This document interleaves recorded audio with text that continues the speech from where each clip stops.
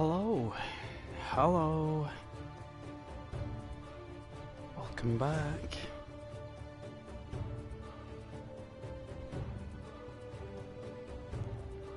This fabulous game.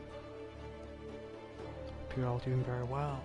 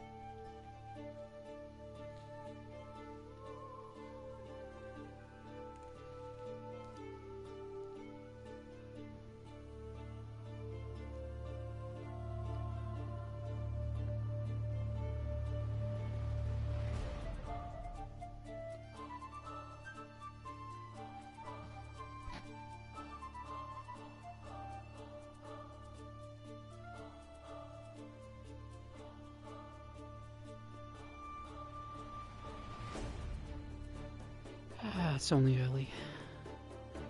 It's only 10:30.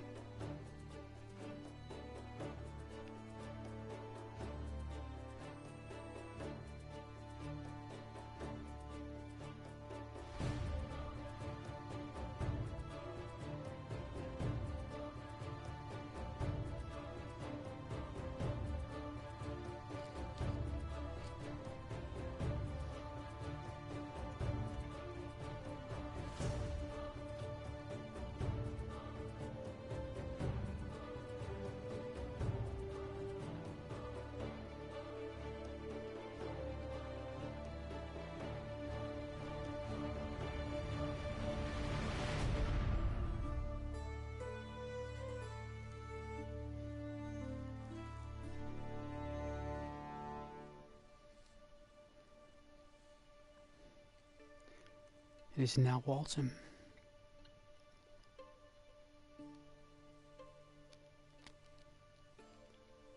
Suppose we gotta prepare for the winter. And gather as much mushrooms as possible to create a lot of tools. We're gonna have to do a lot of trade for the autumn. So we're going to be constructing a lot of tools, gathering a lot of resources, sticks, stones.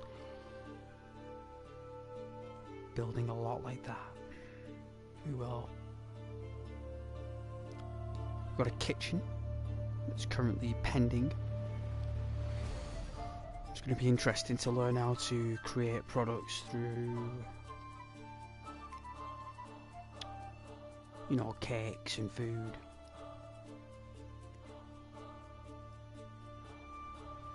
See how it fares. It's going to be interesting. Very, very interesting.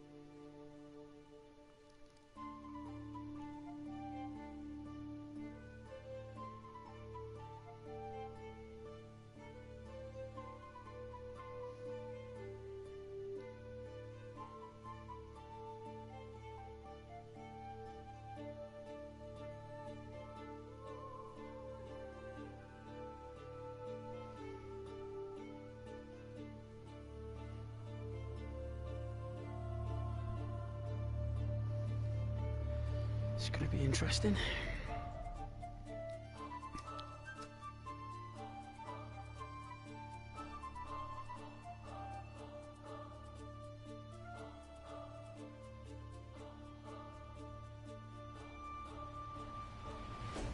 This game, right?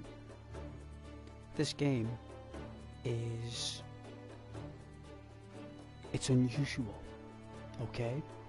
So it's very unusual. It's a completely different game from anything else. Alright, now I'm going to be cracking on this very shortly, okay? You just have to please be patient. Right? And God bless anybody who's watching. I hope you're doing very well.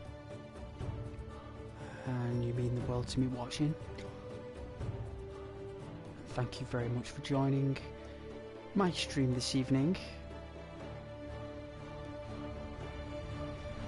And I went through my Grand Theft Auto phase, my Watch Dogs.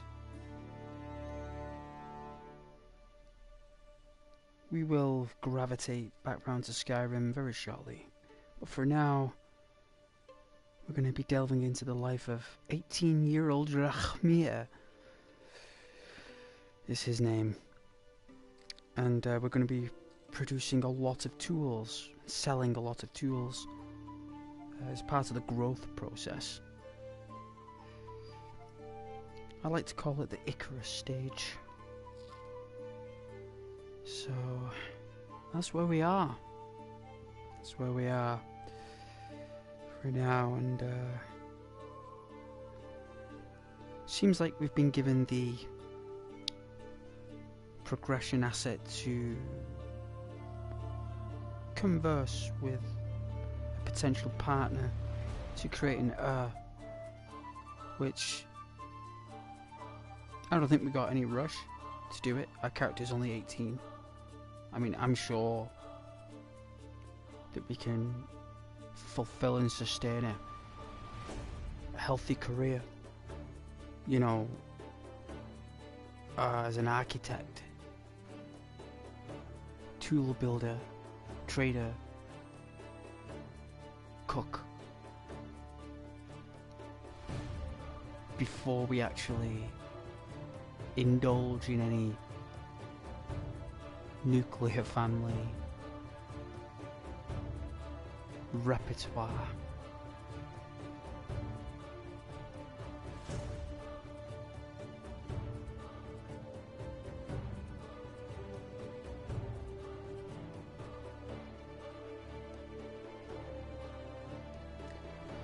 So there's no rush for that, you know.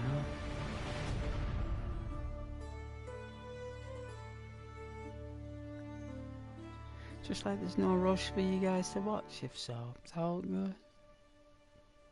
It's all good. You guys, right? It's all great. I had some food before. I had a large dessert. Large chocolate brownie. I had a slice of carrot cake.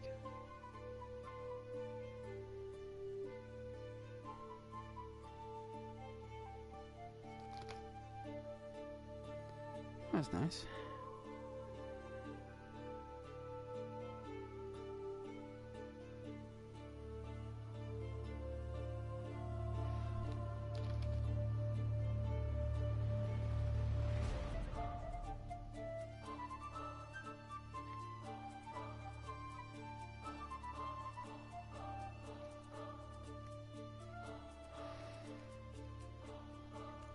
What to do, eh?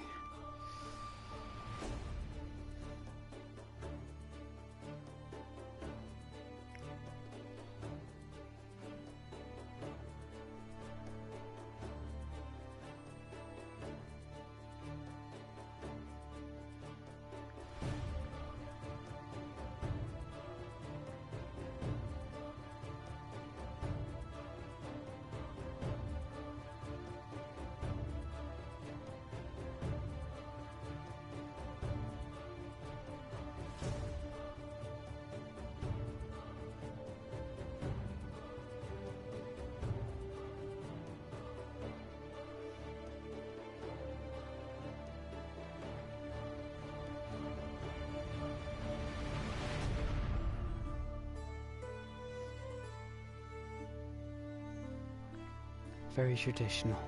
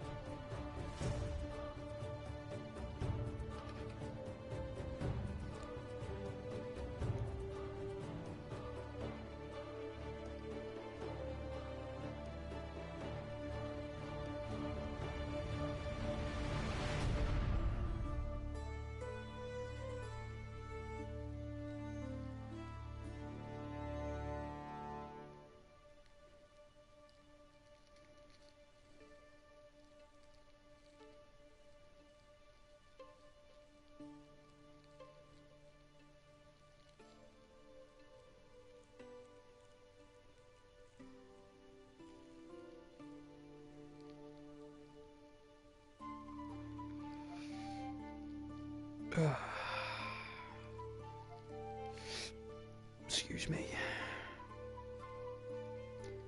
Is that lunch?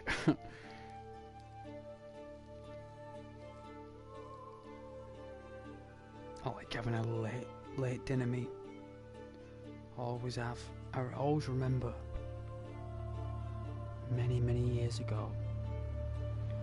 I think we were visiting family in London at the time, because they lived in London, and I remember I must have only been 8 or 9 or something, maybe. I'd say about 9 years old I was. And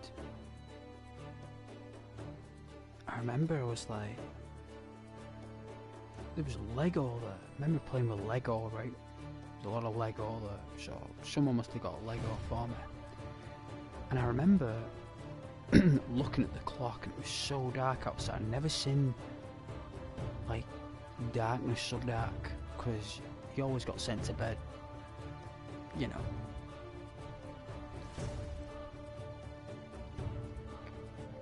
7:30, 8 o'clock. But this was like 11:30 at night, and we all had dinner. Because I think we only arrived in London at like 9:30 at night or something. Why that happened, I don't know. Maybe it was a delay with coaches, because we got the coach there. But I do remember getting there really late. My dad was there as well. Mum, my dad, brothers. We all had dinner really late. And ever since that time, and it tasted so much nicer. Maybe just like my brain just, even back then, like, just settled it that like I prefer to eat late, which is even now I always have something to eat very late.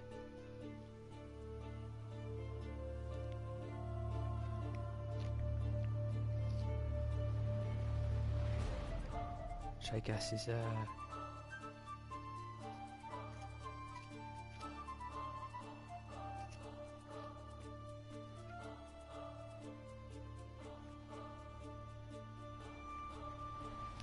conditioning, maybe. I was never hungry at like 5, 6 o'clock, you know. I was always hungry a lot later. But, you know, family rules are family rules, I suppose, and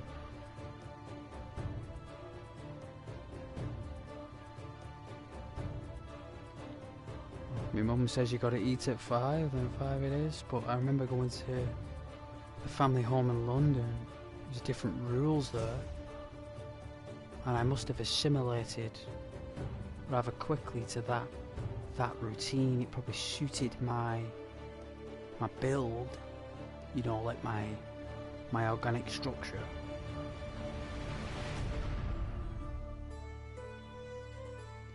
But there's just no way that your mum and dad would have you staying up to those hours, you know. It just doesn't make sense. But it just went to show that even back then, that's what I preferred. And I still do to this day. So it just goes to show that decisions you make when you're that young, you still stick to them when you're an adult. Like, you still do. Even with your decisions with people as well. You know, like how you choose your friends. Like even back then, like, I chose my friends with a particular set of values and qualities that I probably didn't even know the words existed for them. You know, like honour, virtue, honesty, valour, bravery, friendship, you know what, companionship, whatever you want to call it, right? Like, these things are inert, like built into your nervous system, even before you're even aware of what they're called, or what even the names of these things are you're thinking. But you know, even though no one's taught you the words, even though nobody has shown you how to spell the words. Your mind and your being, you still know what those things are. You just don't have any words to express what it is, but you know what you are thinking. It's there. It's just unfortunately you have to rely at that age on other human beings to kind of, you gotta wait 10, 12, 15, 16 years for some other human to just think at that time that you should be aware of it, you know, because it's at that time you should be, but before that time you shouldn't be. It's kind of, I don't know if it's changed now, you know, but I always say that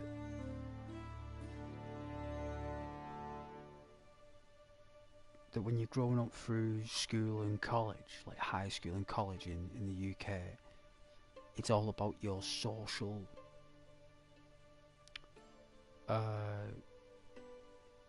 dynamics.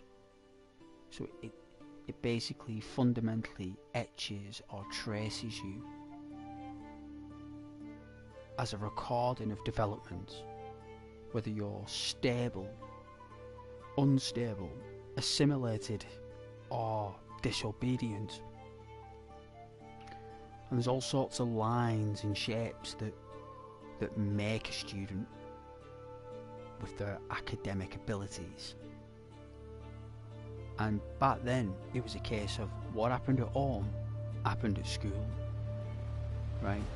There was a fine line between the two, and somewhere down the middle there was some kind of observation required, and it always either fell back on what's happening at home or what's happening outside of home when you're not in school. So there's those parameters that have to be screened and read, and by the time you go into the workforce,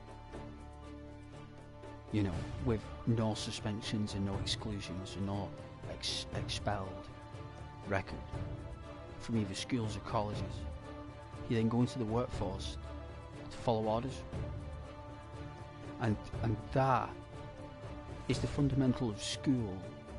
Is one half of it is purely following orders, structure and routine. Like this game, there's an order involved. There's a school order that the character has to learn in stages to progress in the world. In this game, you start with a hut, you evolve into kitchens and windmills and taverns. It evolves into something more complicated.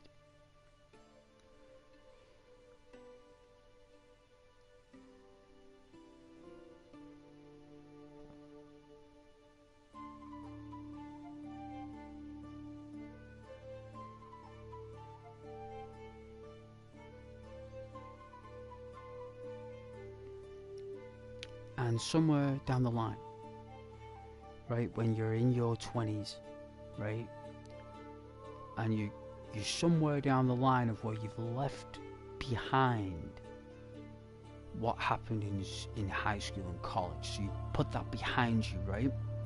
It's kind of like a footprint in the sand where it was a different shape of shoe.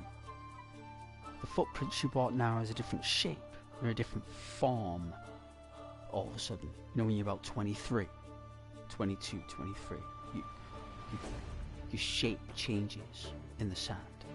Your pace changes. Your steps are different. You know, the imprint you leave now leaves more of a mark than what it did prior. The footprints before were lighter, more half scribed, fully scribed. Sometimes there were tiptoes where you had to hop, skip and jump, and you were able to do that and get away with it. You know, where, in other words, errors and mistakes in your steps, these things are recorded in the sand, you know? And then by the time you get to that adulthood, into the workforce, those footprints that you've been leaving behind yourself for the past 20 odd years defines you in that moment of where you're going to go and who you're going to be and what you're going to be and why you do it and how you do it, you know. And you have like this compass within yourself where you have a dynamic for how you act and you have a dynamic of how you behave. And somewhere you find a balance between acting and behaving, right? You find a balance between the two, because you can't always act, because we're not in Hollywood, you know. You can't always go too much into acting, and you can't go too much into your overzealous behaviour.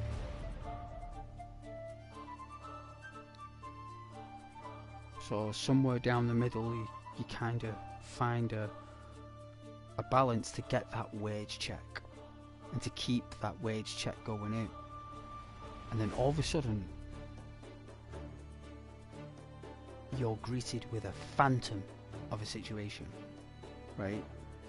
Like, everyone goes through it at that stage in their life where they discover dishonorability, they discover treachery, they discover lies, they discover truth, they discover love, they discover all many different concepts that didn't make you before you became that individual. So all of a sudden, your footsteps in the sand change more often than what they did before the big natural change. So your footprints were always the same for 20 odd years, and then all of a sudden, every year that goes by, your pace, your steps, the prints you leave behind are different. Every year that goes by, there's this change that happens, this flux that you have to keep up with all the other adults in the world, and they don't allow you to stay in that foot stance for 20 other years. They make you change every year, because to them, that is the only way we improve or we get better, is if that happens. And what's happening in the world today, people don't want that to happen. People don't want to be challenged anymore. People just want to be left alone to their own devices and still perform admiral duties. And that's not possible, because without someone who's more qualified to observe your weaknesses, how else are we going to get better? So we're in this place right now where people don't know who they are, and if they do know who they are, they don't know how to handle that information. They don't know. They don't know how to handle it, and they don't know how to compress it.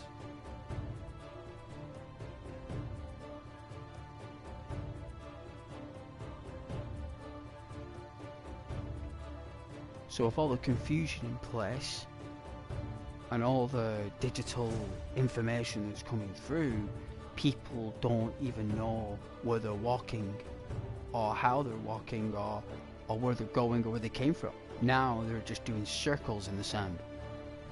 Now they're just doing run, jump, spin, sprint, walk, jog. There is no consistency.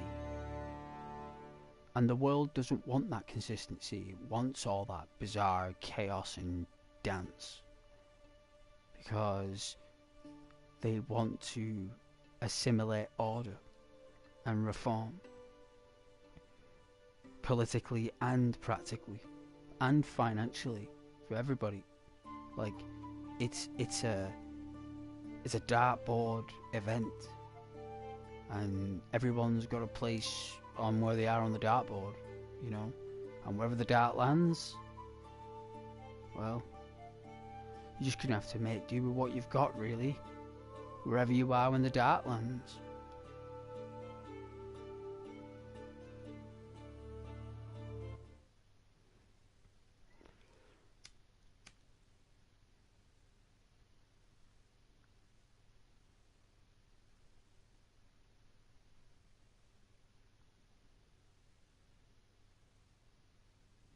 and darts are always hand thrown,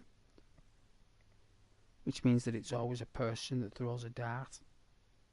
You know what I'm saying? Like, it's never like an elk or a gorilla or an ostrich. It's always another human, and always will be.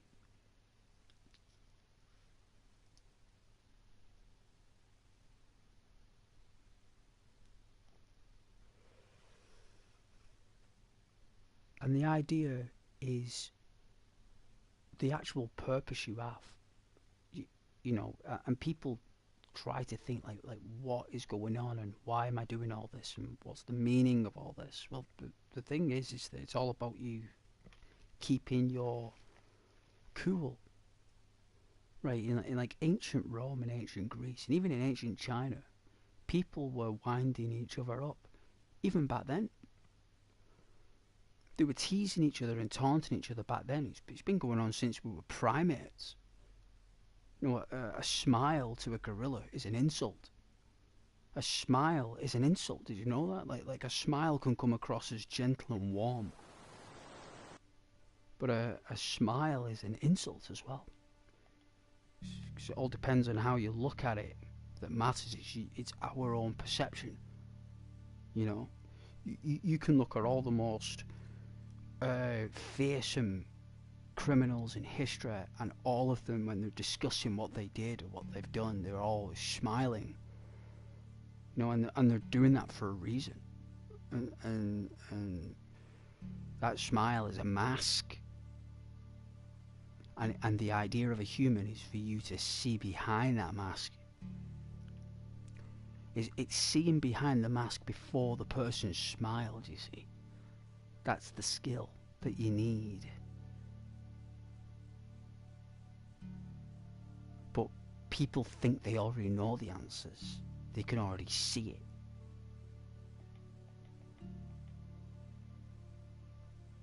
And really they can't.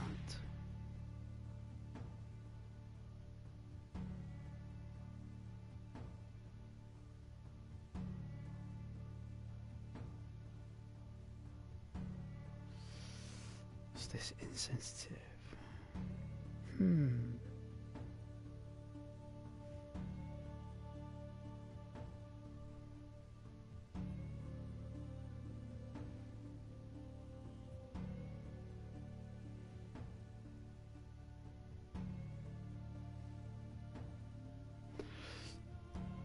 There we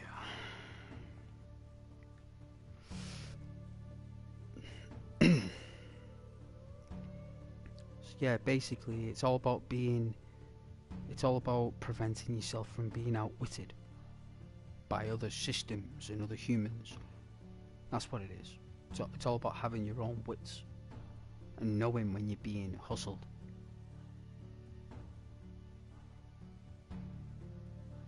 It's when you're hustled by forces you can't argue with. That's when normally humans snap. And the idea is not to, apparently, and to remain focused and disciplined and centered, and that way you will find the answer to this debacle or this unknown situation, which is difficult to do, especially if you struggle with change and adaptation, which are neurological components. These things all come from the brain, and a lot of people have neuro boundaries and barriers that hinder them from achieving these things. And they are identified through certain spectrums.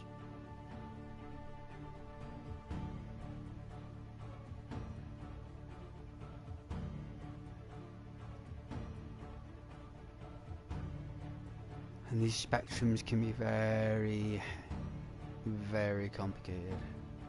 Let's see. Insulating walls for lower firewood consumption.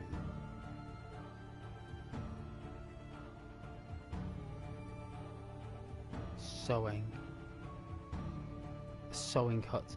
I don't know if we got a sewing hut. We'll leave that for now.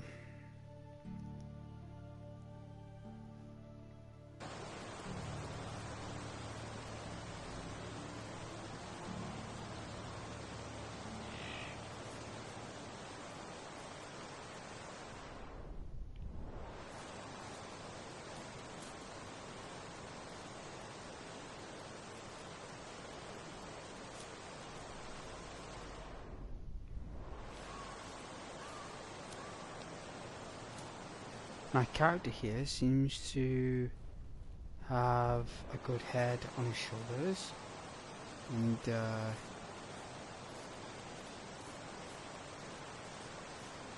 I think we're supposed to, yeah, I think that's right, it's going up here.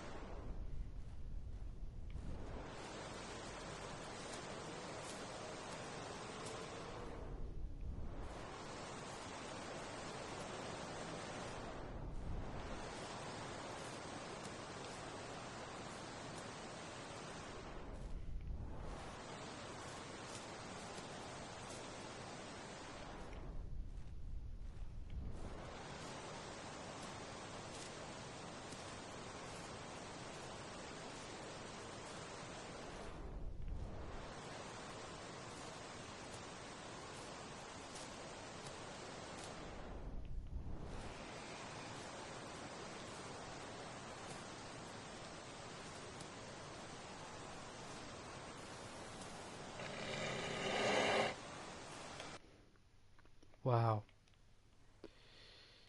Let's see.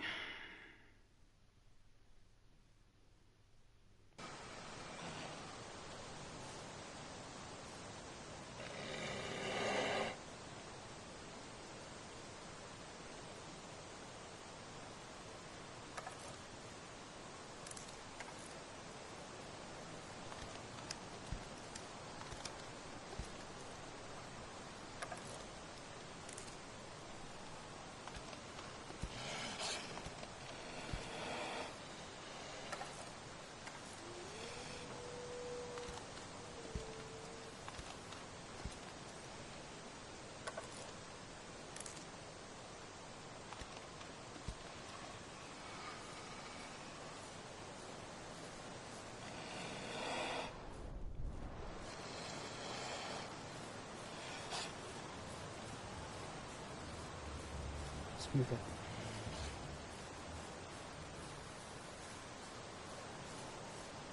From the white-tailed eagle.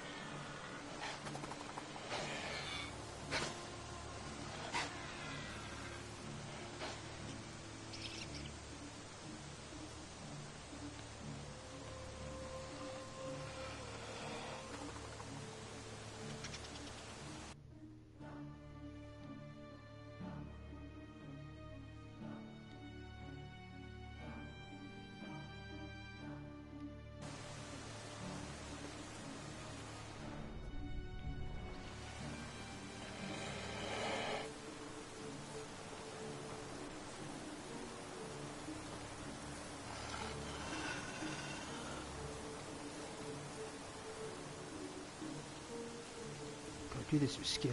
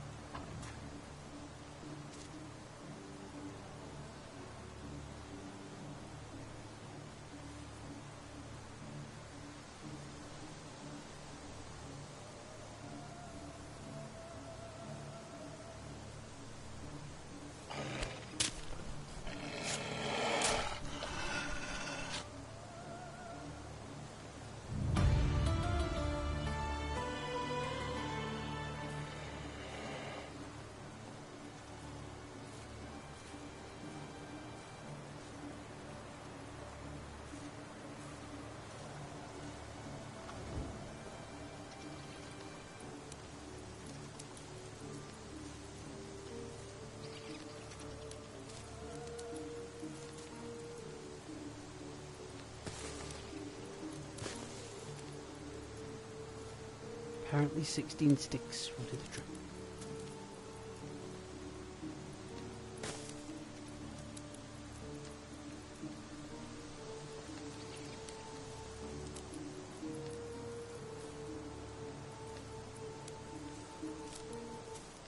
There we are. This should apparently do the trick.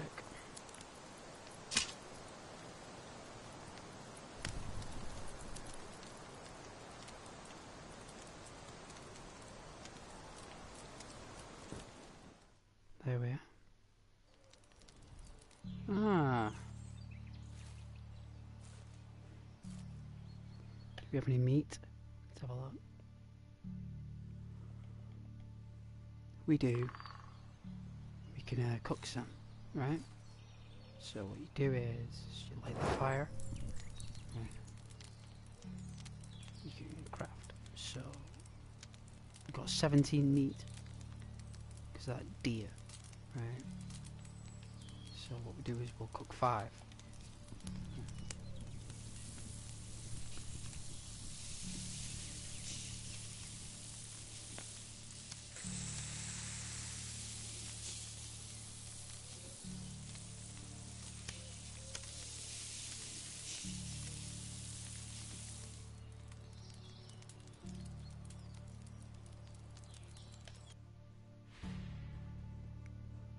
So now I go down to roasted. There we go. And then the berries.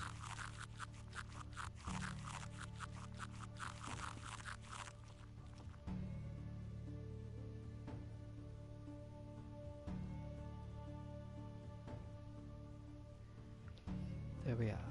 Right. Oh dear.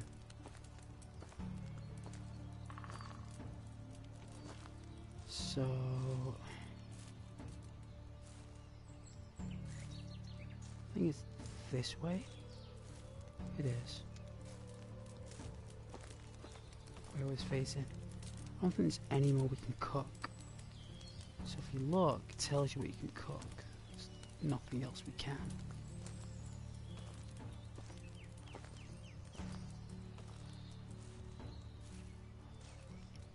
And now there's a town.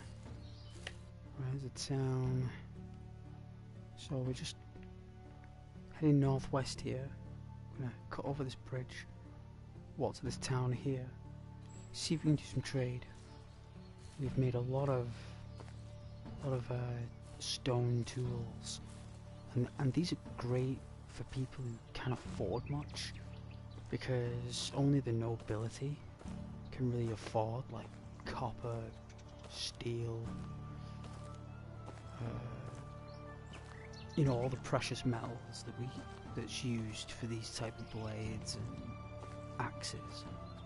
So the fact that we make a lot of stone tools makes a lot of positive growth for people who don't have much money and basically need just a knife just to, you know, it's not something that they use all the time. They just need something that's just convenient when they do. And these cheap tools, you know, they cost hardly any time to make. And when you do, you have an abundance of them. You just sell them all for like 500 crowns. Yeah, okay, so you gotta walk it and stuff. But you gotta think, we're like, if you look at it, it's like 18 years old. It's not like the guy is like 50, 55, 60, you know what I'm saying? Like, you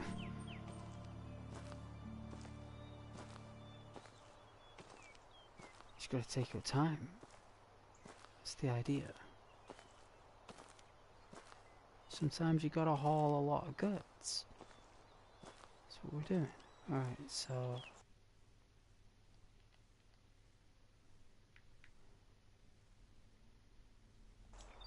basically up here and then across there.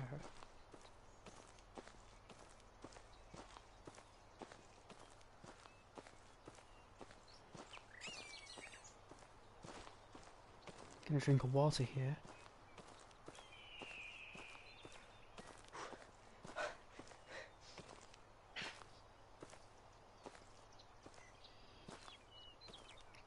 And we've not been here, so maybe after we've been to the village, I might come across some resources on the way there.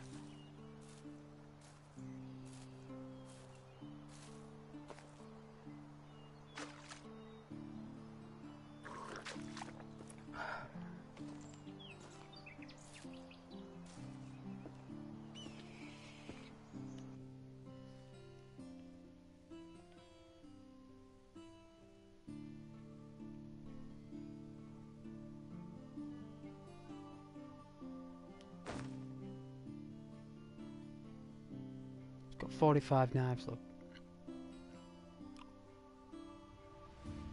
Copper knife.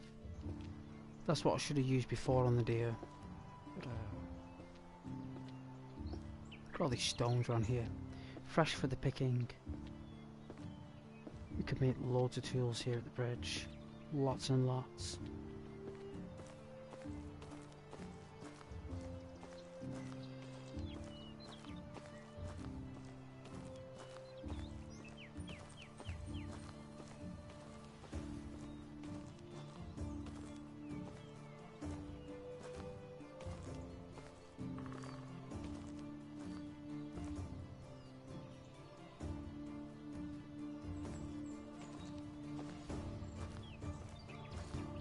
Haven't got any spears.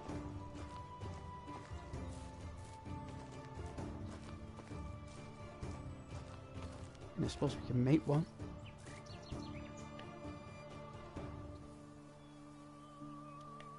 Oh yeah. Axe.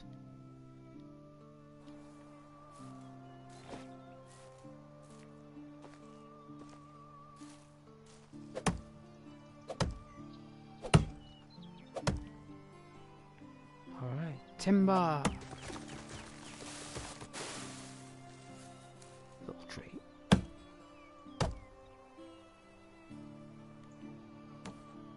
And then you can go on tools. A spear should be available.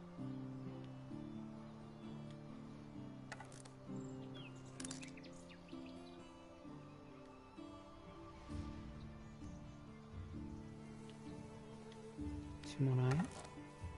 Should take a little bit of weight off, I think.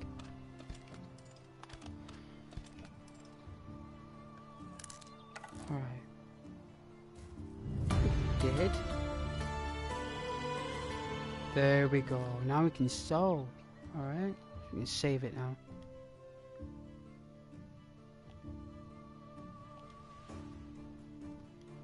So then you can equip your spear.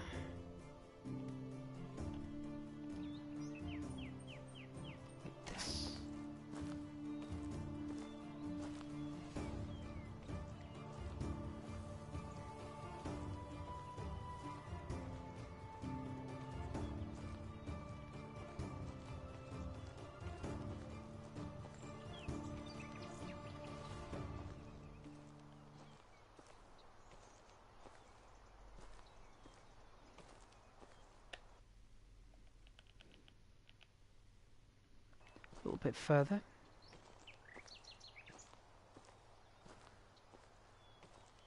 Must be in those trees over there. Or it'll pop in now as we get closer.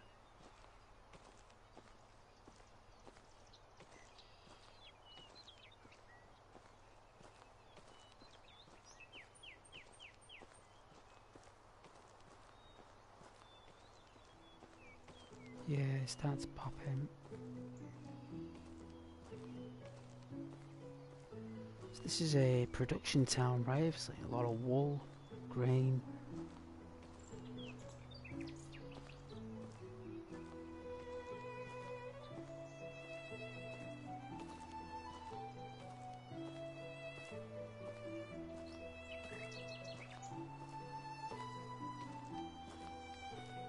Our main prerogative here is to just sell all our tools. That's it.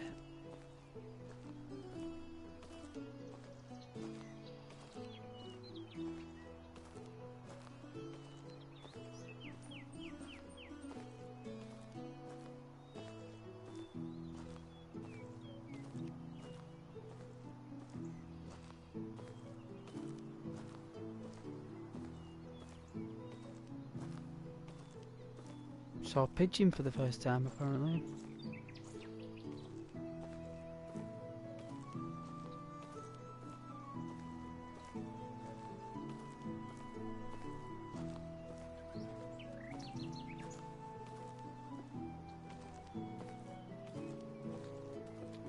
This looks like livestock. Yeah, pigs and the such. Wow, how much are pigs? 2,250 gold. Hello, traveller. My wares never disappoint. Animal feed. A type of crafting material. Crafted at a workbench in the barn. It can be used for feeding animals. Manure. A type of crafting material produced at a pigsty, collected manually from other animal husbandry buildings. It can be used for crafting fertilizer at a workbench. Some meat.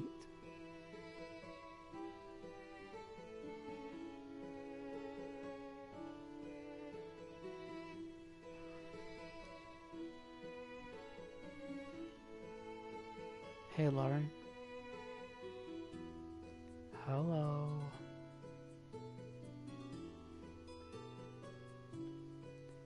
How are we?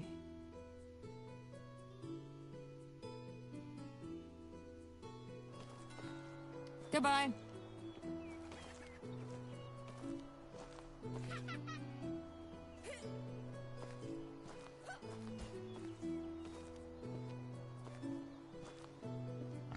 Hope you're having a fantastic day. Me too, Lauren. Me too.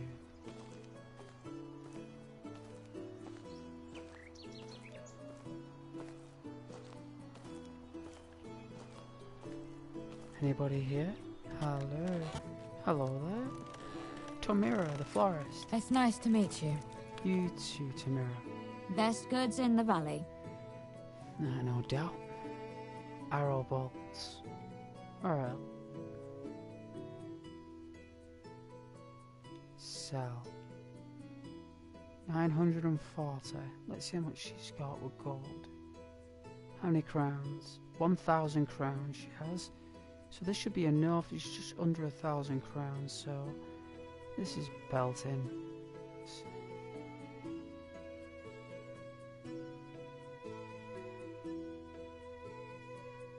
Alright, so we got over 1,000 crowns.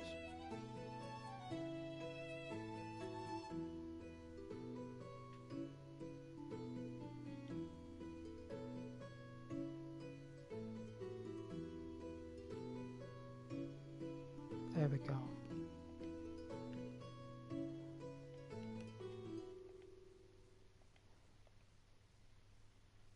Berries.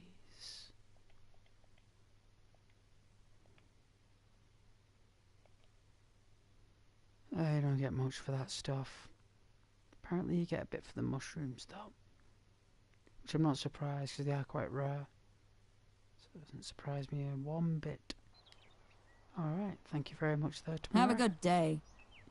You too. Fine lass. Alright, any more? So that's that.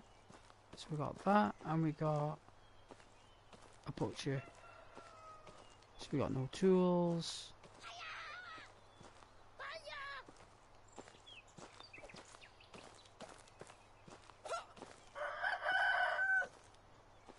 Hello, traveller. She is Genofa.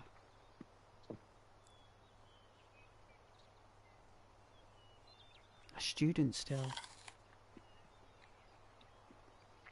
Anything interesting? Oh, Have a nice day. you too. So we got a quest. We've got some money now. So if you go on technology, you can actually purchase schematics. So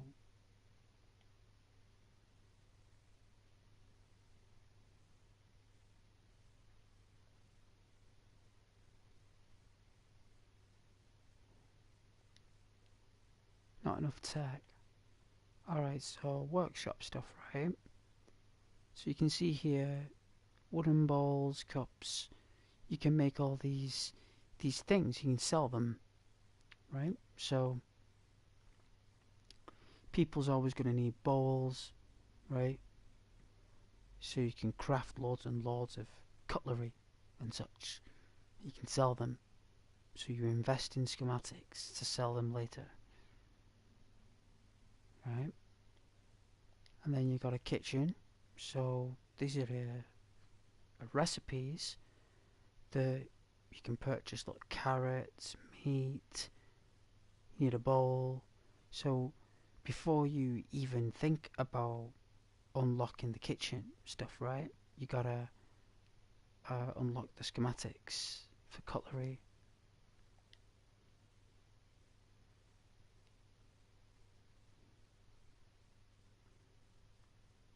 It can be harvesting crops.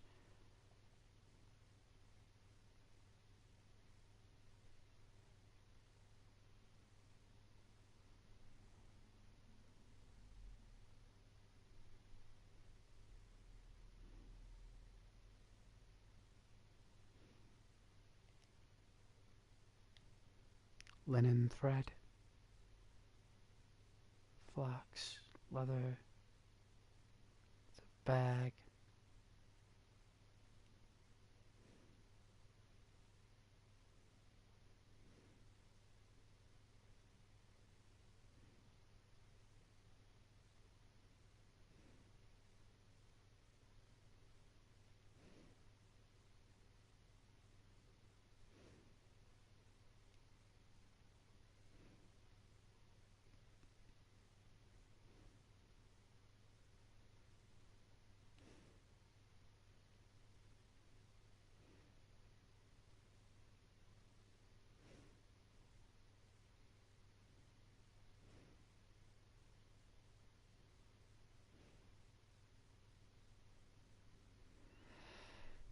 Alright, so linen thread, linen fabric, saw, linen thread.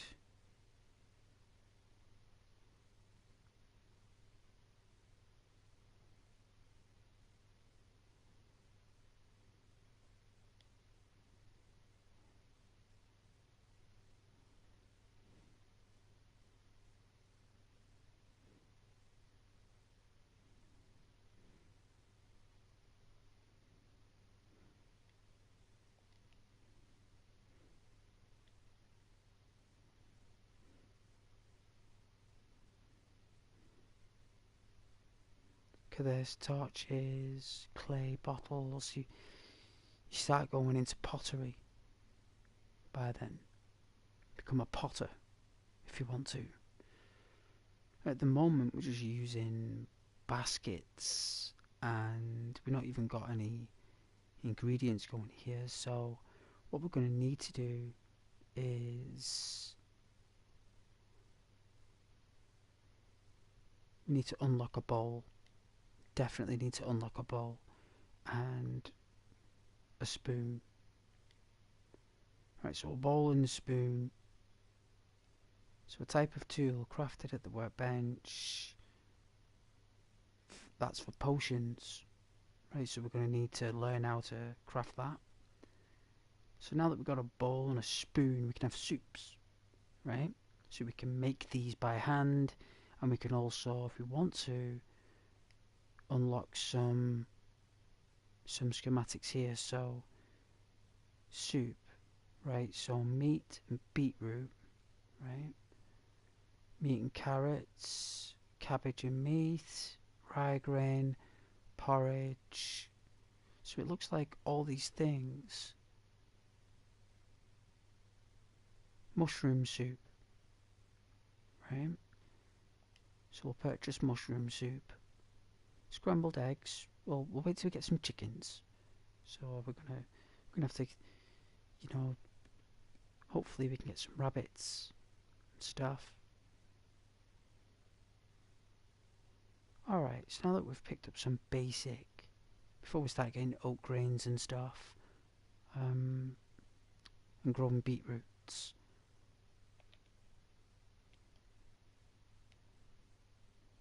see. Sitting stump. Chest. So we haven't unlocked this yet.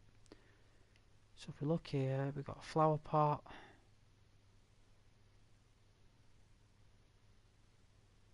And a fence. Well, I don't think we need any fences yet, but I mean, I suppose in time we will. We don't need to set any boundaries yet, but at least we know this is how we succeed. So we still need to build this well. So when we get back now, we'll head back. We're going to definitely consider getting pigs, but we're going to need chickens, which we can buy here, look. These sell chickens, so at least we know how to get eggs. But I think we need like a chicken coop, look. See, they got a chicken coop. See in there?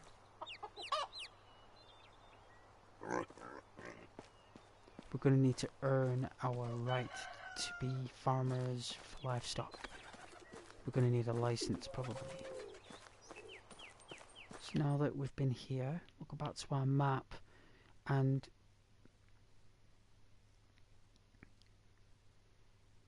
how much do we have? We're going to inventory. So we've got 1,133 coins, right? So what we can do is we can basically gather resources on the way down to the bridge of stones and sticks, right? So, because this is what makes you money. You turn sticks and stones into silver crowns. That's basically what you're doing.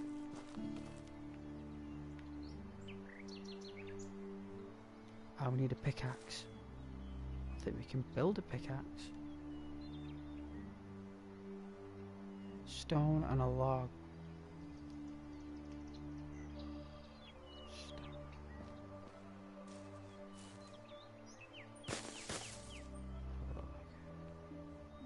Should be able to have a look. 4 more sticks. Right, we need 4 more sticks.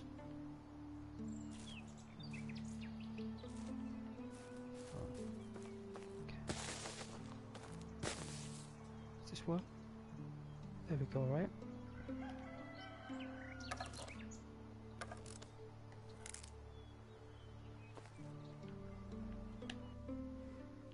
And then, oh, we get the stone axe.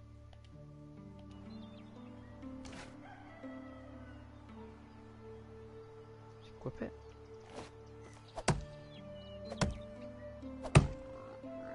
Alright, timber. Yeah.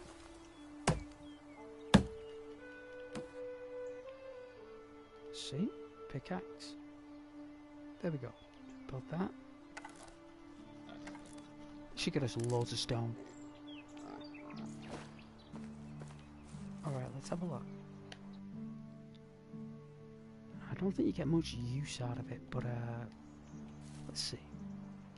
Alright. Apparently this was the place, right?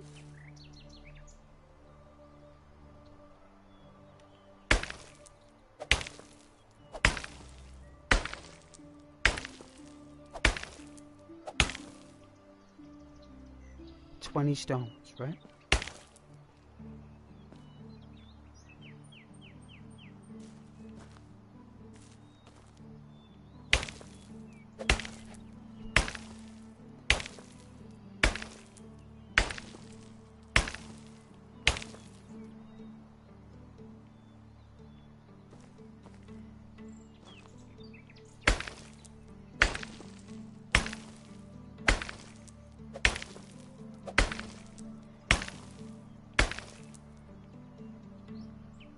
So you get 3 stone per harvest on the rocks.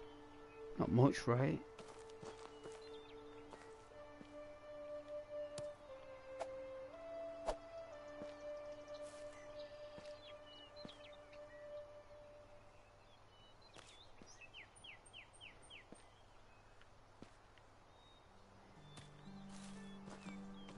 Best bet is just collecting it, I suppose, like this.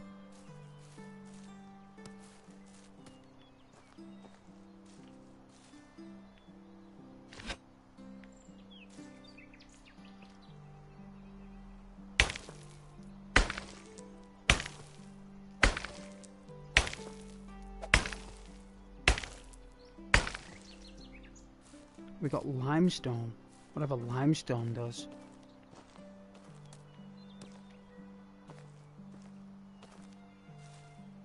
Alright.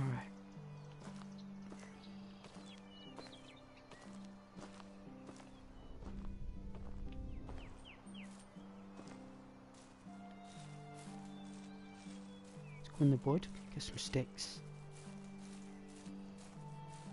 There we are, rich abundant sticks here. Alright, let's garnish this.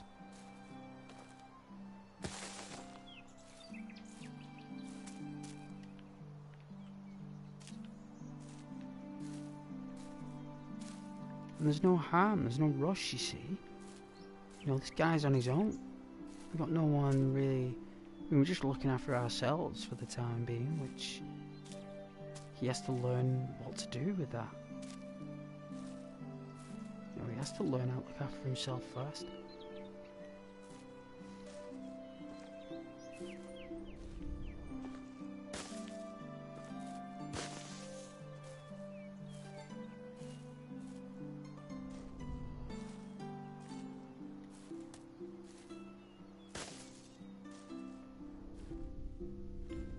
All these sticks here, right?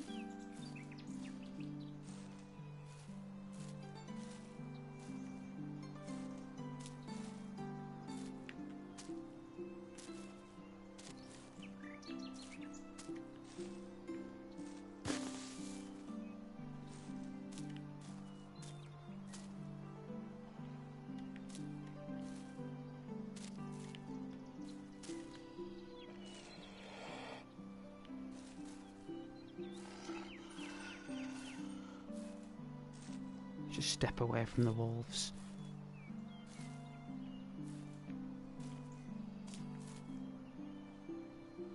Alright, so now you can go into your stone knives. Craft at least 9. And this increases your experience as well with crafting. You know, it gets you more points, so...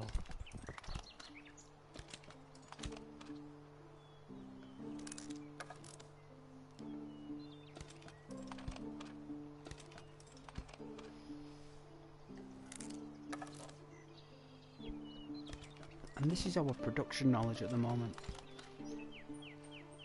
You know, and all these knives can be sent out all across the country. There's going to be someone who might need one. For hides, preparing food, whichever, right? You know, there's going to come a day when you're using utensils and they break. You're going to need to get new utensils every so often. And when someone in the kingdom has made an abundance of tools and cutlery, well, that's great news for people who need that stuff. And soldiers are going to need it, because they're going to need to have a bowl with them at all times. You know, they might lose it, forget it.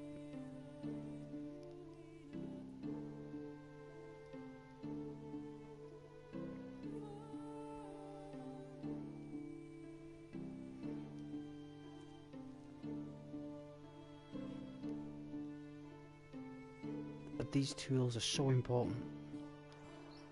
And we're a bit more swift, look. Can now continue collecting more stones.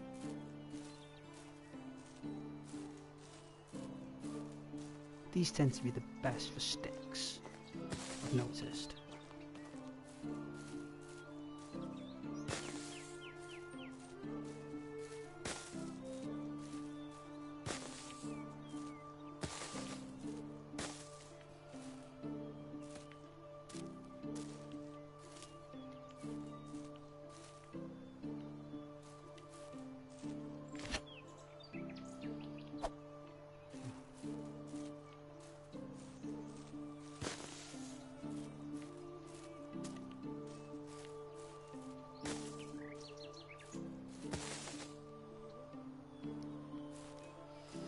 Because turning nothing into something is all part of a skill set. Like, can you imagine having a friend who can turn lots of lumber and sticks into valuable assets? Can you imagine that? Like, it would be a massive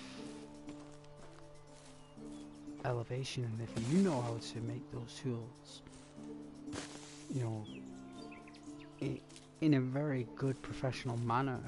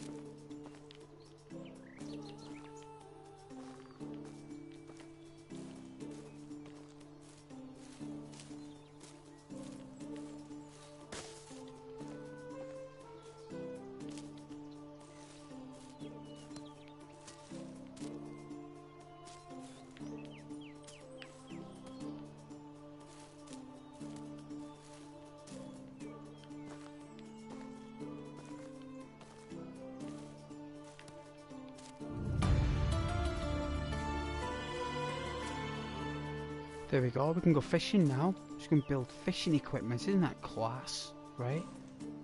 So you notice the weights coming on with the sticks here. So this is where now we can start like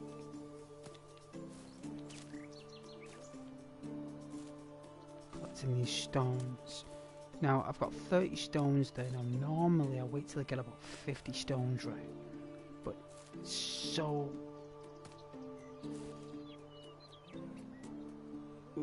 can you see?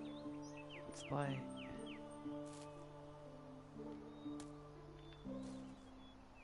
alright.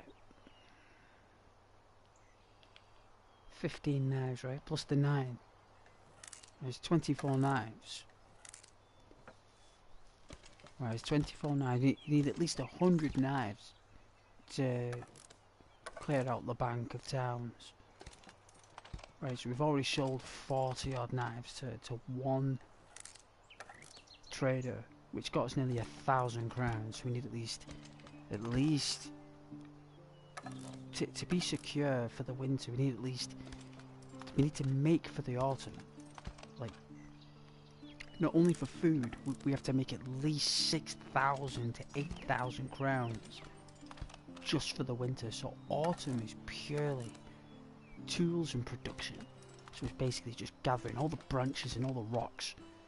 You know, hopefully in the future it'll be copper and iron and steel and all that stuff, but for now it's stones and sticks and stones, and you just make loads and loads of tools, and you just basically just get loads and loads of crowns and save your money for winter, because it's going to come time in winter, there's going to be no animals, there's going to be no resources to look for food. You're going to have to rely on the berries we picked in the summer, the meat that we've harvested over the autumn, with the rabbits and the deer and all that stuff, and all the sticks and stones, all the money. We might need to travel to another town, buy loads of food.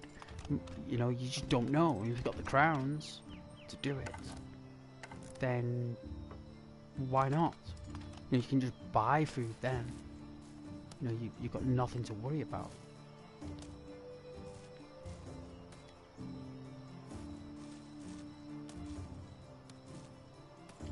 So you've got to plan ahead, you see. And when I am raising a family, I'm going to need to work harder. Even harder than where I'm working now, like 3 times harder. Because if you've got a wife and you've got a son or a daughter, you're gonna have to work 3 times harder than what you did. and that's not easy. So this is just a testament of, you know, back in the day when we were first starting and we were just picking up stones and sticks, you know. So you want to collect at least 30 stones, but you can see we're already dragging on here. We're already dragging on. So we'll get some sticks.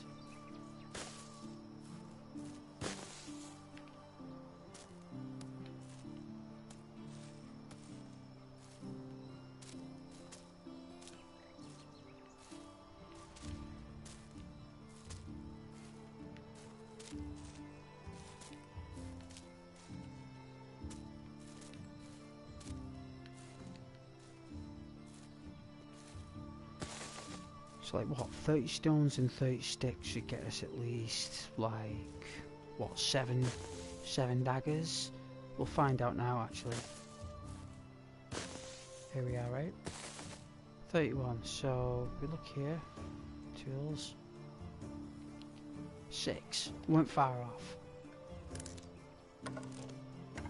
So it's 24 and 13. It's like what?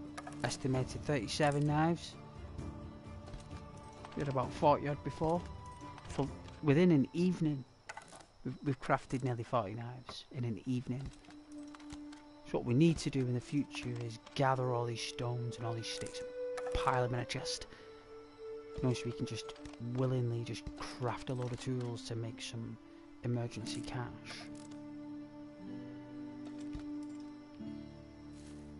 There we go. We still got a bit of trudge. So if we check our stuff now, we've got 30 knives.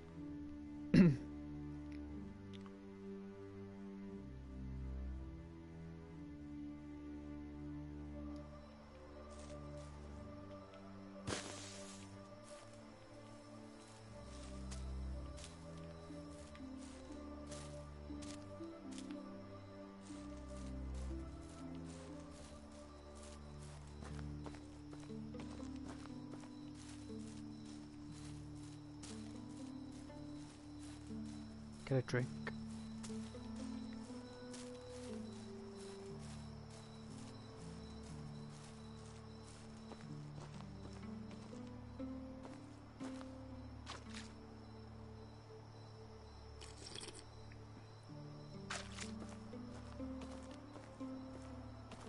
Here we are.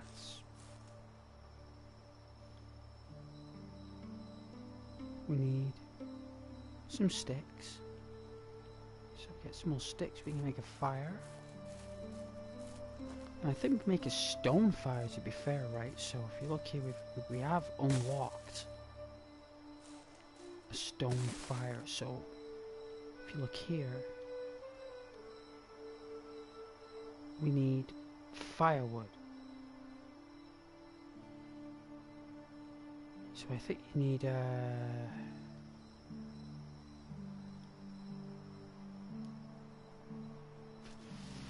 firewood is here, I think. Firewood. Need a log, right?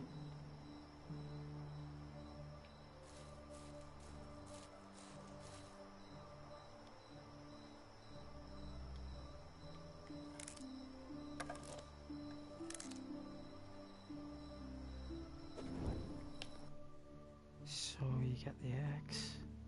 Oh, we already had one. Golly gosh. Silly me.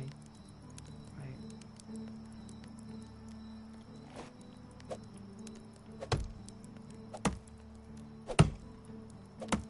Timber.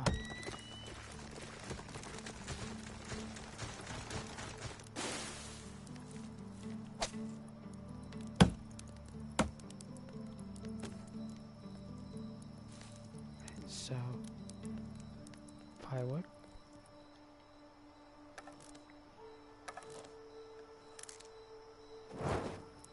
And then we'll see how much firewood we need. So you can look here and it will tell you that you need 8 firewood and we got 4. So if we get another log, we should be able to make more firewood.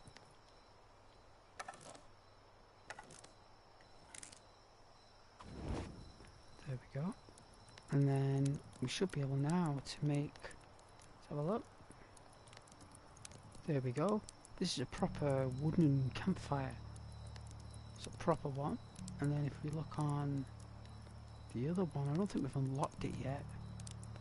It's a stone one. So, there we go.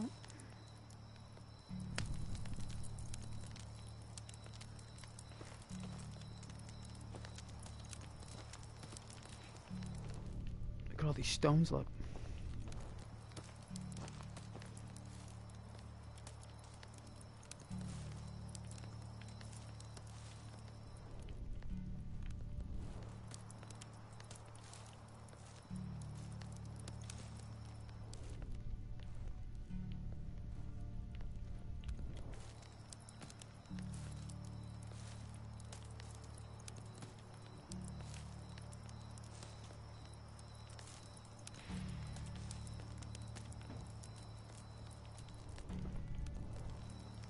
There we are. So what we do is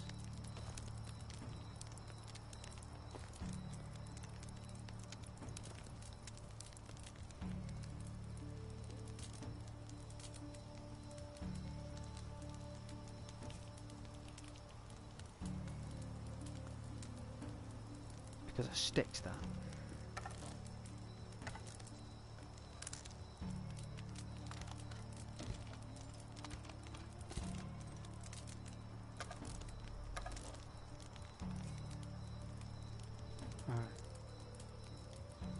So now we'll craft one meat, and we'll have that to eat.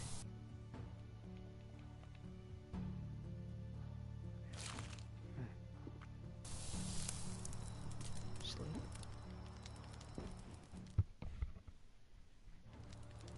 Okay.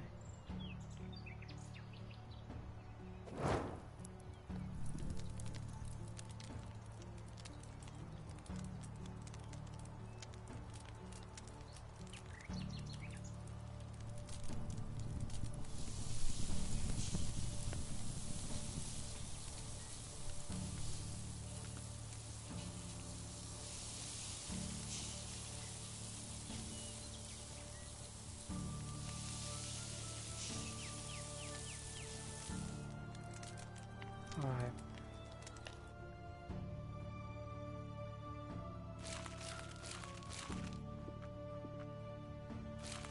There we are.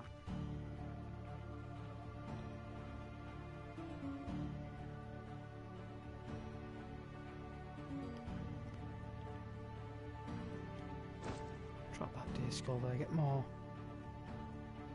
Alright, we got fur, leather look, so we just need more sticks, right?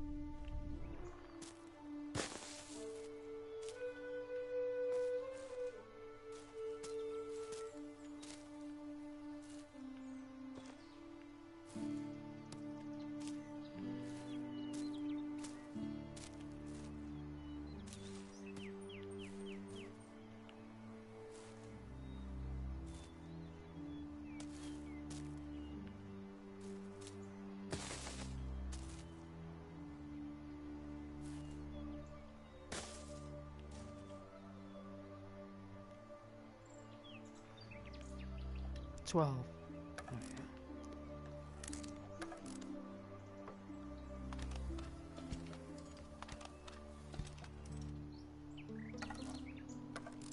So potentially we could run back, trade all the daggers again to this other trader who sells the chickens and stuff. And then what they'll do is they'll just hand over the stone knives to a person who sells them, or in bulk. Do you know what I mean? For a discount price to a city or whatever.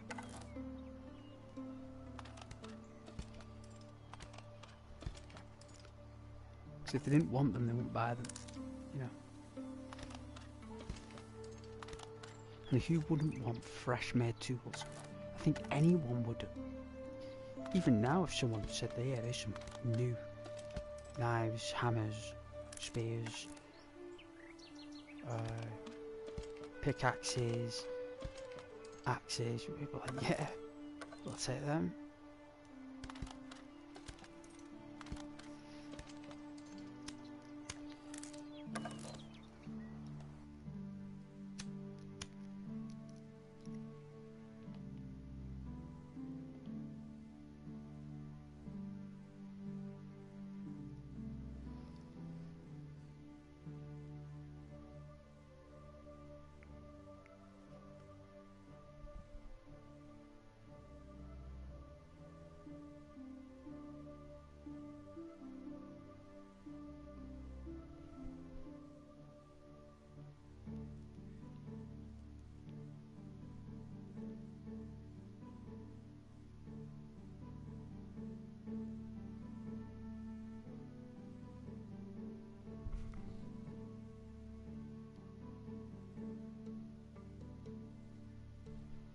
Just thought I could hear people outside.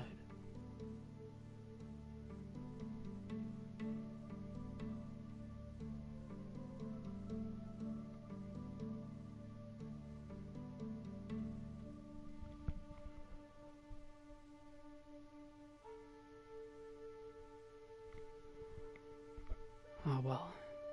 Alright, so hunting knowledge. So that means every time we like hunt a rabbit or a deer, we get a little bit more experience so we can evolve quicker, right? And we've got 1 point still in production, so we can build a sewing hut now. So we're gonna invest in sewing and in cooking. But before we invest in cooking, we first need to have all the apparatus built and being able to build those and make them before we can make the meals. That's the thing. Same with sewing. So it's a long process. Alright, it's a long process. So at the moment, we go back to our screen. Forgive me here, we go back to inventory. And inventory says that we've got 44 knives. That's another 900 crowns. We've already got 1,300 crowns. So this should get us on 2,000 crowns on the 3rd day in autumn. Right, it's about 3 days, I think. Yeah, day 3, yeah. So we're going to go back to that town. This one. Here. I'm going to sell the knives.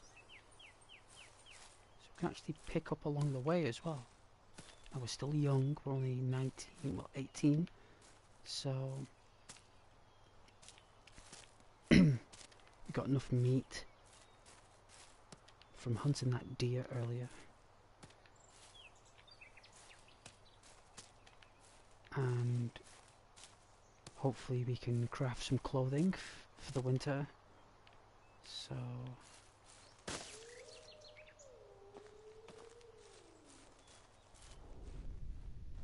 this is a hunter's site. Something you unlock. You can see rocks and stuff on the ground, so you can see them over here. It just takes stamina, that's all. But oh, it's so good in winter, I suppose, when the snow covers it all. This will give you that extra initiative. Alright. Now, it sounds a lot closer than what it is, so it's best not to panic when you hear that.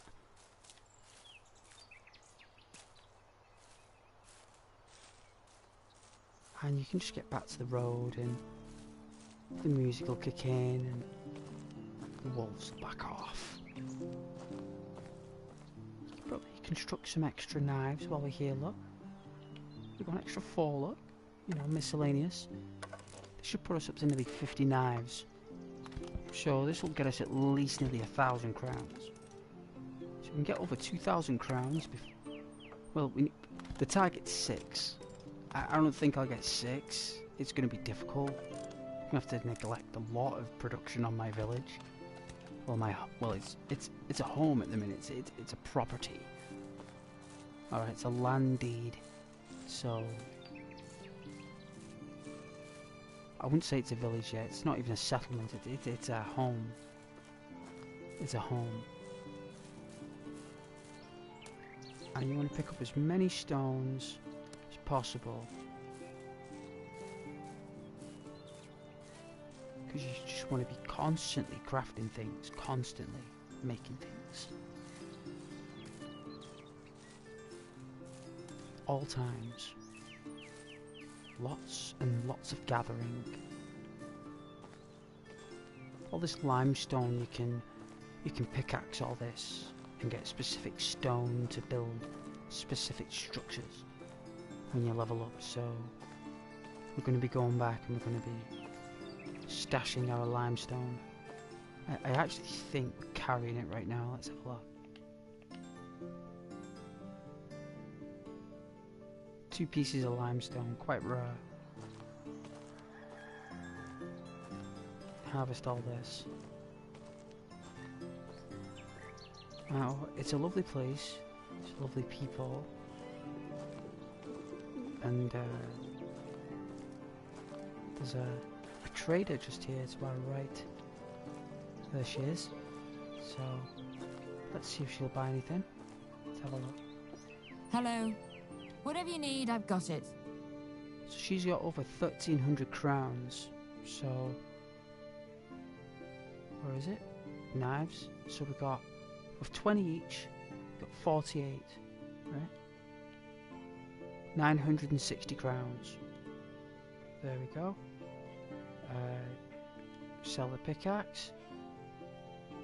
We've got a stone axe here. Got 2 of them.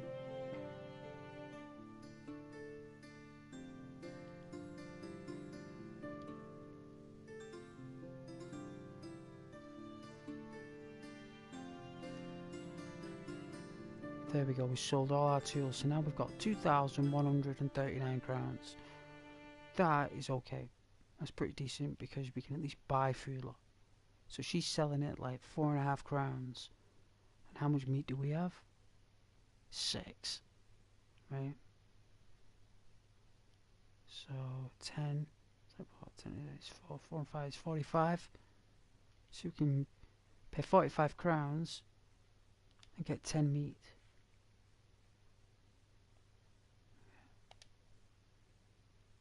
There we go. So now we can get the energy back, what we lost for coming here, with a smaller cost. That way we give a little bit back in terms of crowns, and we've now provided enough tools for this town. And See you soon. And now we can run back home.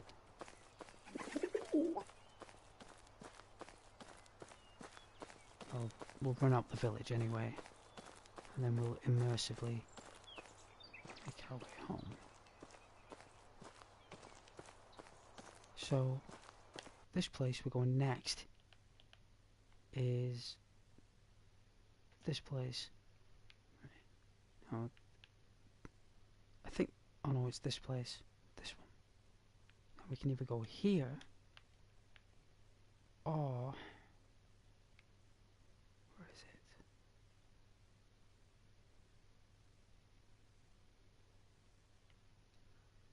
I think we could probably go here, right? We're going to see if there's any,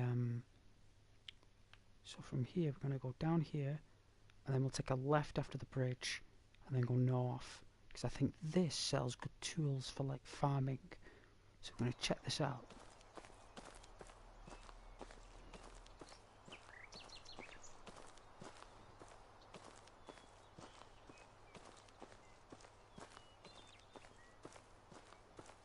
if a rabbit comes on the road. Let's see.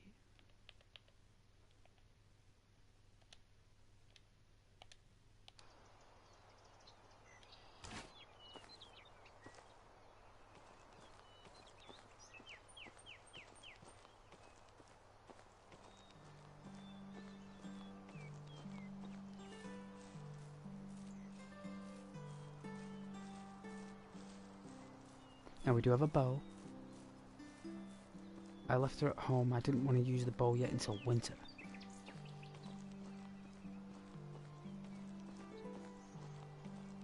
So I'm thinking when the deer start coming closer to camp in the winter, we can do target practice.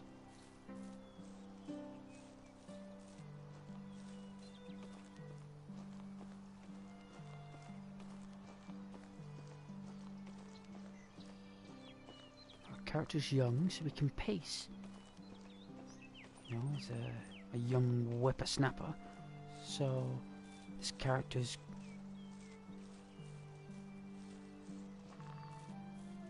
got quite a lot of vigor. So you can see that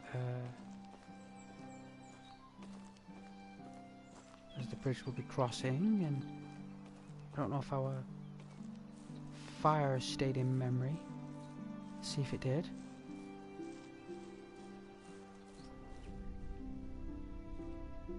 There it is. So there's our fire. So we can cook the meat while we're here.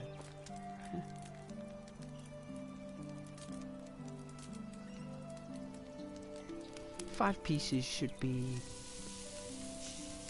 fine for the morning and the afternoon. You need at least 10 pieces a day to survive yourself, I would say, without any berries or additional food.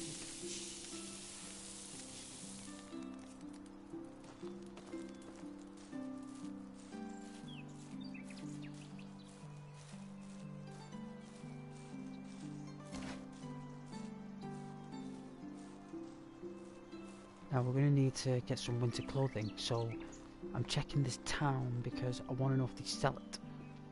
So if we can get winter clothing for at least under 1,000 crowns, right? We can at least invest in that so we can go out for the winter.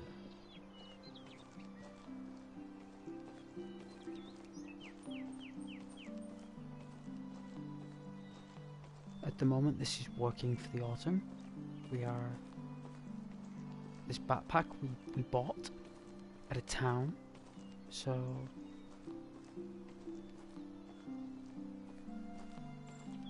this has really helped.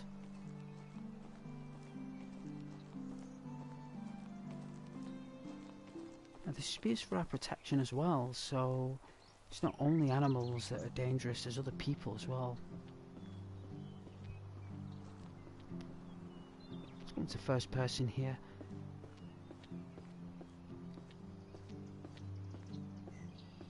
We are all the way down there, look.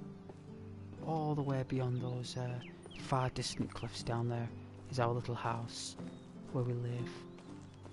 Now I think this is the right way, so this is where rabbits linger, so let's see if we can find a rabbit around here.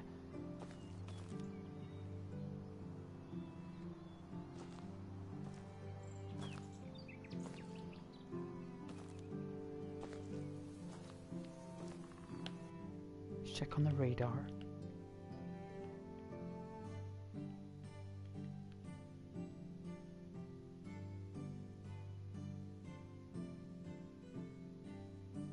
There we go. So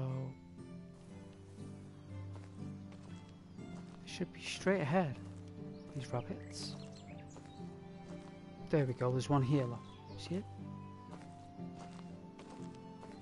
Hopefully this will just stay frozen in a moment.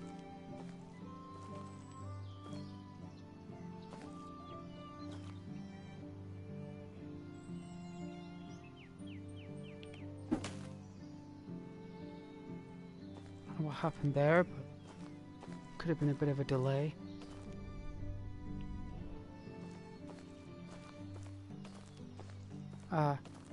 Too low.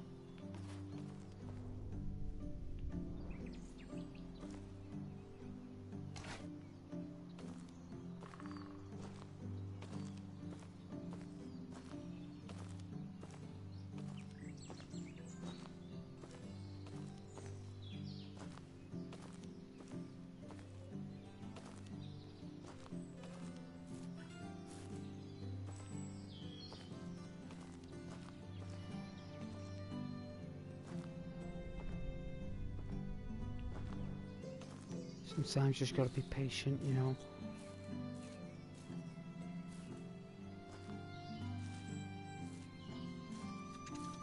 There's a badger here.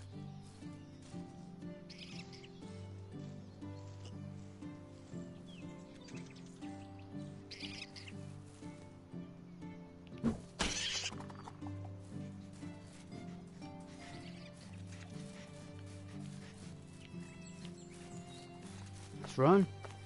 This thing's crazy.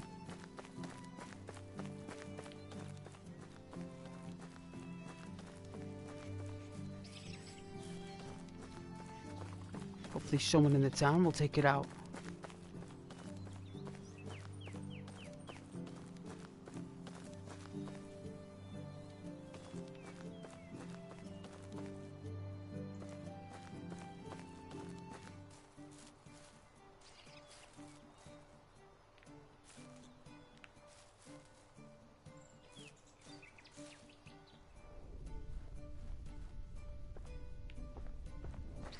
Sometimes they bleed out.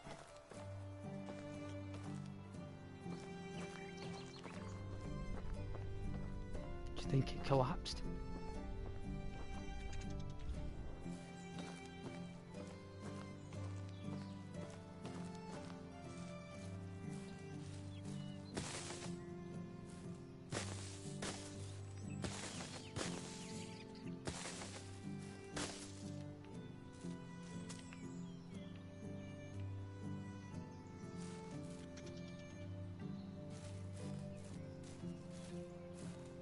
Need a bow and arrow for badgers.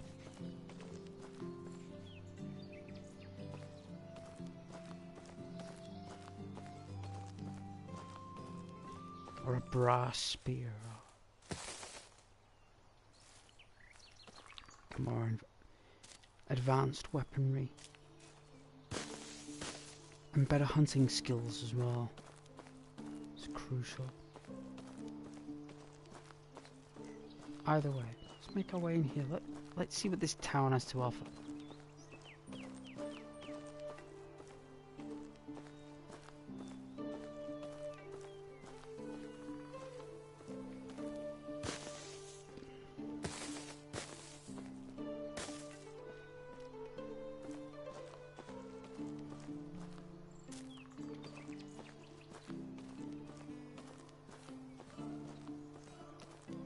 Alright, we've got a trader up ahead. Tuki. Alright, we got donkeys here. Alright. So we could buy donkeys here. So we know that there's a place we can get like chickens and pigs. This is donkeys. How much are donkeys? 2,500 crowns for a female donkey. Alright, Amanda. Hello, traveller. 40, age looks good for 47. My wares never disappoint. This is all horse stuff. Manure. So, copper knife. So we can buy some manure. So, 10, 30, 60. So we can get 20 manure.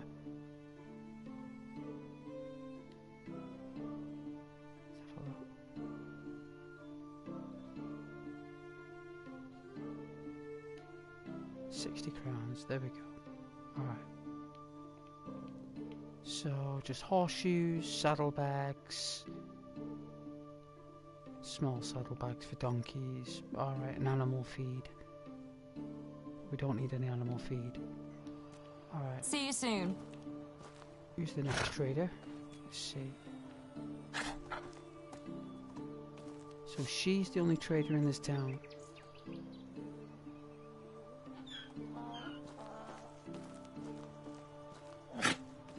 Alright, so we know that this is a donkey trader. What's this?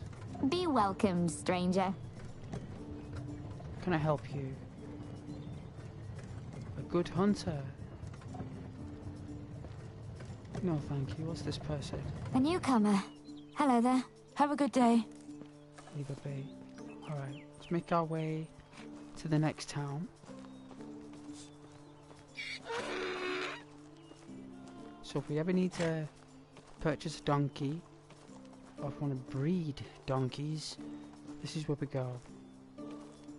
I know that horse breeding is quite fun in this game, so me personally, I'm gonna stick to chickens, piggies. I think chickens and piggies and cows is what I'm gonna aim for if we're gonna take up animal husbandry. I think horse breeding will be something maybe my son would do in the game. Maybe he will take that up as a project. But at the moment we're saving up money, so but we're also giving a little bit back to communities with little bits here and there. So what we'll do now is we'll go on our map and we're gonna go to, where is it? This place, to get some tools and whatnot. So put a marker on there, which means that we're gonna need to, yeah, we can continue across here all the way along, and then we can take the bridge here. So we can have a nice long walk across here. It's gonna be beautiful, right?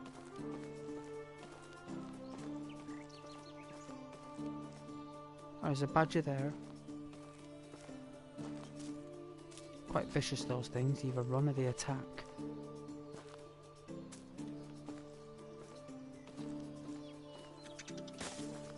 I'll just run past. A pheasant.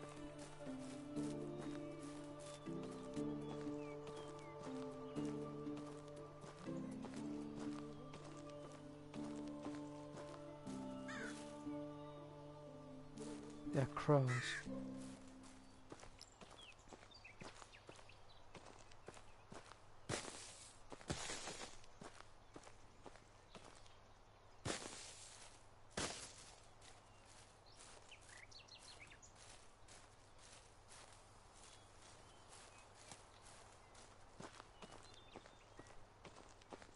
There we are.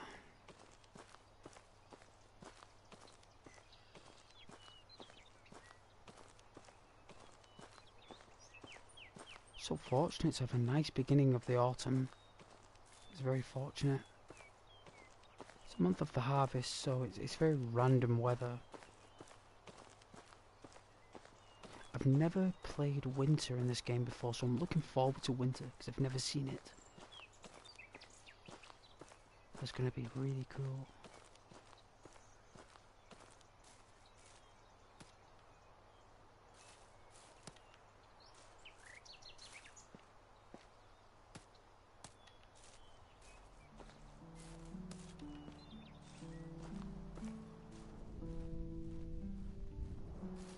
Collect some stones now on the way.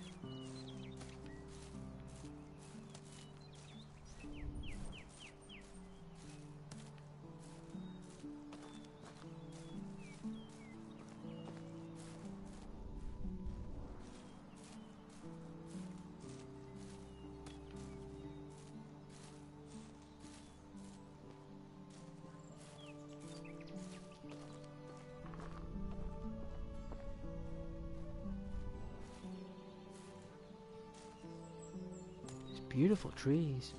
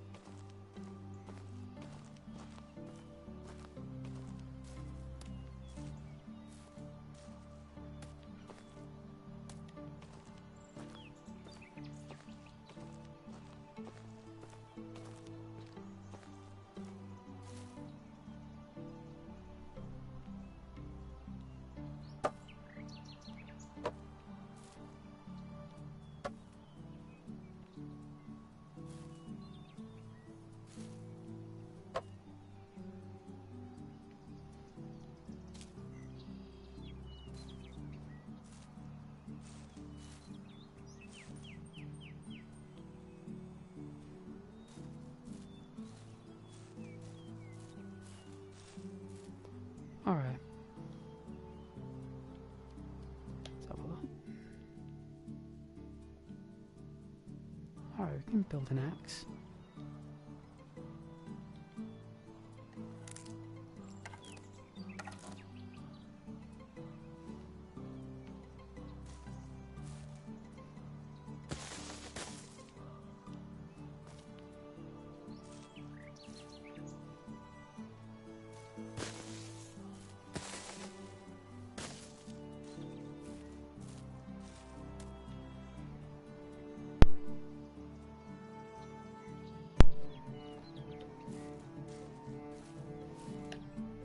A lot of stones down there.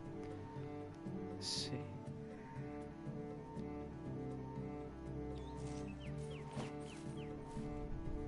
Yeah, it's quite a lot. There we go.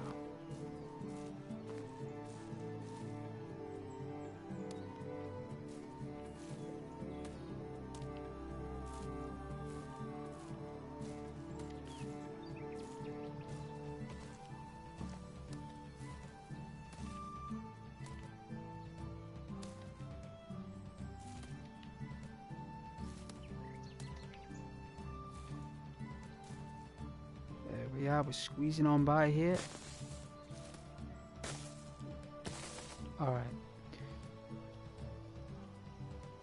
Let's make some knives. 15. So hopefully we'll have enough tools, produce, in terms of production. By the time we get to this town, we can sell all these as well and hopefully trade for some winter gear. That's the idea.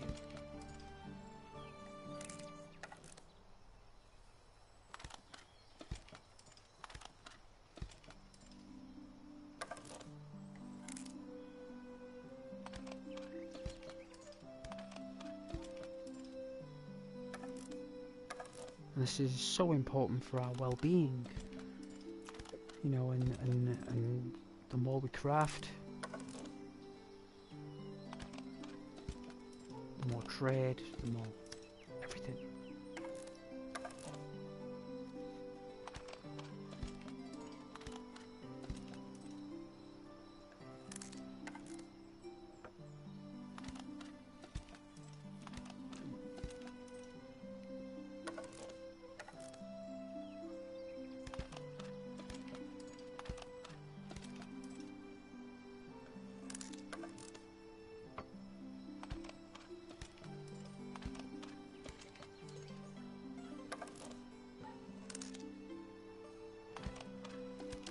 Alright, we're nearly done with this.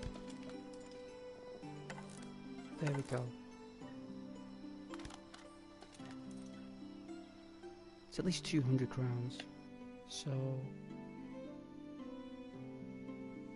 how many have we got? 15. 200. 250 crowns we have worth of stone knives. So now we get a drink of water. Looks like our life force is dropping, so nice and fresh water. Alright. There we go. And we've got a little bit of firewood. Let's see if we can... no, wrong one. Alright, we need 4 more firewood, so we can cut down a tree. So, this baby birch here. So we have a stone axe. There we go. Alright. Let's cut down this baby tree. Fuel shock battery low. Timber! Alright.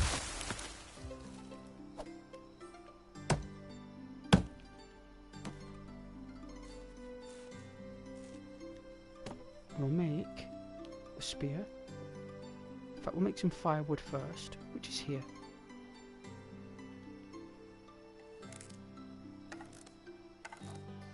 Alright. Let's make a fire. There we go.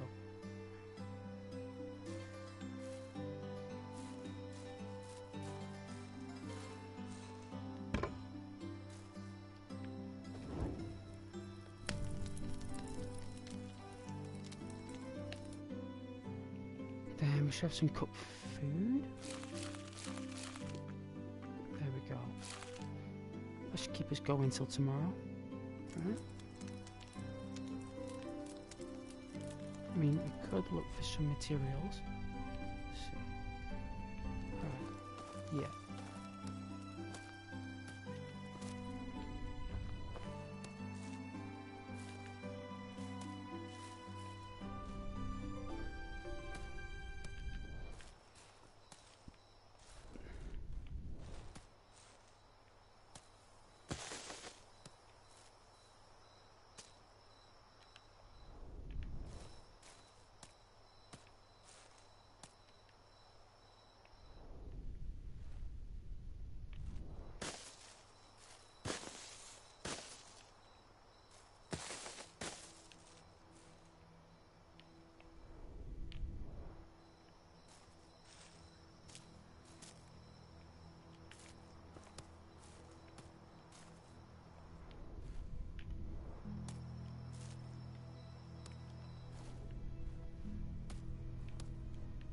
So at least 30 stones.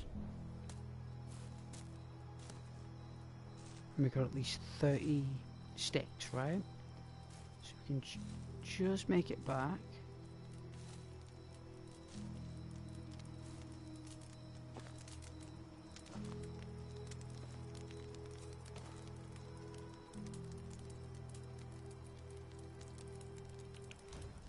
Six more nights. And all this adds up. It all adds up.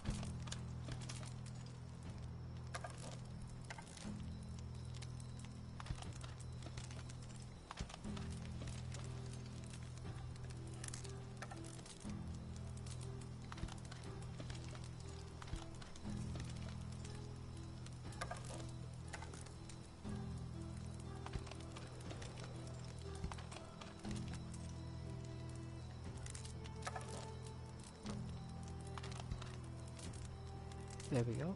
Right, so yes, sleep.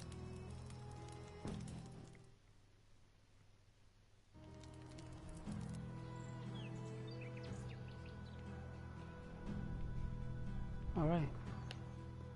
So check on our 21.9, so that's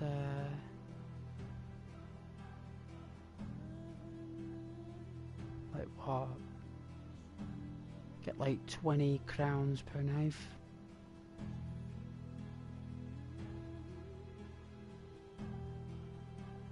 $420 crowns there. Right. So you can see we're not running, so we can pick some mushrooms here. There we go.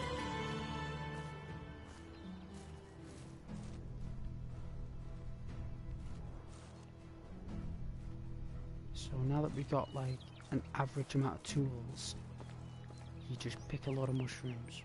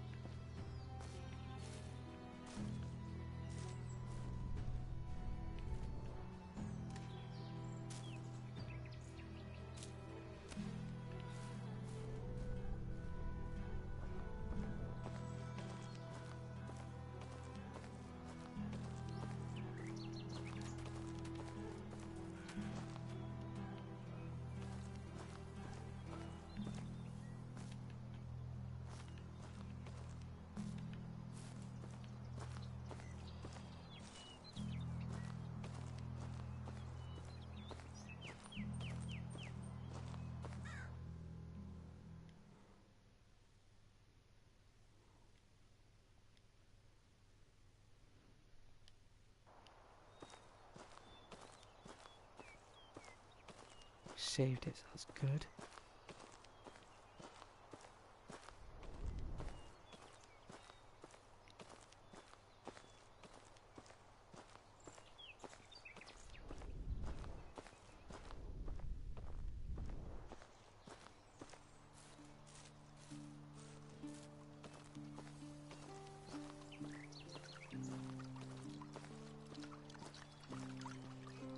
Let's get a drink.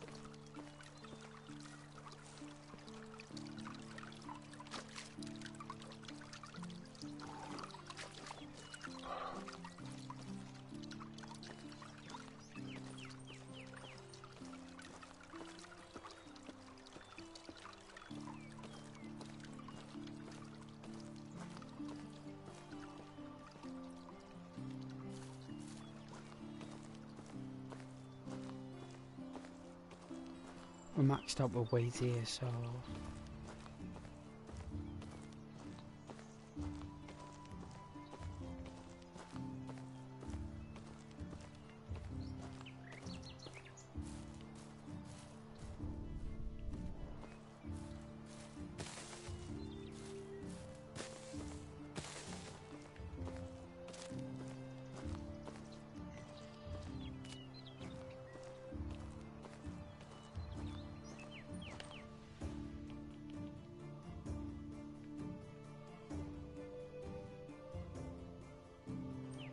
We've got to cross.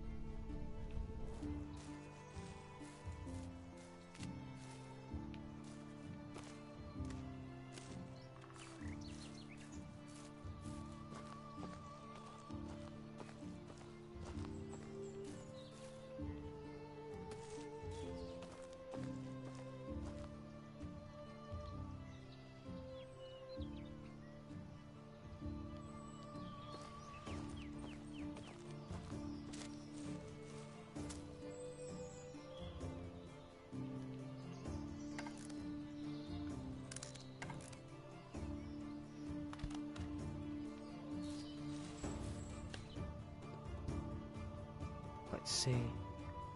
So we've got 1 point there and 1 point there, so survival knowledge.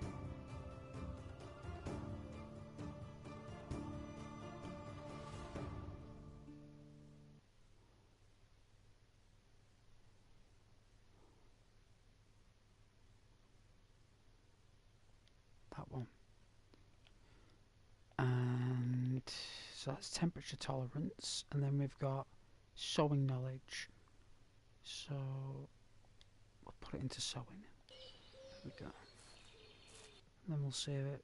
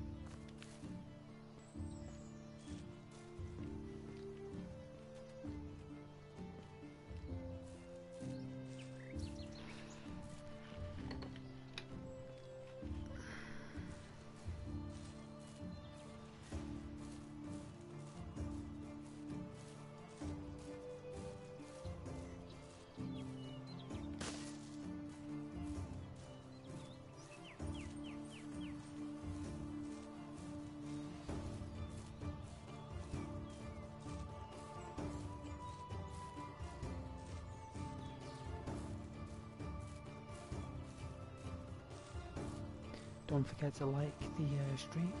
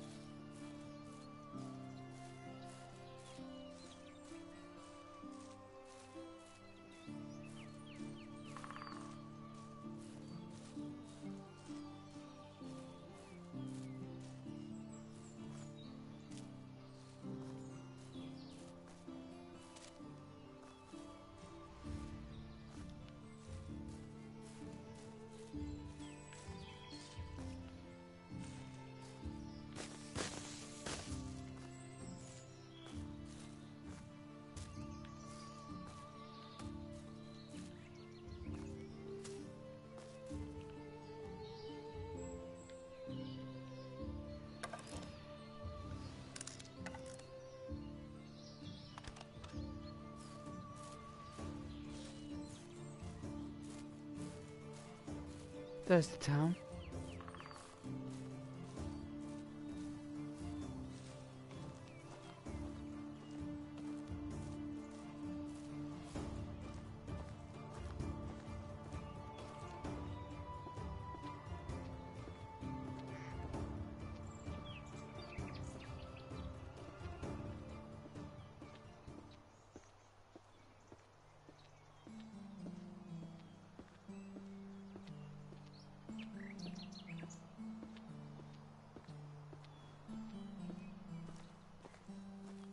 Seems like our character's attitude has kicked into gear, knowing that winter's coming. The cold weather has triggered his actions to build and construct and make money. Traveling from town to town.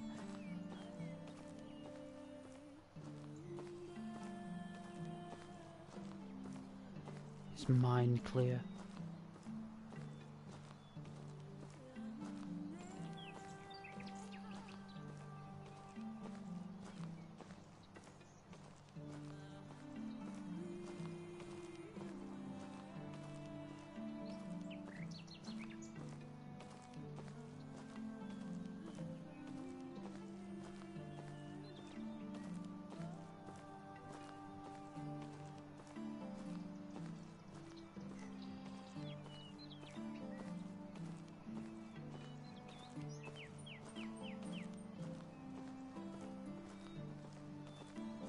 Welcome. It was nice seeing you. You too, Ghost. Okay. Apparently this person does a bit of trade. It's nice to meet you. Best goods in the valley.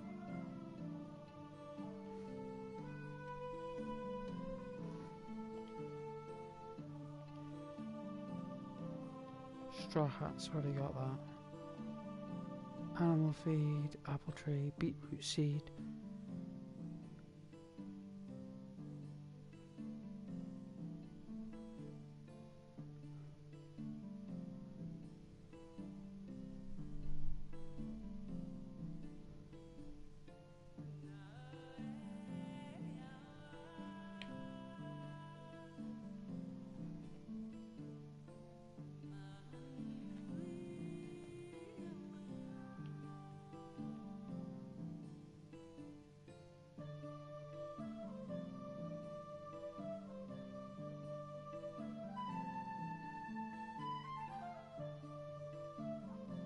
Cherry tree. 225. Wow.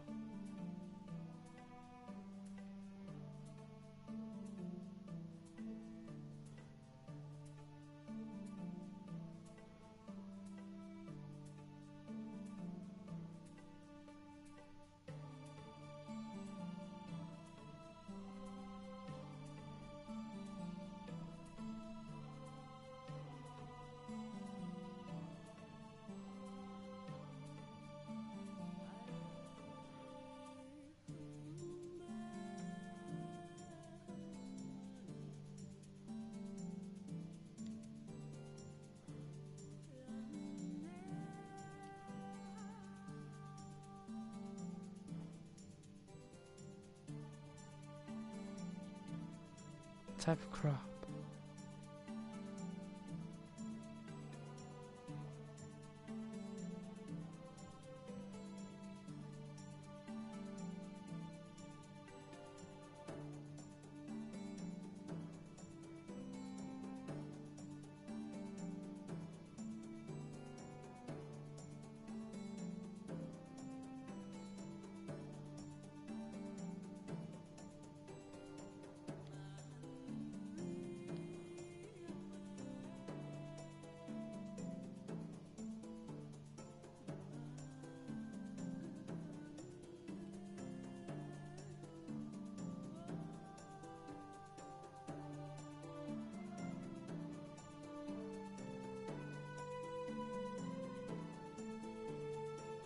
Pear tree, wow.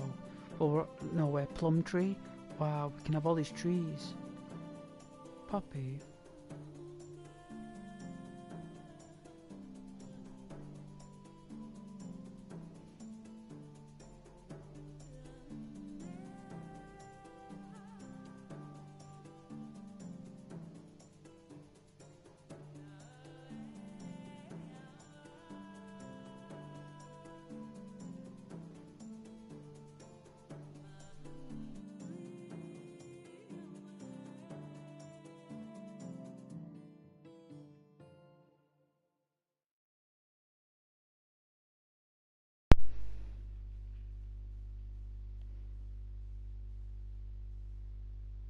Wheat.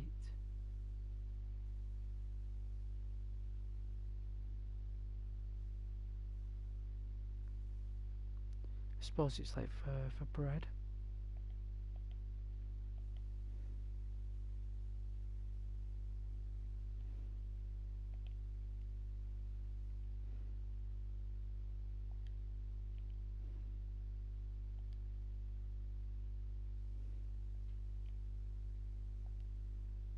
There we go.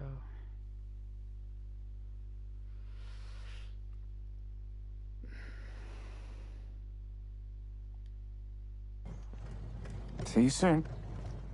Excuse me. Alright.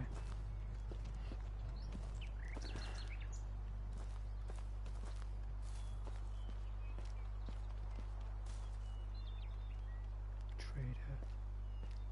Alright, so I think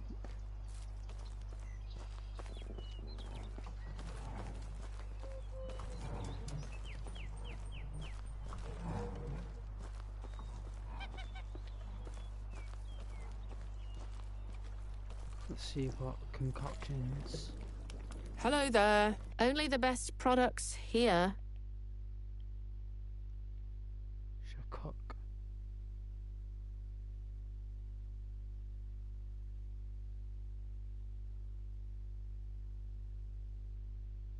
Type of beverage collected from the lake.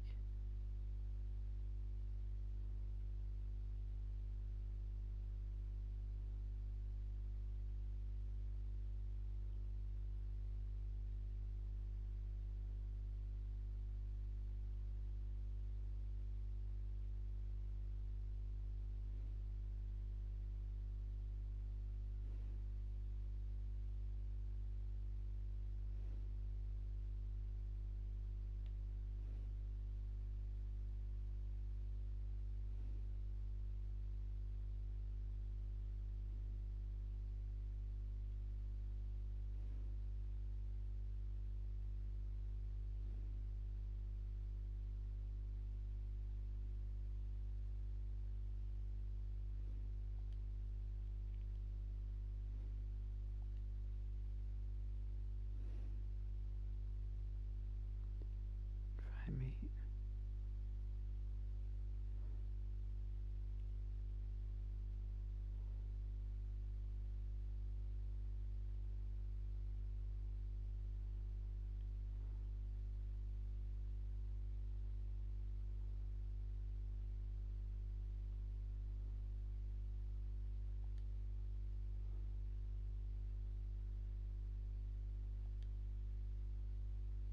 There we go.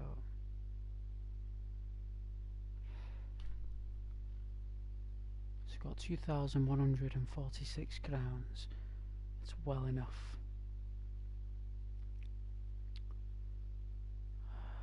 see, fur, leather.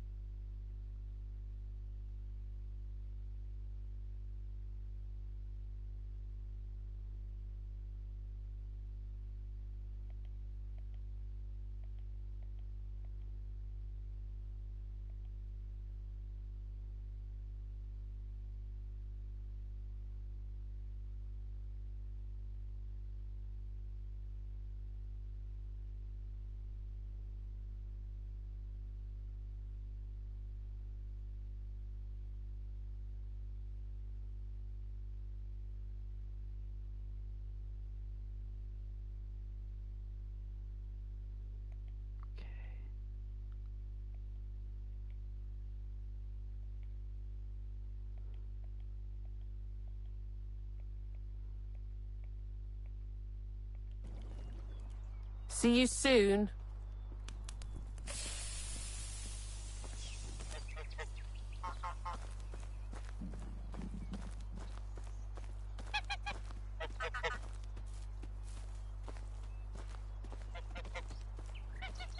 It's nice to meet. Whatever you need, I've got it.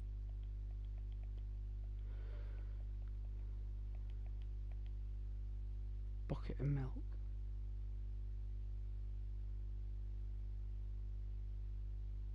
Wow. Okay. See you soon.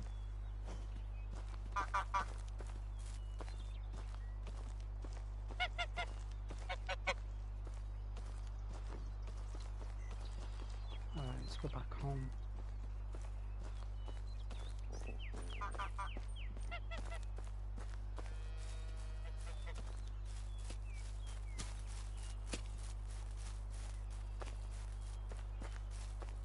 Got a jolly good run. Burn off some steam.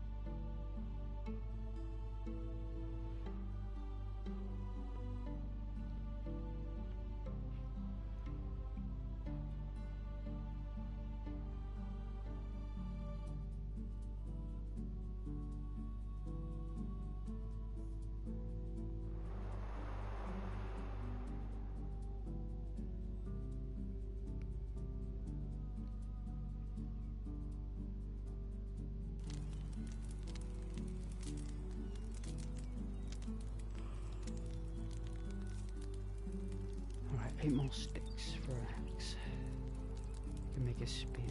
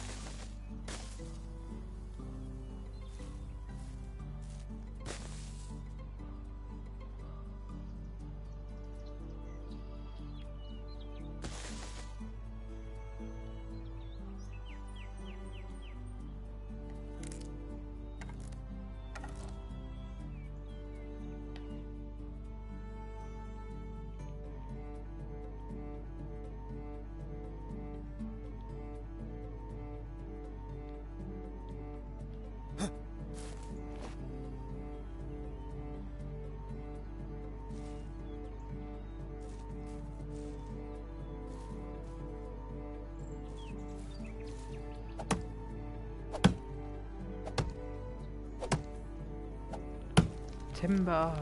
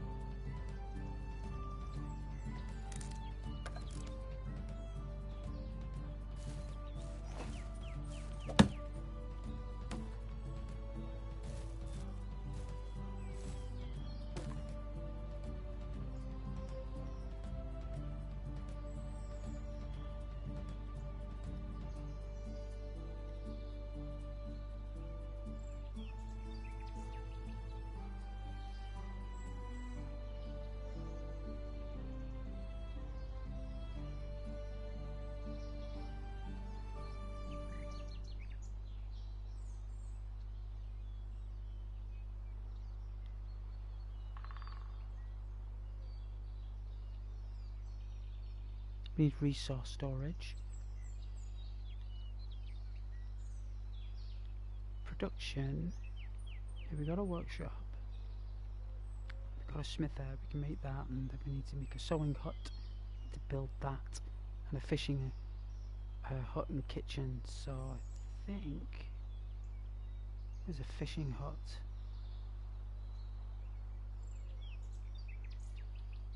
I don't know what a fishing hut is.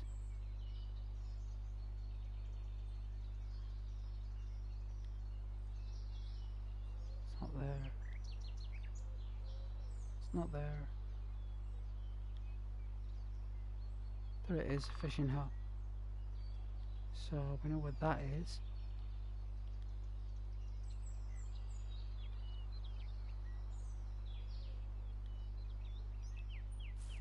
Ah, right. Yes, I see. Alright. Just keep me fit.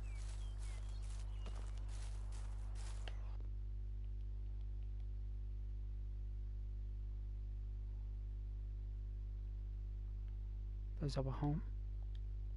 Put a marker on there.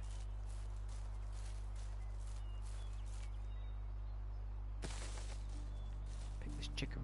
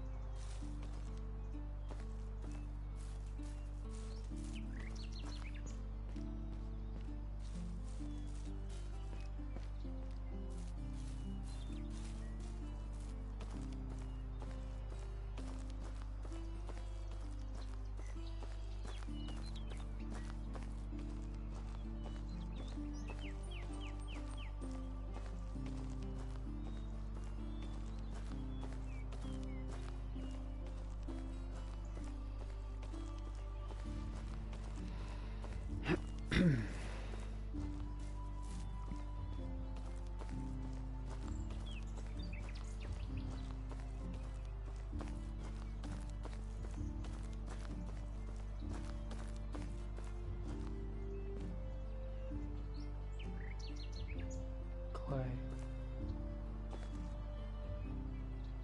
Torch.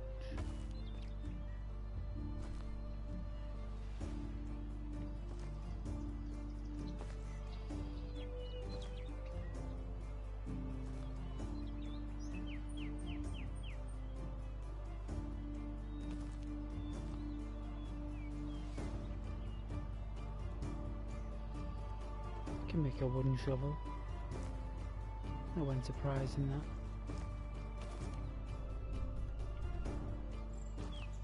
Alright, let's keep moving.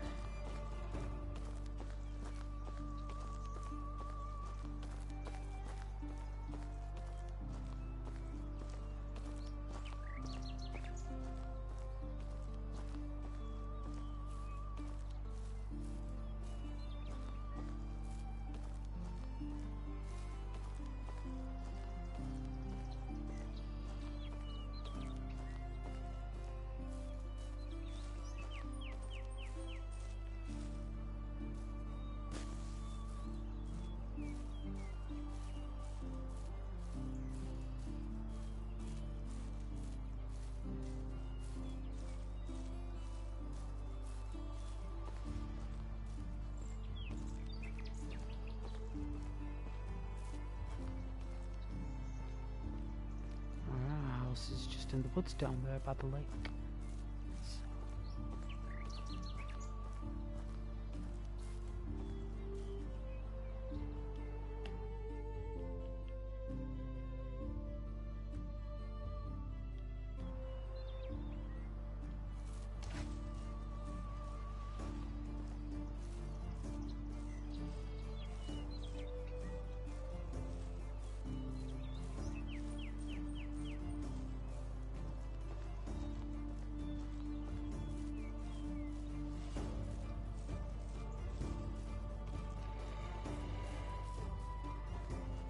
A wolf.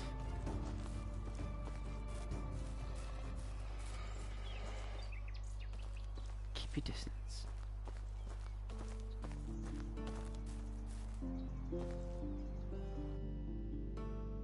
We'll save it.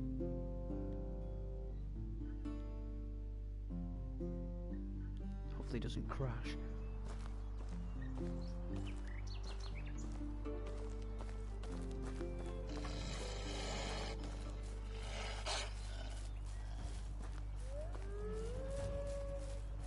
Run.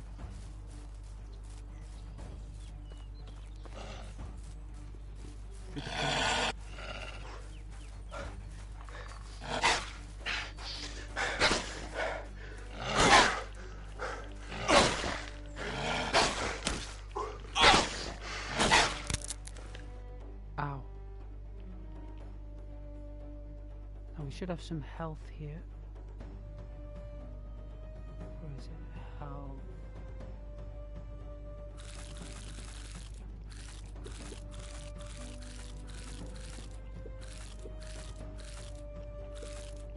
Good job you saved it, right?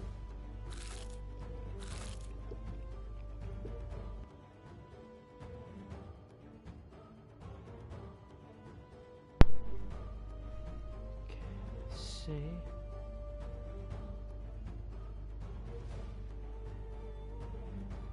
Anything else that gives us more help?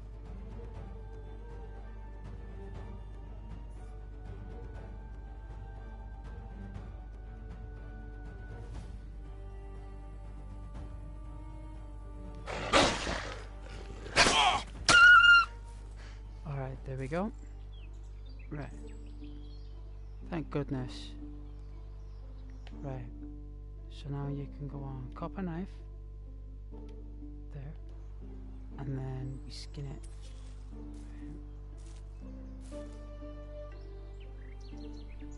I knew the axe would take it out. Just give us some fur and some stuff. Got 3 fur and 12 meat.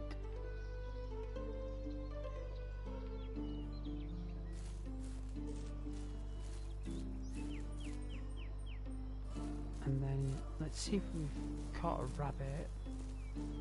Alright, so these are our structures.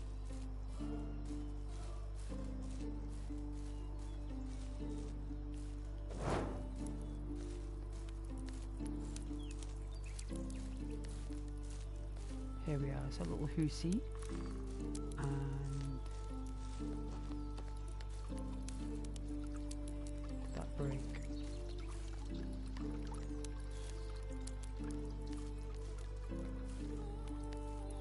That broke, did I have a trap? get disintegrated. Ah, there we go. See.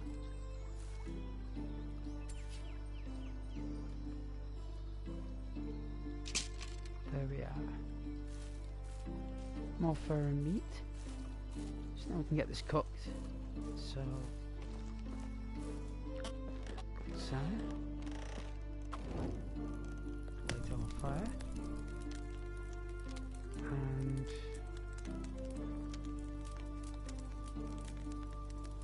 let's craft all the meat we have. This will give us some experience in cooking as well.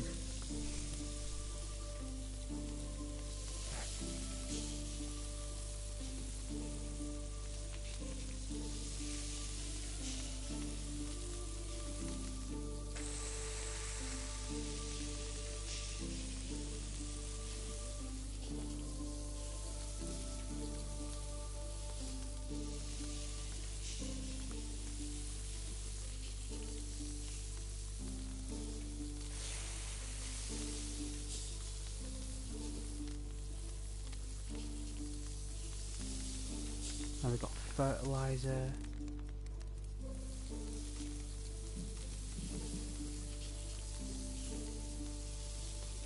Got some bits that we picked up in the town. We've got no clothing though. I sold my fur and leather by accident, but it's okay. I'll always get it back. Maybe the town needed it. Maybe they just did.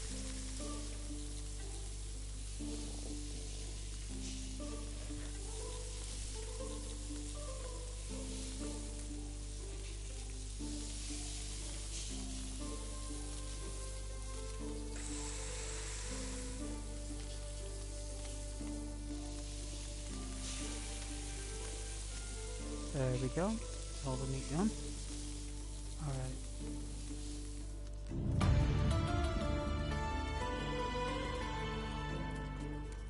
Belting. Okay, let's see what we got then. So, there's 2 skill points that cooking got us, which means that we can now gain more knowledge from sewing and cooking. Handyman. So we can insulate the walls for winter, which is pretty decent.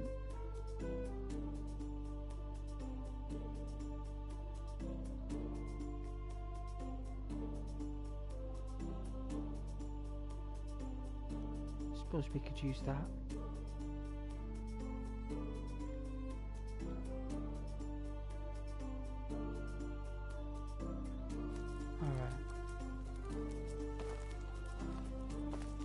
To our chest.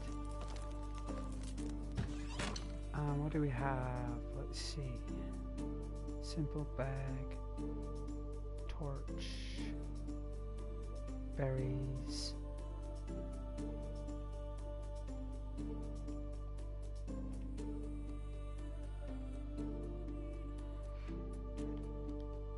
Clay, fur. 3 logs, manure,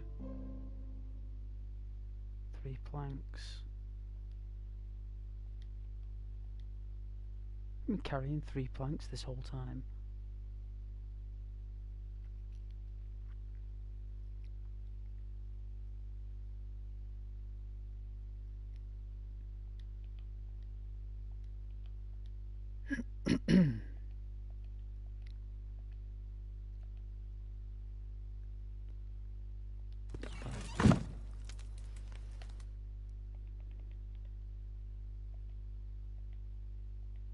Where is it?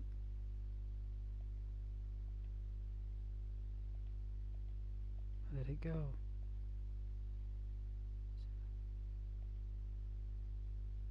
There it is.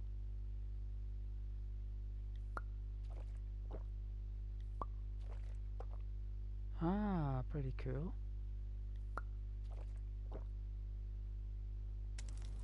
That's how it works.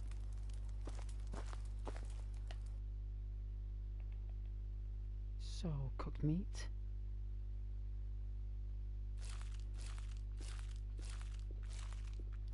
You only need 5 pieces.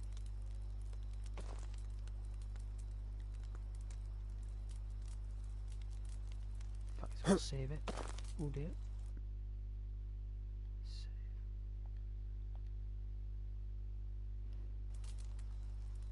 Hopefully it doesn't crash. Next day.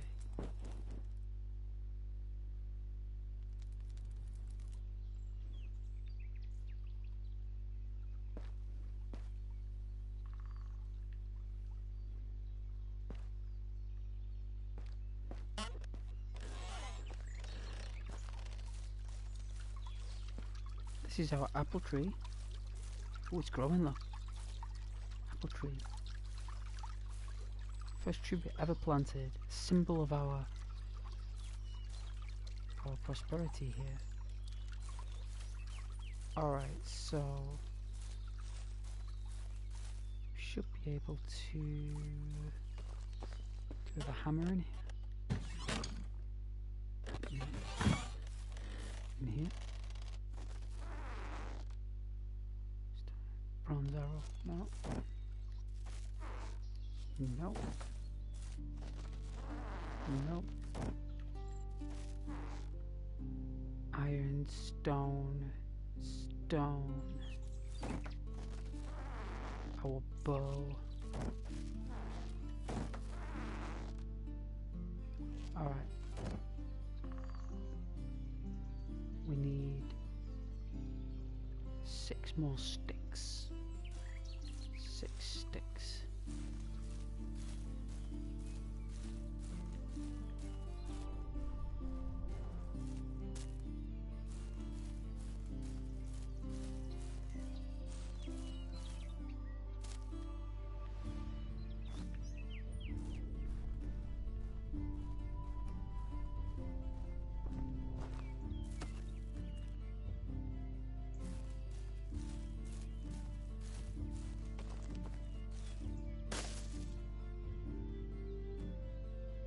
Hammer.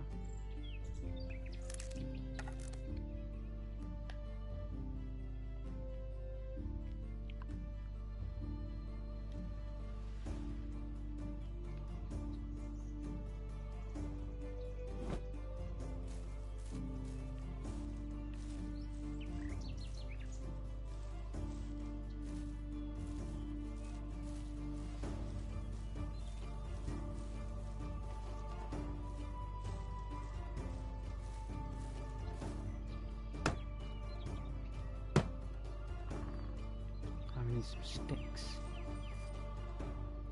So that's the kitchen.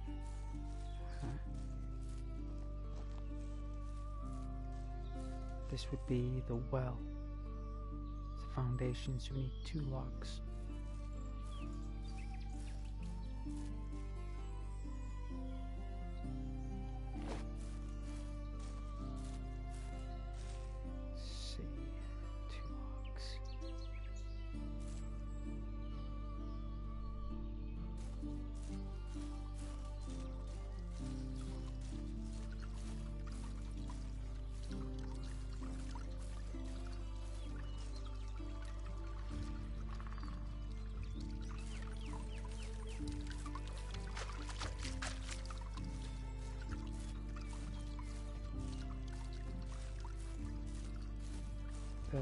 Birch tree.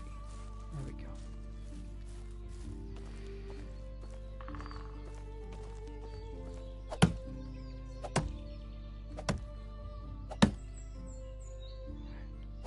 Timber.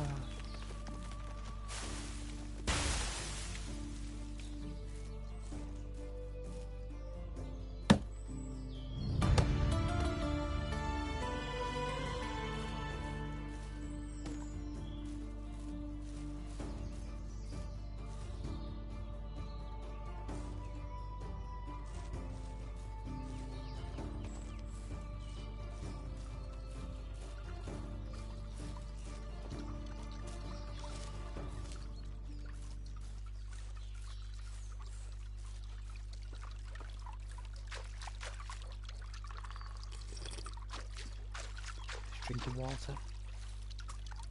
Some sticks.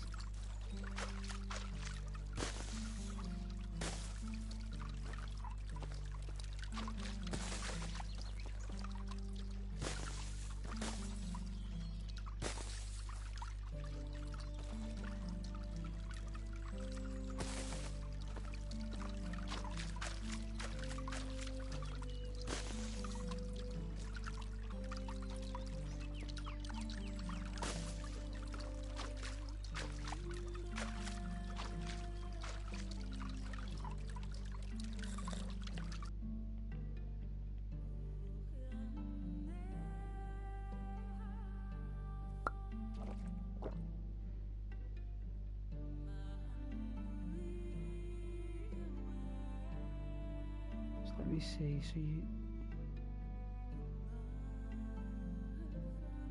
That is terrible. So. Our water skin. Right. Quit.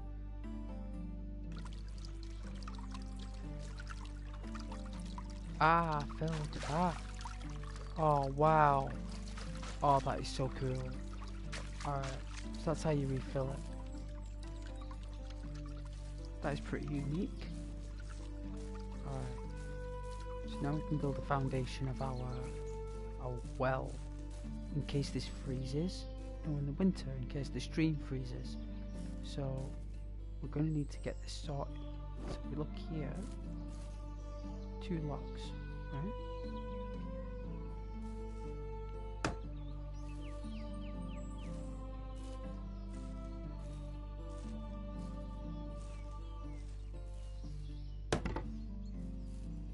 Alright, now with this one we need 4 logs, alright?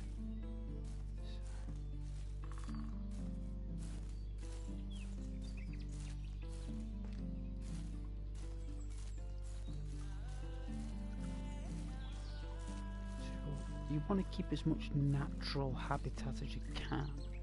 Now I have removed some trees for a good reason around there. We're going to be digging up them stumps. So here's a birch.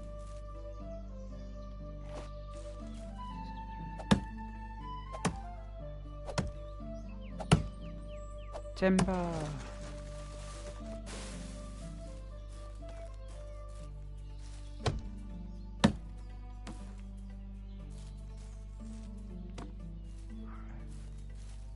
Should be another birch here. Here we are.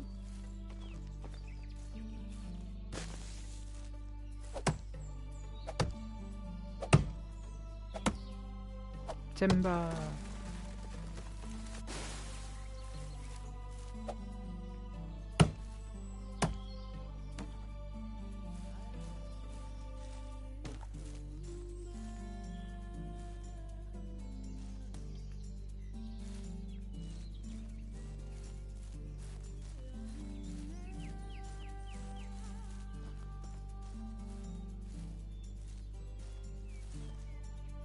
I'm sure it grows back anywhere the trees.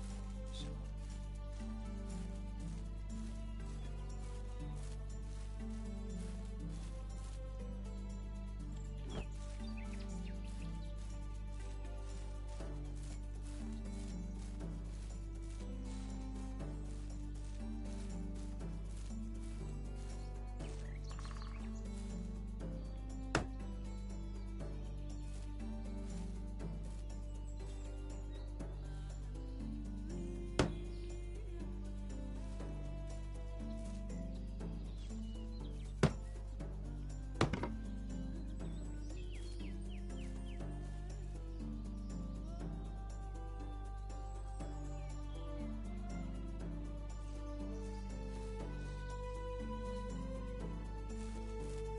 Alright, all for time, so we need some straw and a few logs.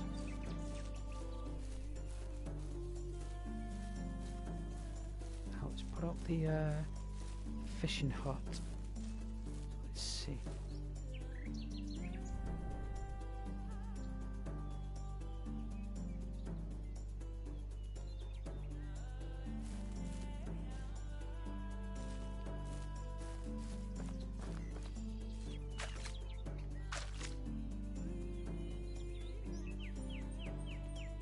Oh, it right. That's the maximum amount of buildings we can have apparently for now.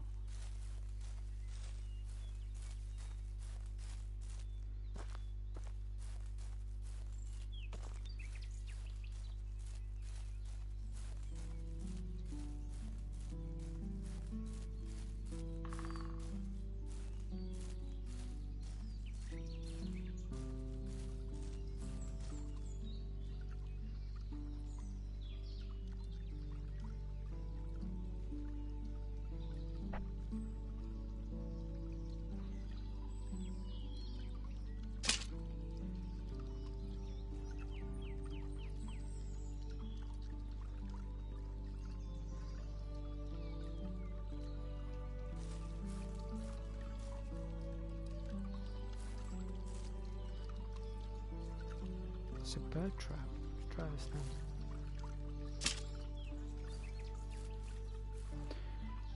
then. Get more feathers to make some arrows.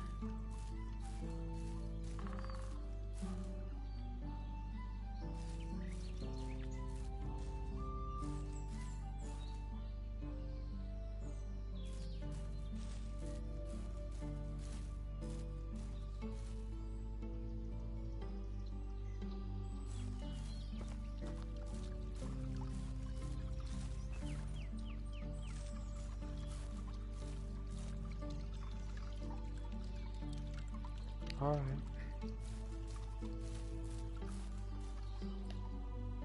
Let's check technology. Let's see. Resource. Fences. Chest. Simple house.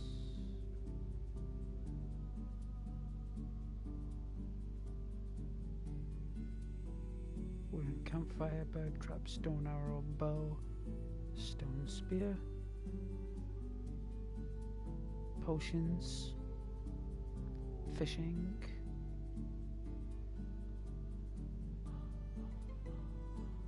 barn, foreign dough, not enough tech.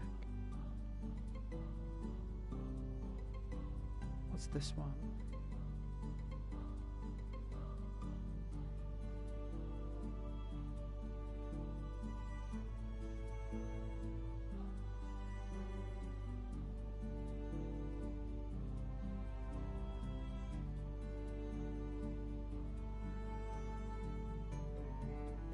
Bucket.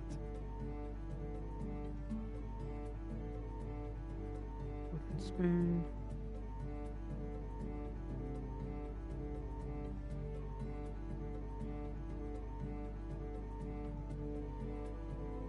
As a decoration.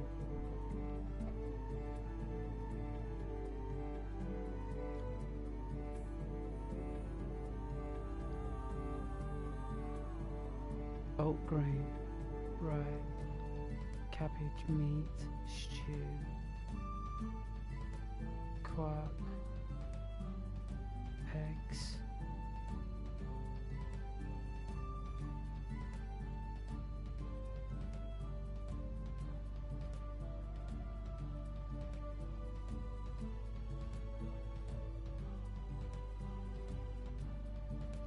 Crossbow bolt, cudgel, stone sickle, a copper hammer, copper axe, shovel, sickle.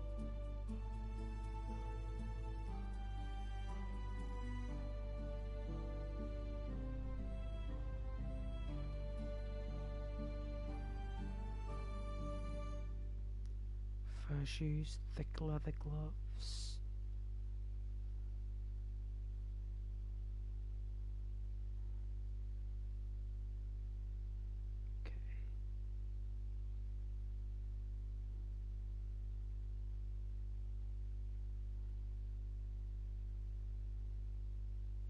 It's like 500.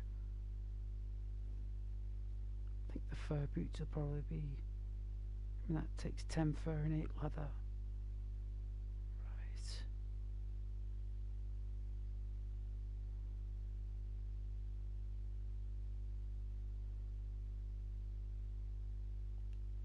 There we go, that'll do. So at least we've got a. We can craft some fur boots.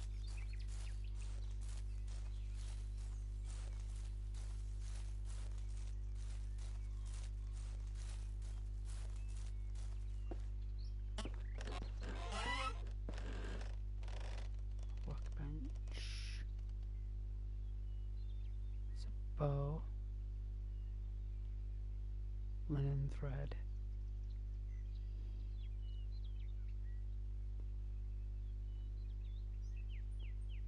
Recurve bow. Oh, so that's for making bows, obviously. It's a drying rack. So put some meat on here and fish, if you wish to.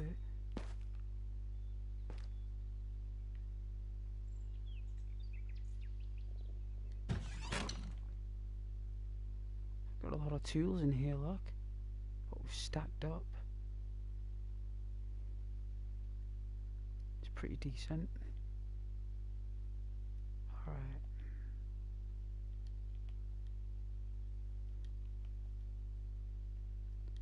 Maxed out.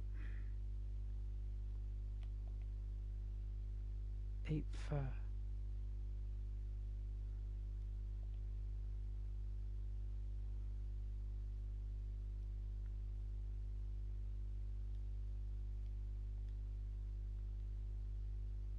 There's our straw, right?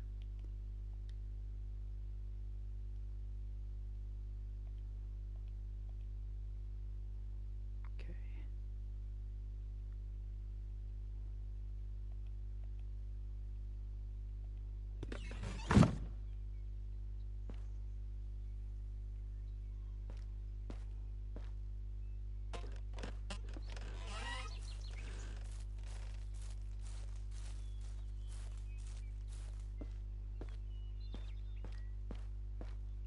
That's a workbench.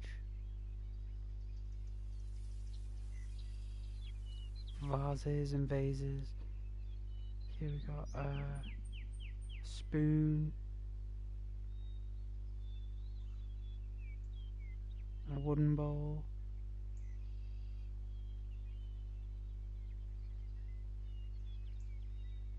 So we are slowly unlocking stuff.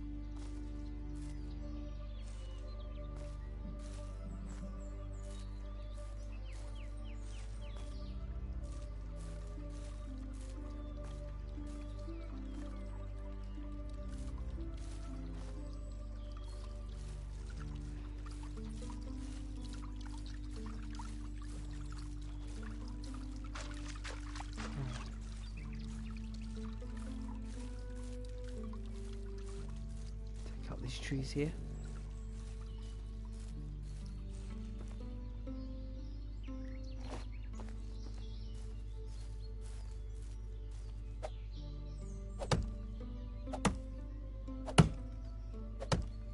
Timber.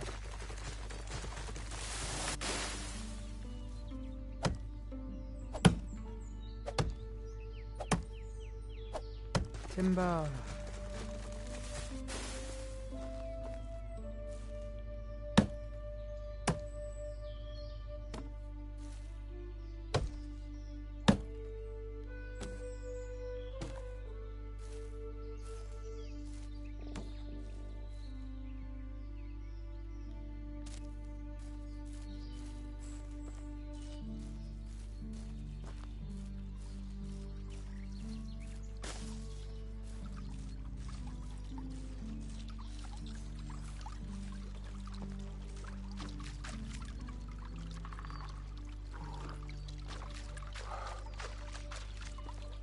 Nice drink of water.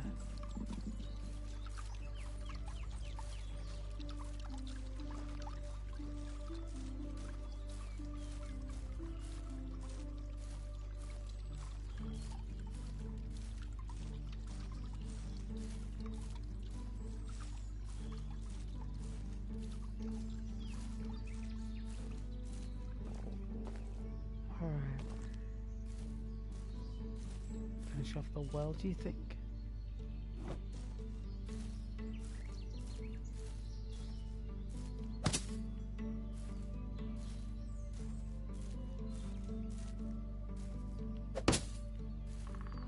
There we go. So now we've got like water now for the winter.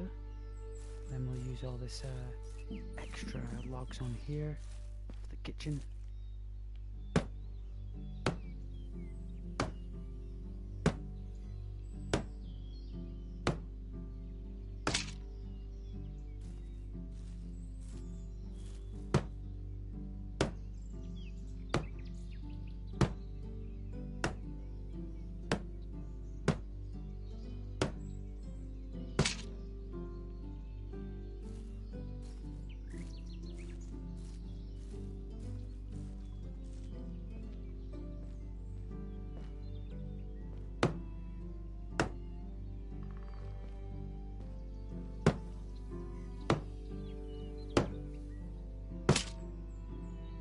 Come along nicely.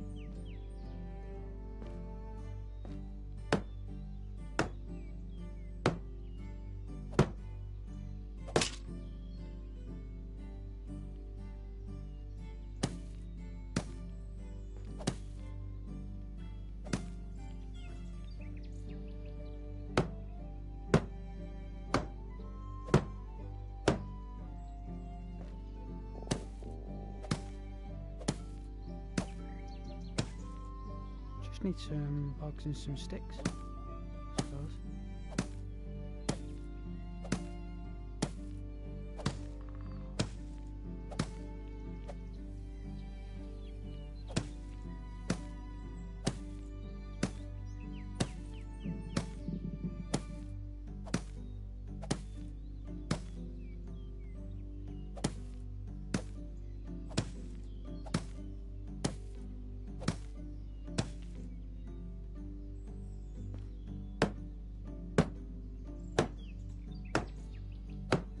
Working hard here.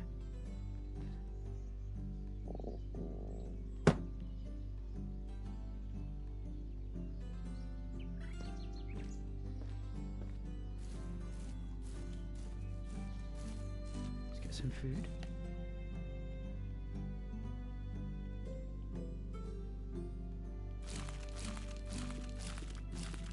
There we go.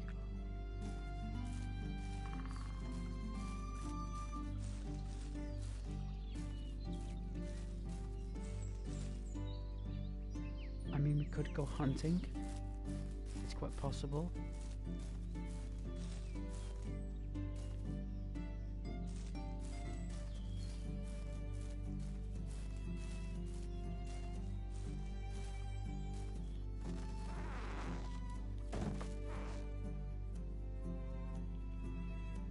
There we go. Oh, we need the knife.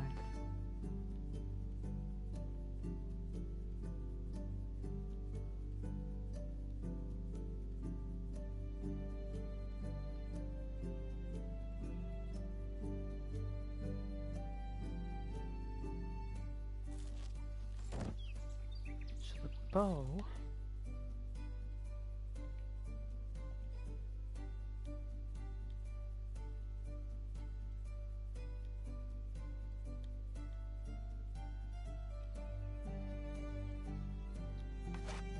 There we go.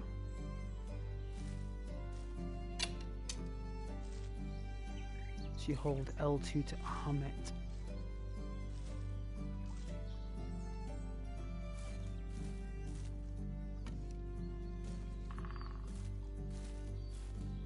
And then I suppose you go on your map. You can see all the hunting grounds.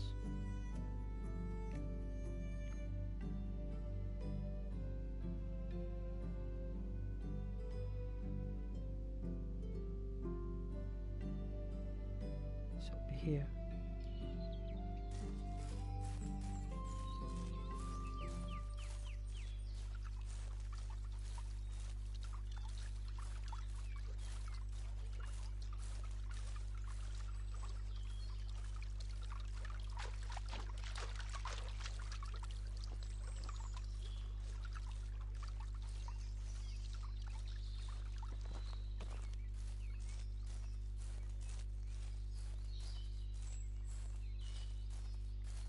Apparently there's some rabbits around here.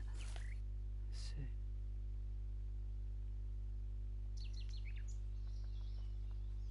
There we are.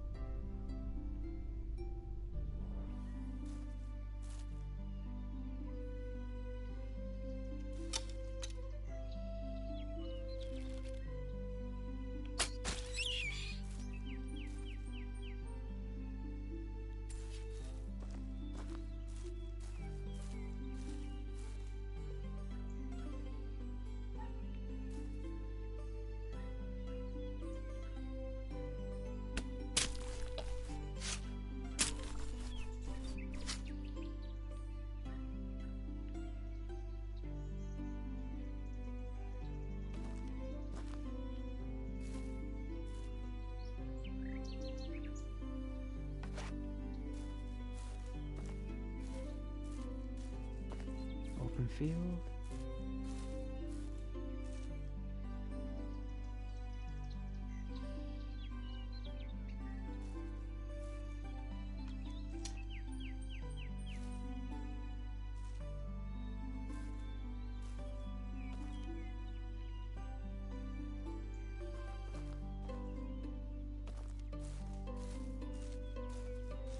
Alright, I think that's all the rabbits there in that area. Until tomorrow.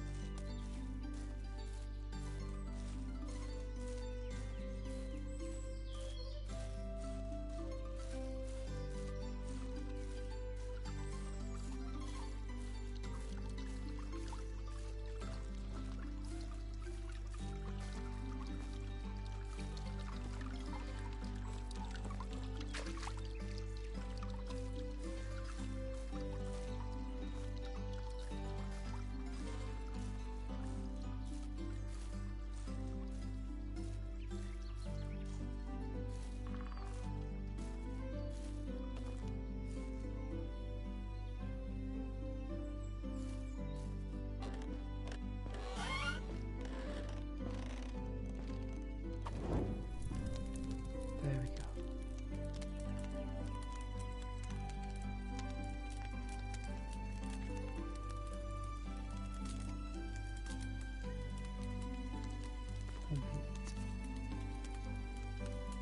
I think we can make any soups yet. Let's have a look. Soups, other, let's see.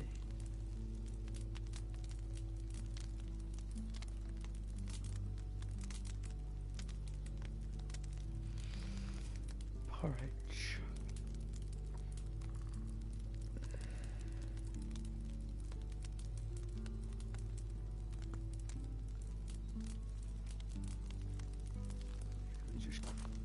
I mean, we could dry it on the rack. Should we try the dry rack? See what that does. I don't think it does that much. To be fair, I think the dry rack. Let's try it. No harm in trying it though. Let's see. There we go. So, drying rack.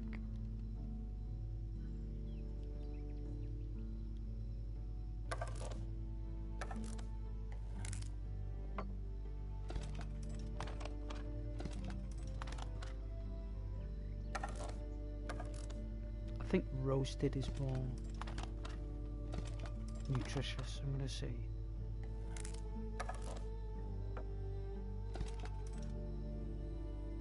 I think you get less from it, but it lasts longer, I suppose. Let's have a look. So, dry meat is worth more than roasted.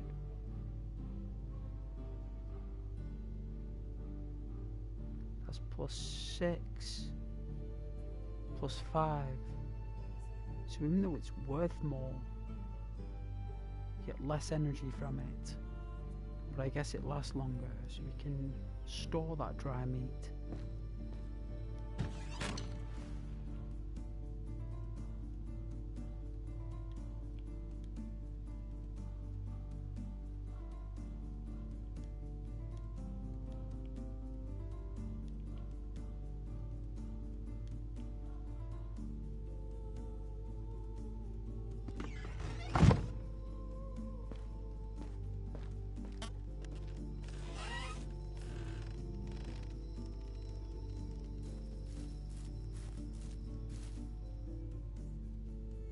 Hopefully it doesn't crash.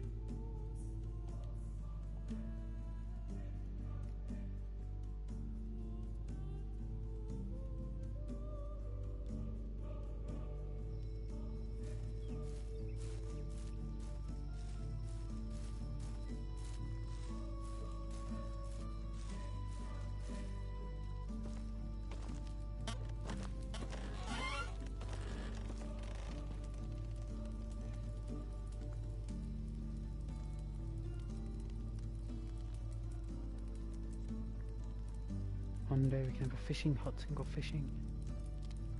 I wonder if we can build boats. That'd be pretty cool.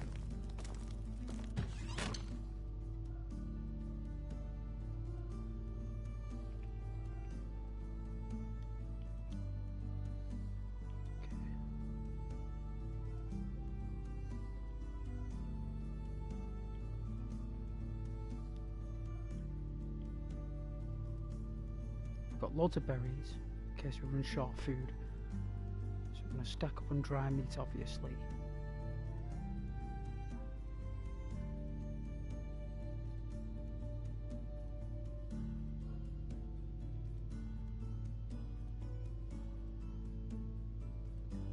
Some beetroot seed, copper, fertilizer. I think this fertilizer's dotted all over, let's see. Yeah, I think it's in the other basket. Either way.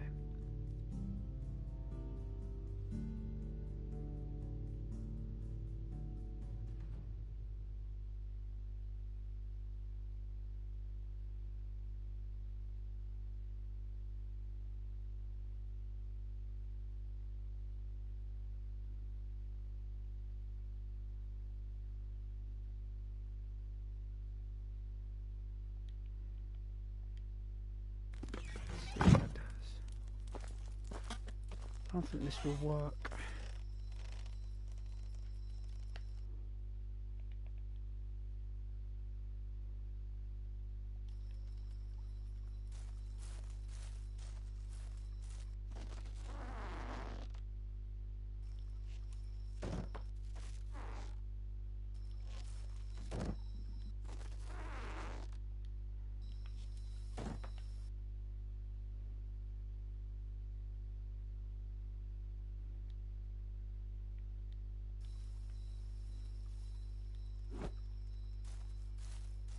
I don't think it will. No. I don't think you can convert blanks into anything.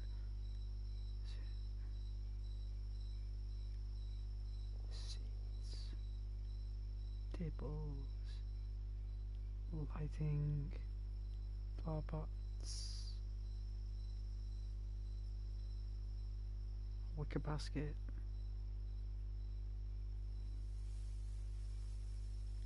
Miscellaneous. Snowman. A scarecrow.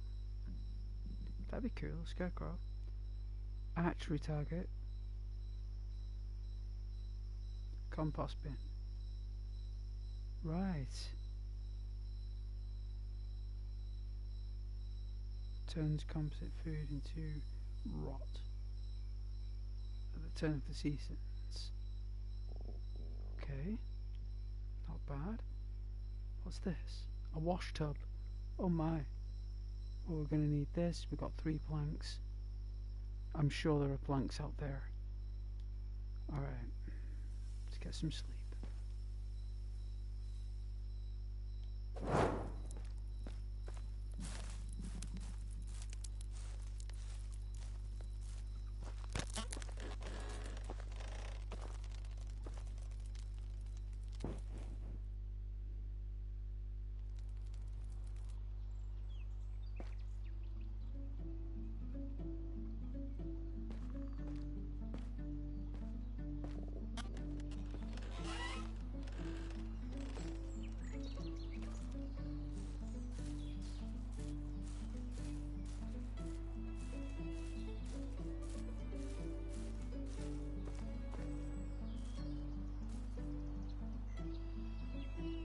See how the water supply works. Let's have a look. Let's test it. Let's test it.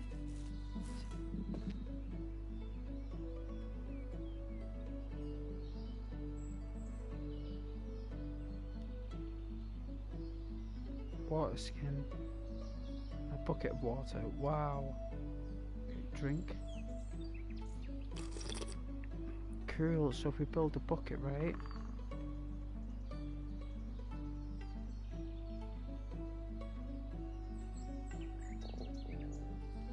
Water skin, should we test it?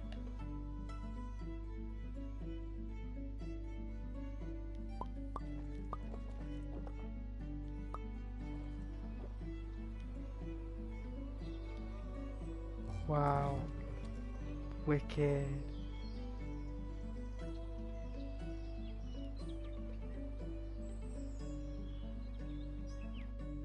No, we've got some storage.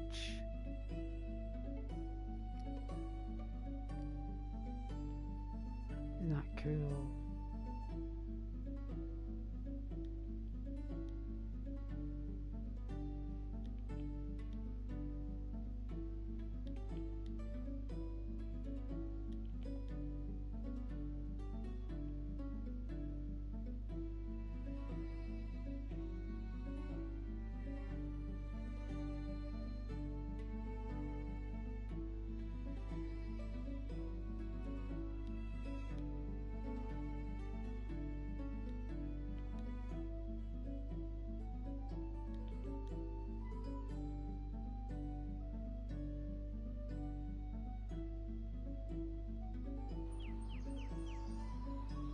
Wow.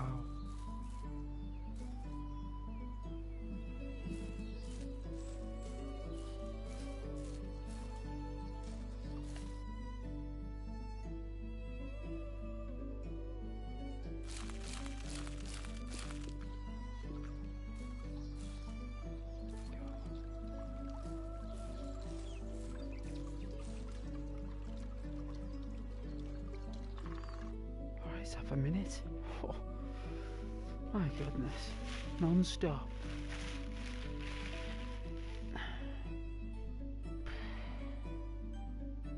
Not stop there for hours.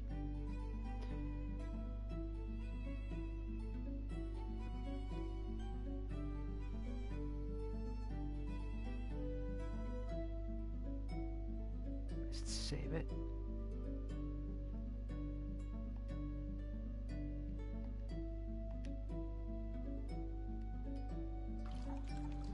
We got a nice view, and we'll just have a minute.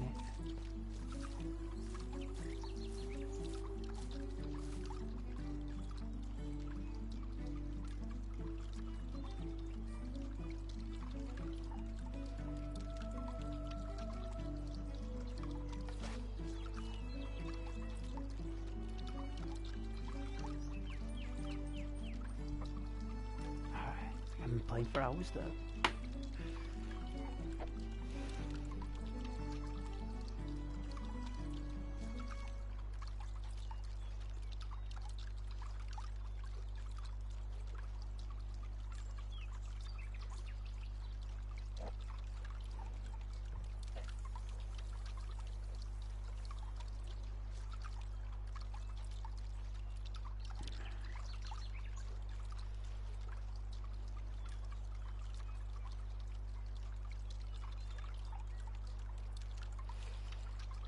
You're all doing very well.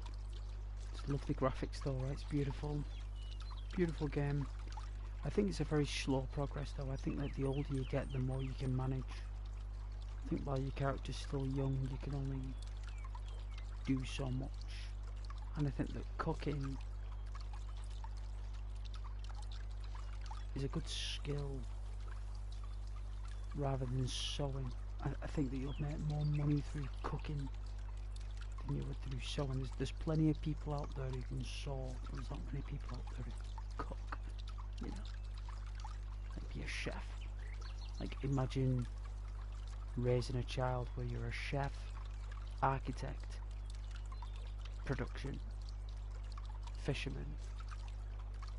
You know, like this person that can practically do 10 different practices.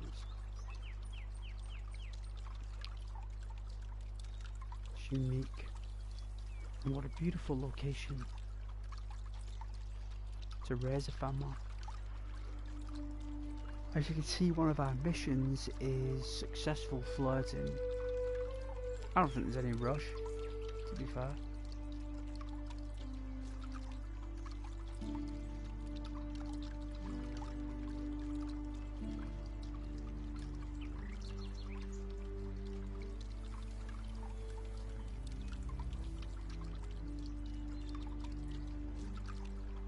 I'd say around about 21 in those days.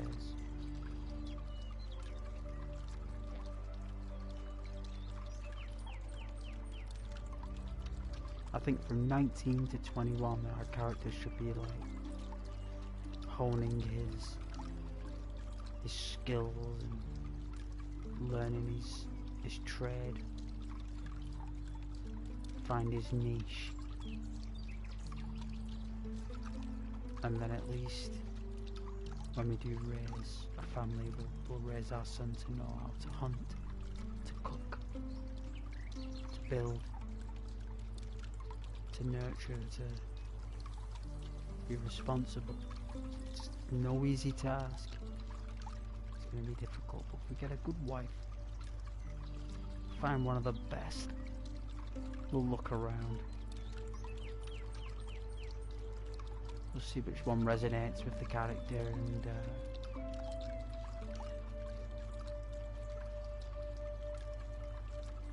if one fits the bill.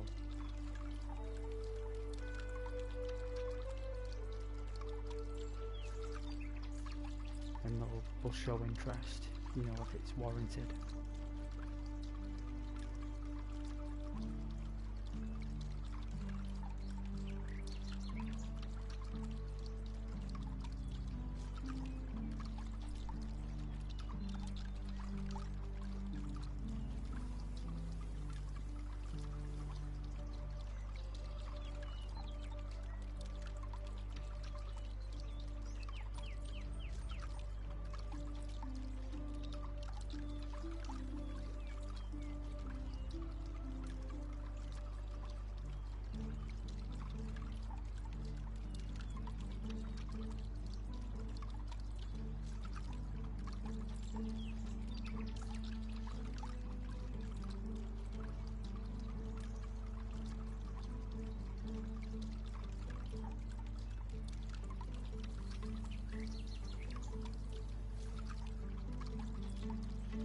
We'll have to find somewhere that sells winter clothing. I think there's a town to the south that sells winter clothing. We'll have to spend our savings on that. I think we've currently got just under 2 grand. So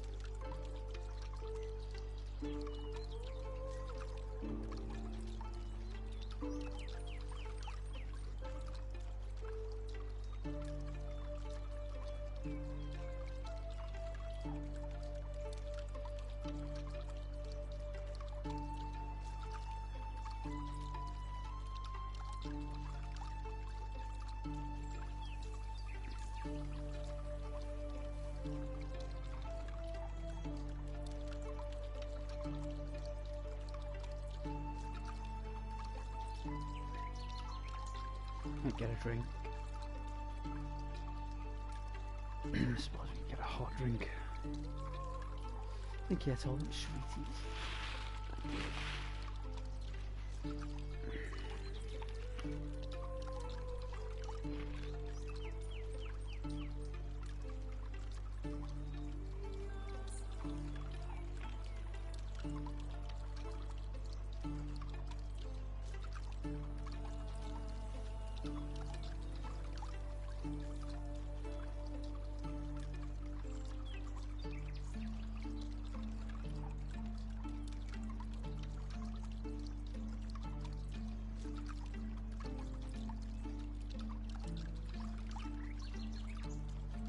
Don't worry, we'll reload. It's just an ice cream for you guys to watch while I have a minute.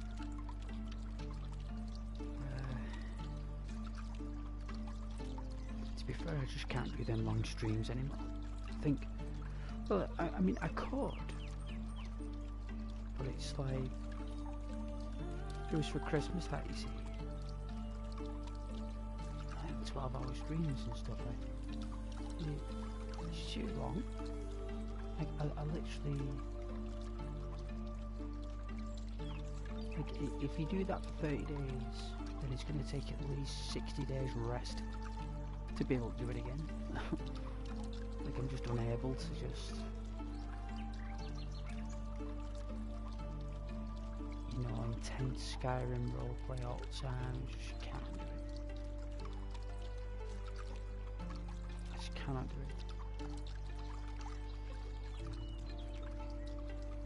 And Skyrim is a lot of exploration, a lot of back and forth, and a lot of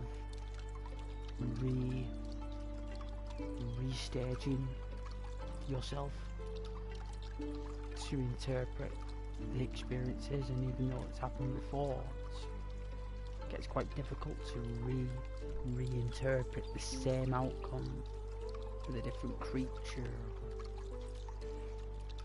Like, don't get me wrong, it's still really good. You know, I still pulled off some really nice streams over Christmas in November, like I did.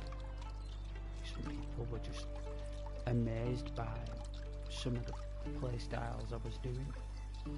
A lot of people don't have any idea that players like us do that. You know, the overzealous, advantageous maneuverability. You know, things like that are quite, you know, they're very rare in games. People just don't do it. And when people are sat down trying to relax for Christmas, and they come across a Skyrim roleplay stream where someone's describing mountains and trees, and it looks and feels like Christmas in the game, you're gonna get an audience. If you make a game for Christmas, the way you play it, you're gonna get people watching, and it worked. Like, it did work. Like, you could watch them.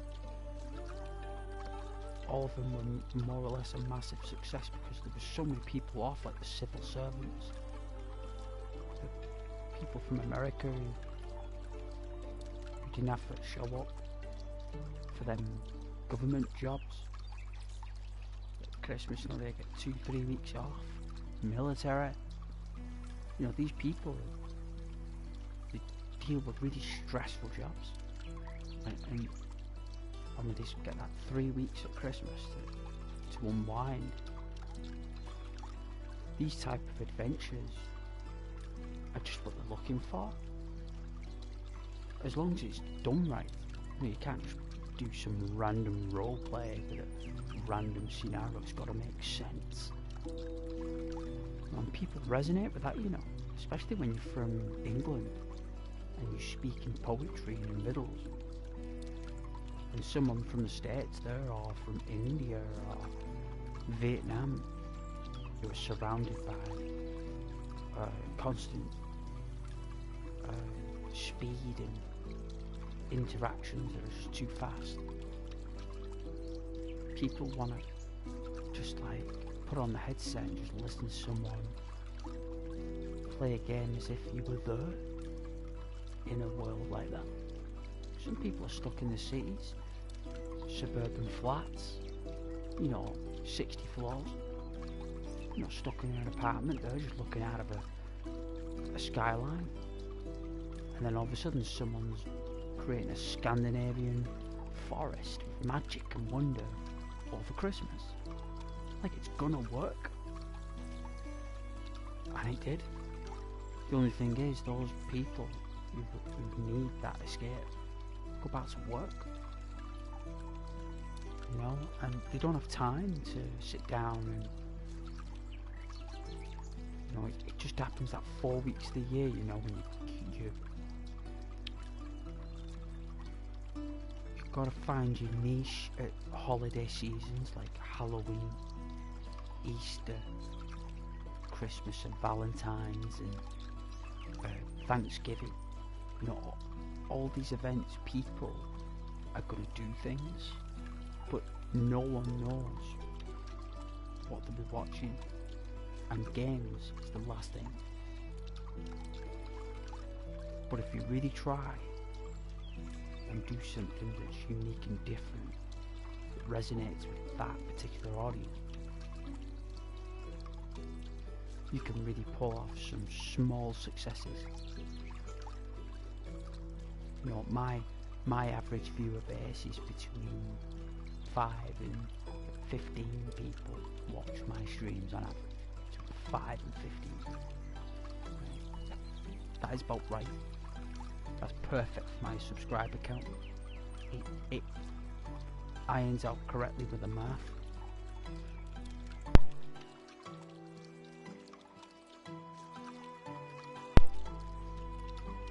And then, if your content fits the bill of whatever's happening in the world, right, it gets recommended, and you don't have a clue that you don't, because the fact that you don't have a clue and the fact that you don't know and you're just having fun and playing the game is all part of why it does that. But to disconnect from that energy is so difficult that it only happens when you naturally do it.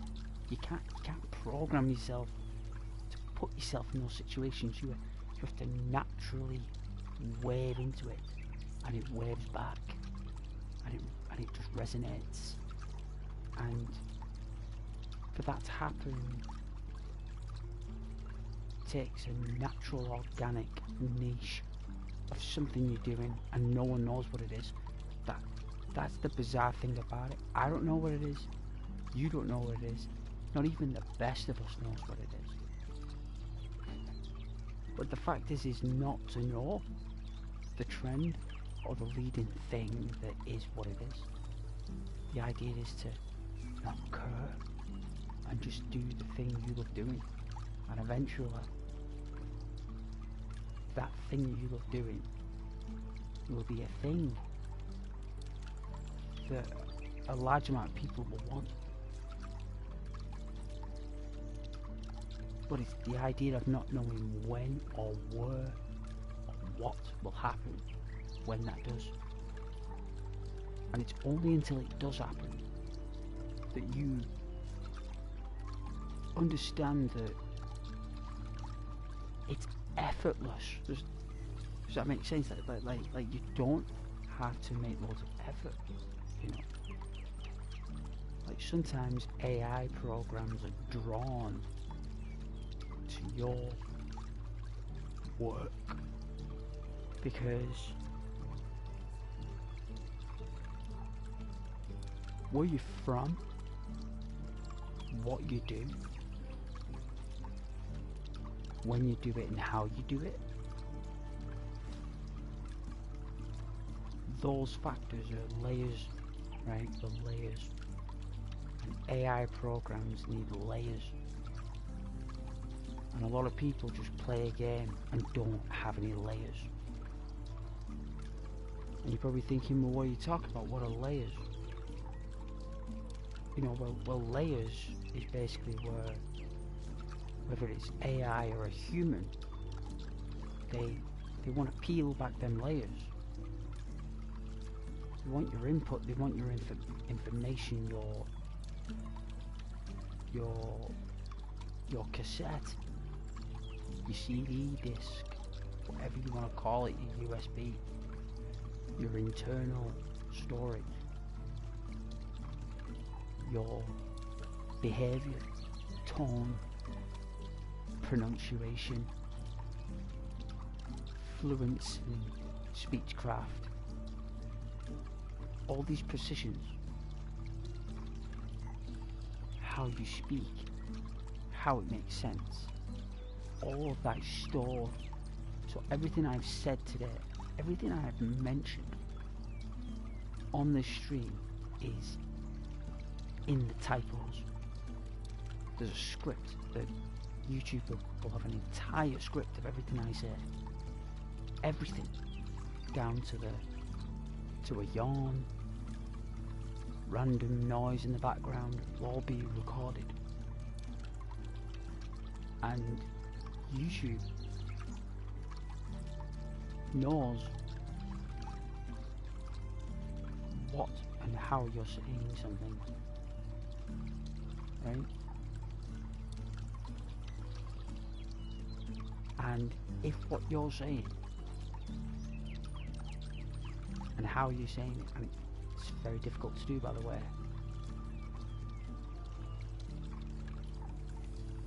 But whatever it is that you do, that is key to your channel's, you know, emblem.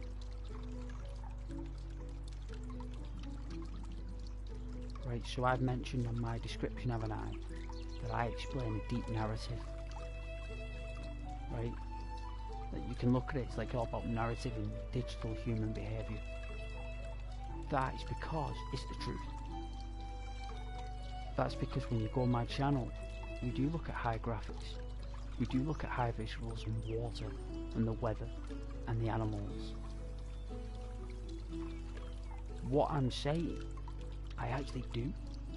Not only from a visual perspective, but from a narrative as well.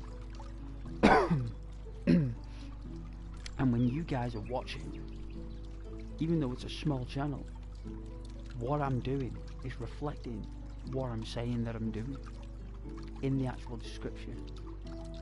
Which means that when you look at that description, you can say what does that. You know, he does talk about visuals, he does do a deep narrative, he does create a story. Like, he isn't lying when he says he does something. He's gonna do it. And that energy, that is called trust.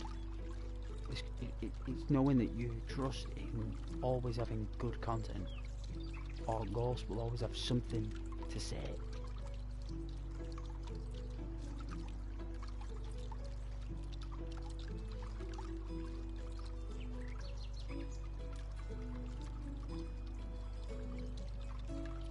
And the roleplay can go in different tones, right?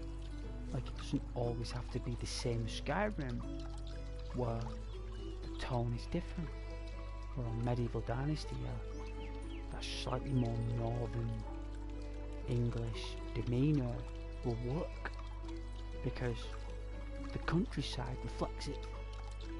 You guys can resonate with the northern English guy playing this, because I look like a Northern English guy in medieval England. That's what you guys are thinking when you're playing it, or watching it, sorry. The fact that I'm English and I'm Northern, which means that I'm Anglo-Saxon, right? Which is the Angles, the French, and German, right? And that flux is what resonates with this. Because this is like basically Nordic or Anglo-Saxon. They're all kind of dotted in the idea of the game. Where if I was from, say, a country that's like more tropical,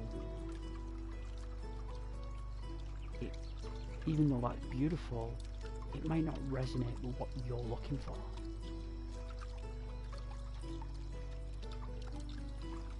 And that's the distinction between content that's for everybody, because not all content is for everyone. There's going to be people who's going to despise this and dislike it. There's going to be people who'll watch it because they want to go to sleep. There's going to be people who are watching it because they want to connect with a background of viewers. Just want to sit back while they're cooking, look at some forests, watch some guys build a house. And some people like having that company when they're alone, cooking in the kitchen. You know what I mean? Like, everyone's got a need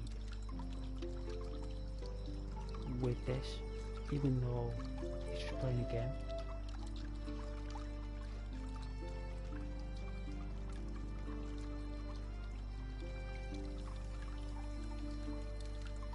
And the idea of having fun while streaming is very difficult to do, because you only have fun when you've got an audience for some reason. But the world,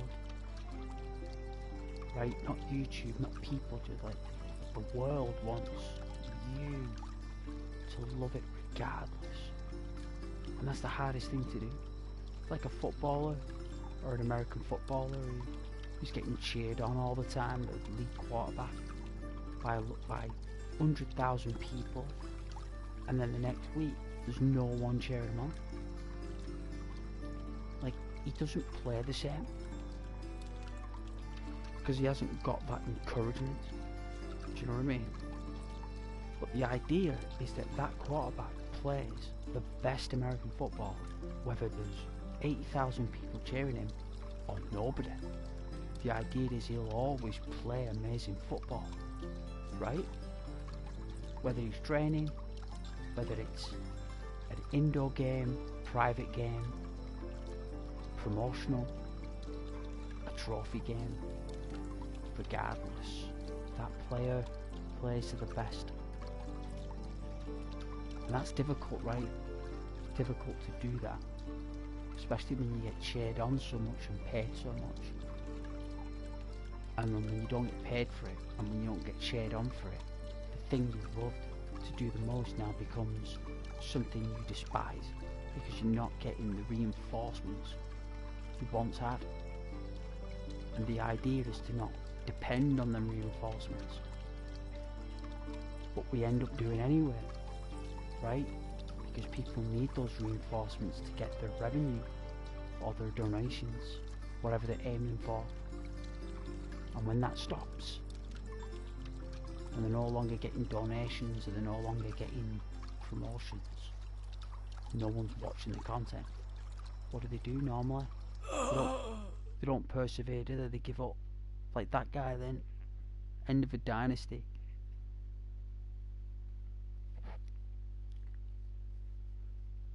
But the idea is to,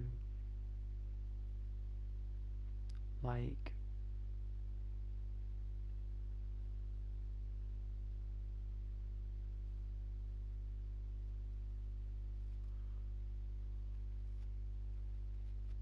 Be happy for other people's successes. Don't dwell on your own limitations. So where I'm coming from. It's really difficult to do. Like, it's just so hard to do that. So it's like someone telling you to learn poker overnight. No one can learn poker. It's going to take years to learn poker, isn't it? Because poker's not about learning the game, it's about learning the other players. You know, learning poker's only 5% of poker. The 95% remaining is you knowing the dealer of the poker game and the players and the blinds. How to use blinds to your advantage. Like small blind, big blind, right? These are all reinforcements of the game to get more chips out of you. So every time you do a stream, you're playing a game of poker, but you're not just playing with 3 or 4 people. You're playing with 1 million people. You're playing poker with 1 million other people. And how do you read 1 million other people? Well, you can't, can you? So the idea is not to. It's to only read into what you can do. And me, what I can do is entertain you by talking codswallop and playing immersive games with a life involved and a purpose and a meaning. Isn't it? It's like as if we were there ourselves.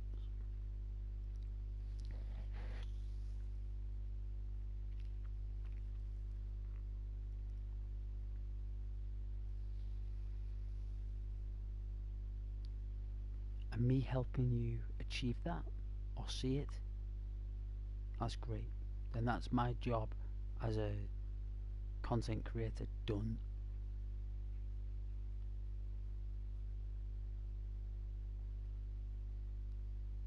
The idea is for you guys to lose yourself and fall asleep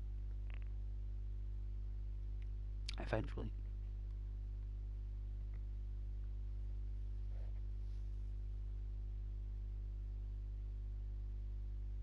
And when that happens, that's cool.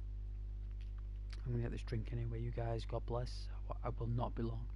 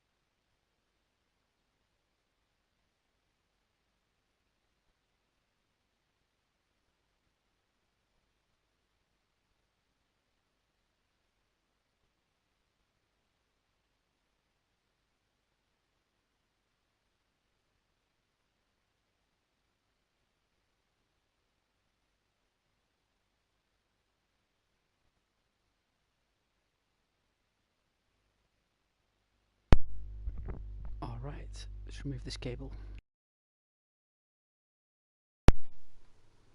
Alright, let's do a reverb test. See how this sounds.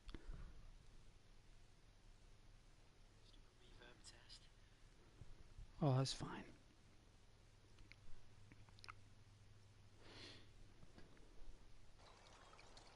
That's a nice view, isn't it? Alright, let's reload it. See. There we go. Where were we? Production. We built a well for winter. So I think we're on day 5. I was going to do a full 30-day season. Like a realistic perspective, right? But I think that's the next roleplay I'll do. We'll do a full 30-dayer. Like spring, summer, autumn, winter. And we'll do a life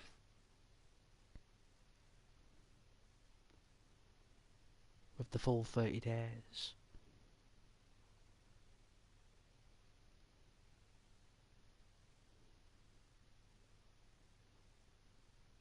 That'll make it more difficult.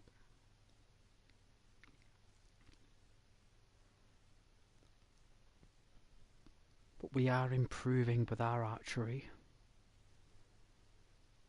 Spear throwing isn't that great.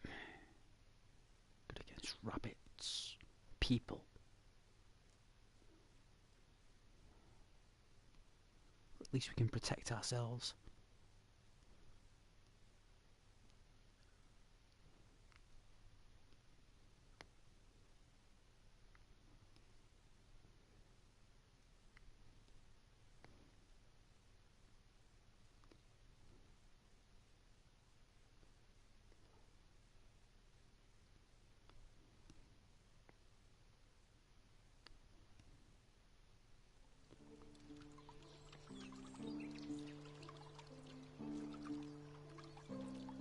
There we go. Alright. So...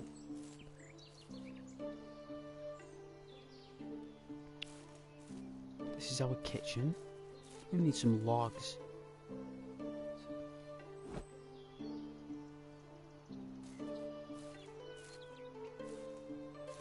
We do.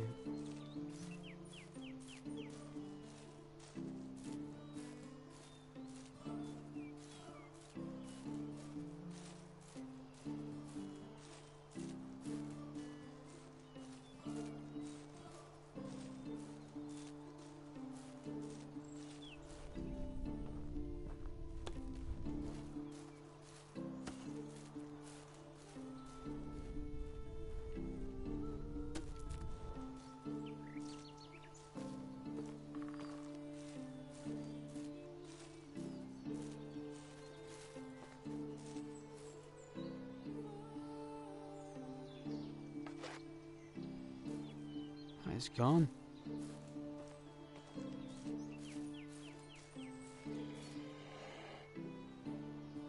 Where is that? So we can take out the wolf. Get the resource.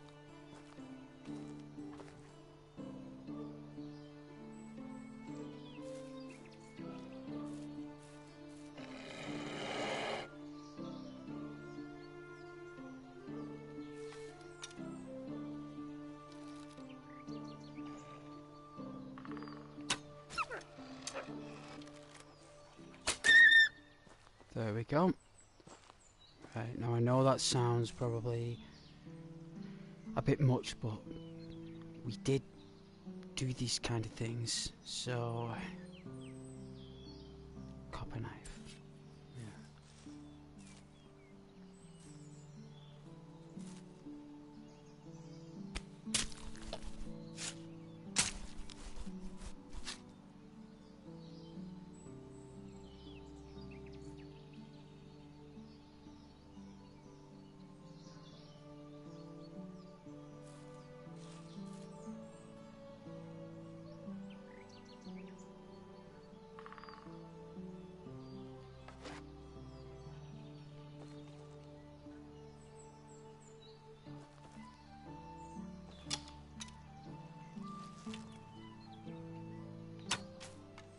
Oh dear.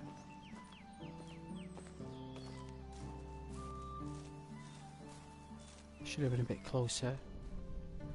Did we lose the arrow? We did. Well.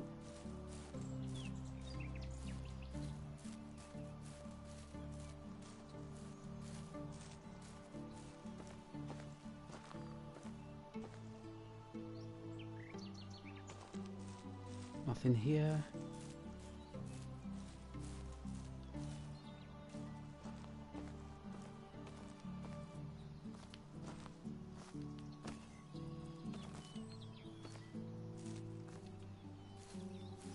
Lots of mushrooms.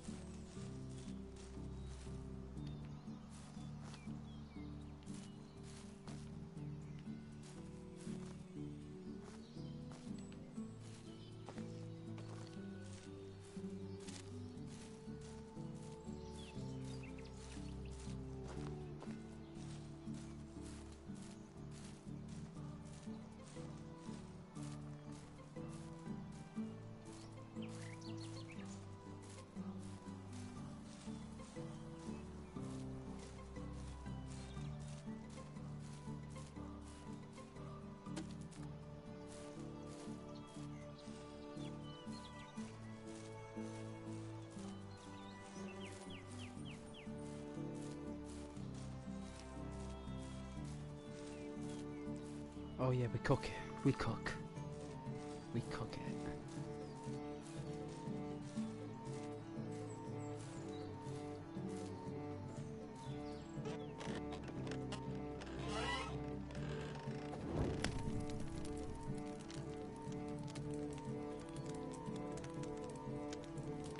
Twelve bits of beef.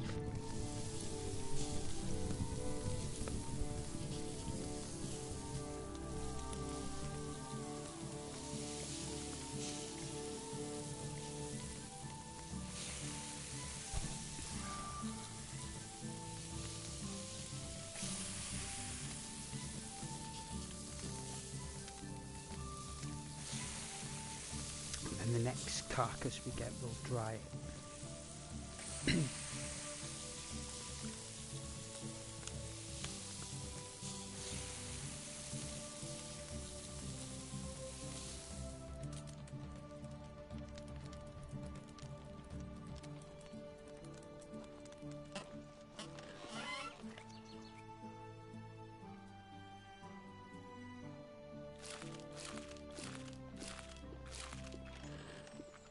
I think it's like 10 pieces of meat a day.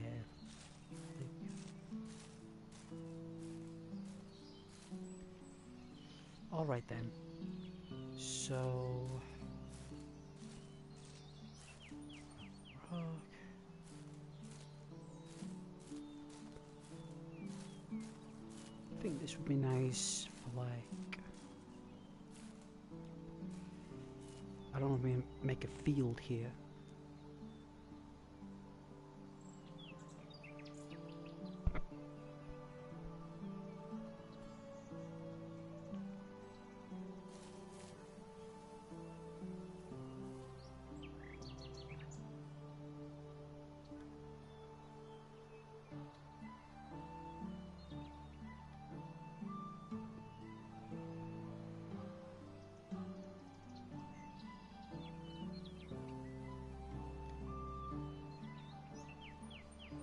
It's like this, I think.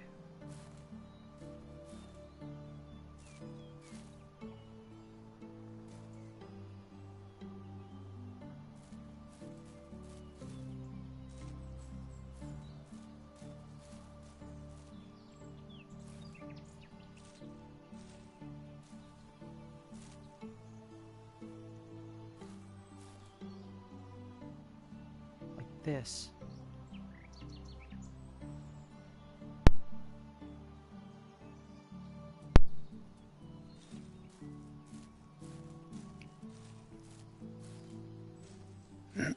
And that'll be the field.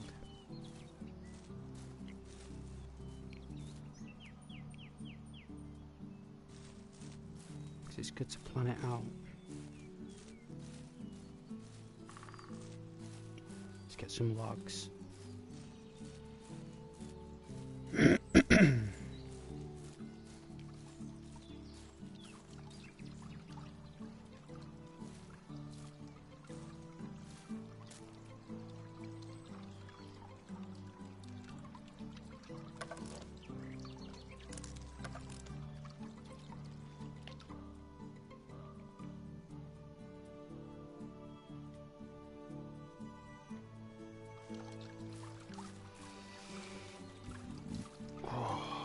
Excuse me.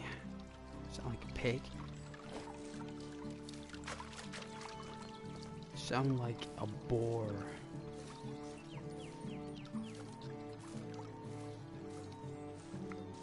Let's see. This one will do.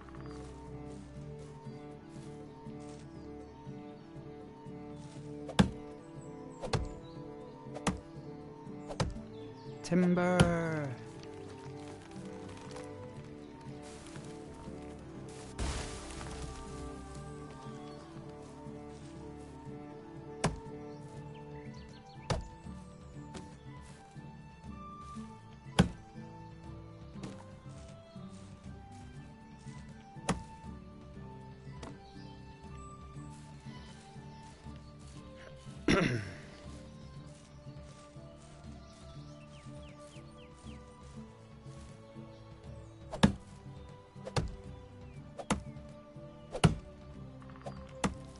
Timber!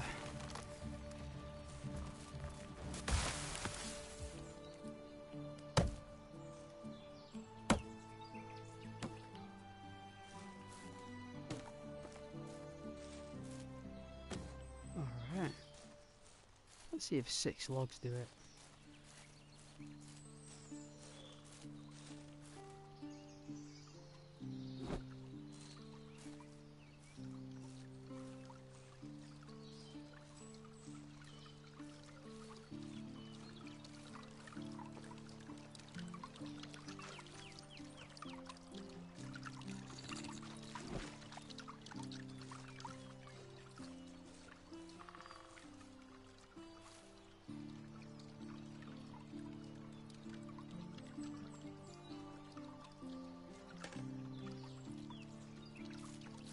We've got some feathers. Should we complete this kitchen? See if it lets us.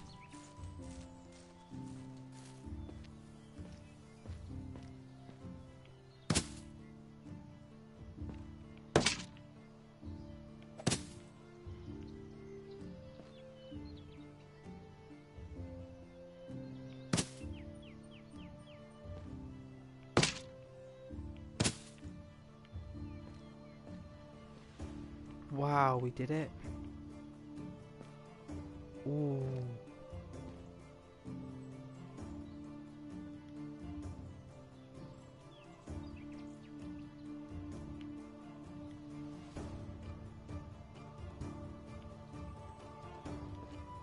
Oven. Bread. Wow. Pies. Unbelievable.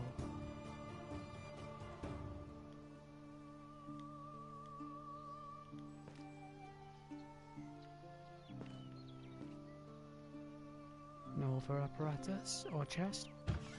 Oh, cool. Well, I guess this is where we can put all our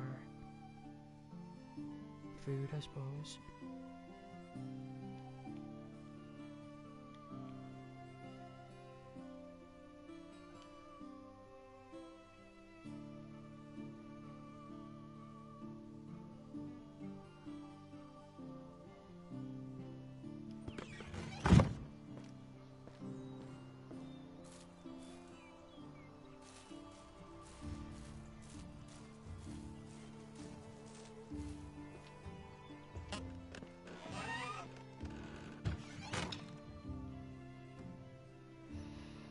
Let's see, these are all herbs.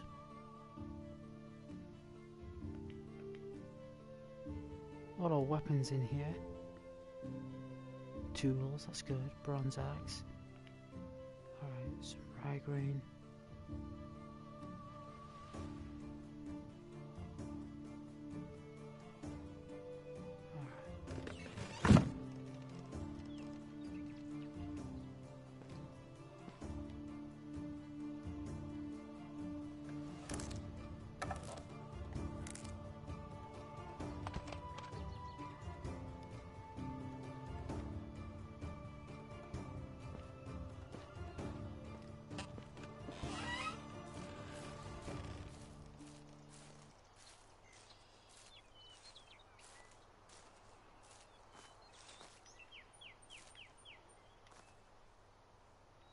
Lots and lots of gathering.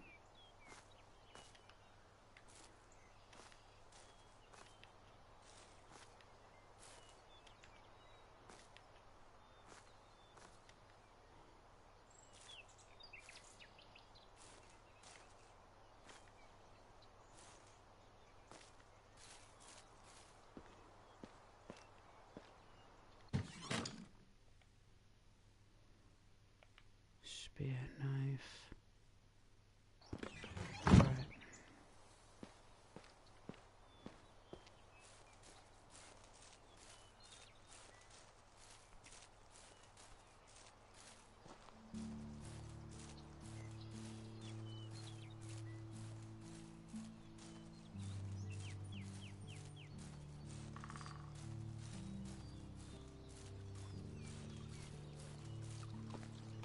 Some baskets down here.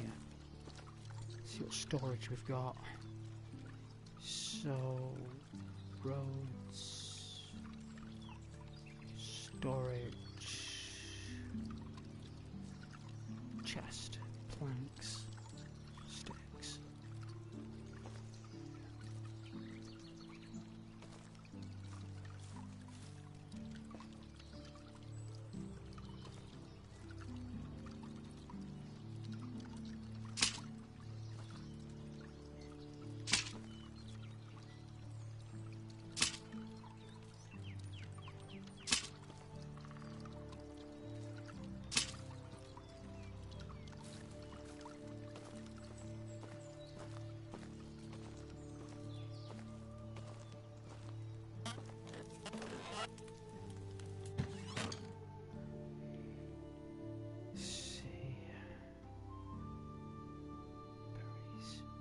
Good for pies, that.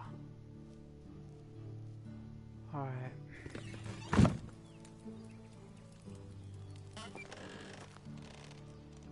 Let's store some stuff.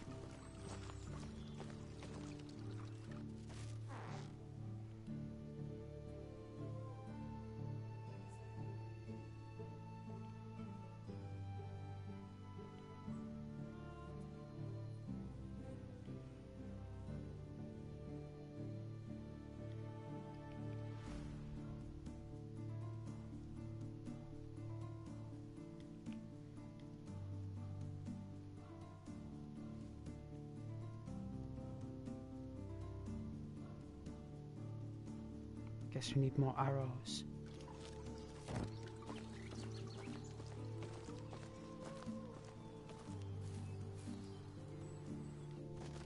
Let's see if leather.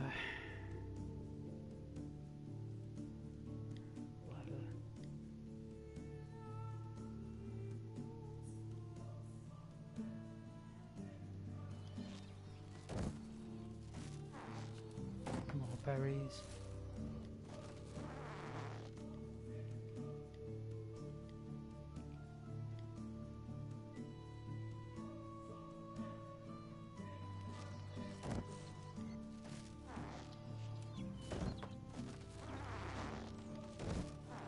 Alright, now that we've got all our tanning, we can put that.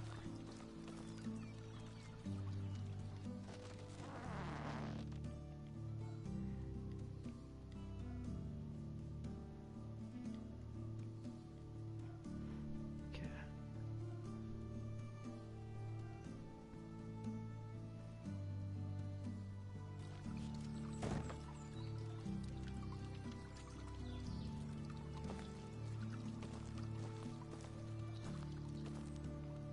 I think in the workshop we should be able to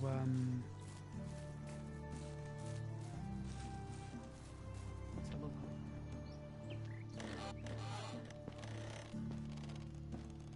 It's a workbench.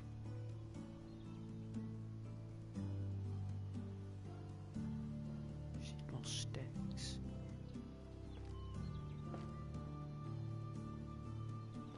I think actually we need a sewing station, but I don't think we can build one yet.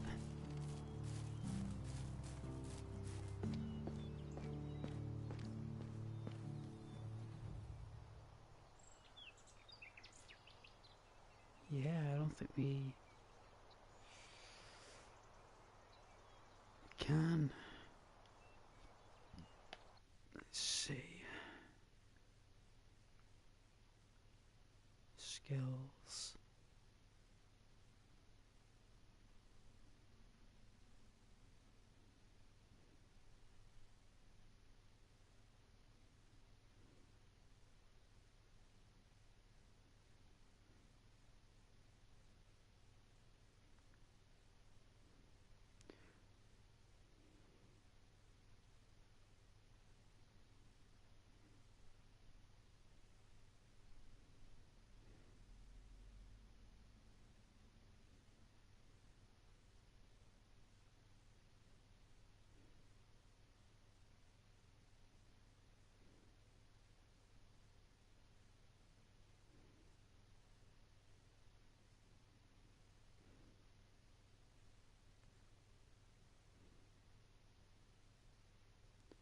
Wow, 5 kilogram increase.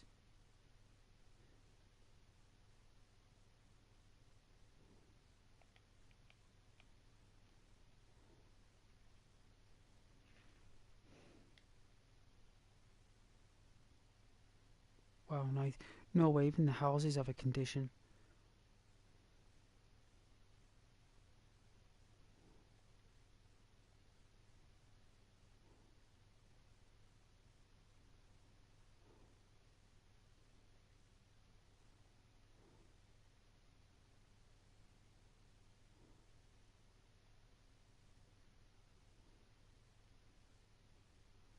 Custom name, open details, categorize, tabs.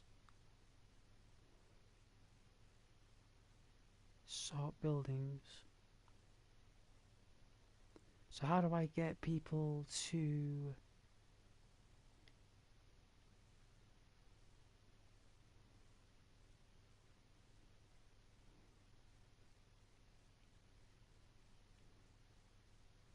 I bet you gotta do this, haven't you?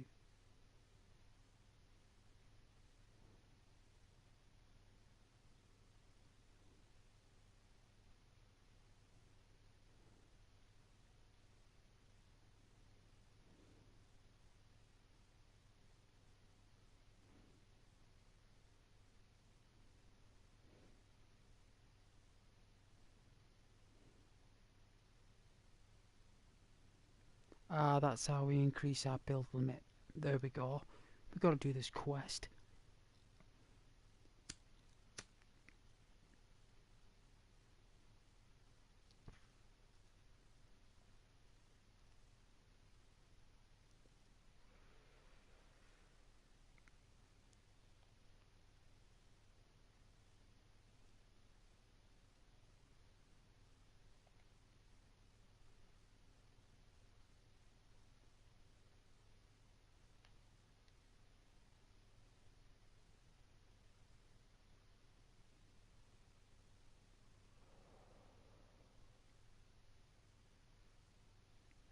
There we go.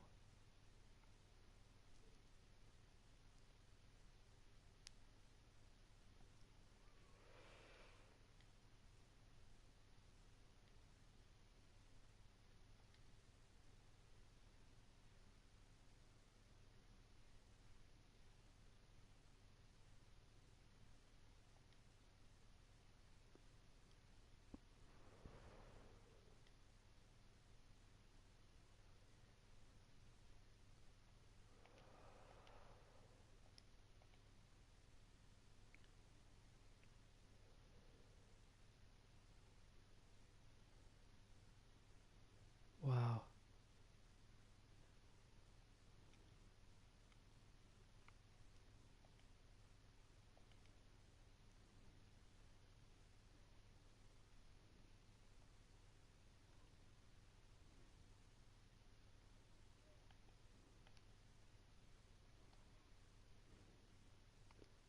Wow.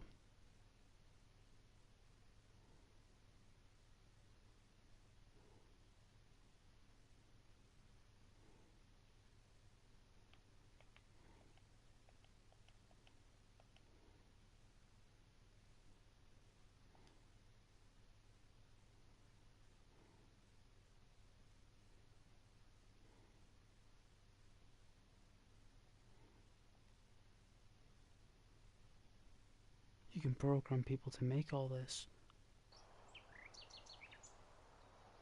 Oh man, there's so much I need to do, isn't there? There's so much.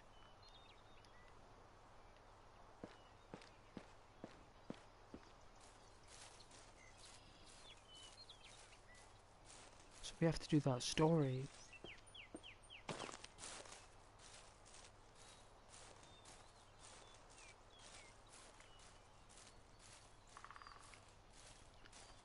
Alright, let's see.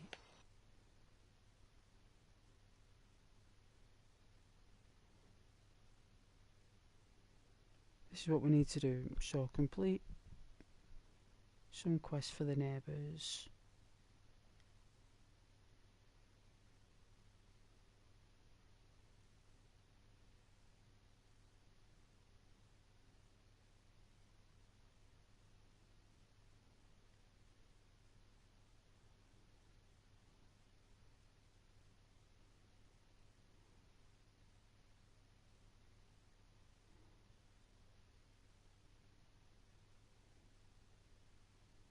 Oh.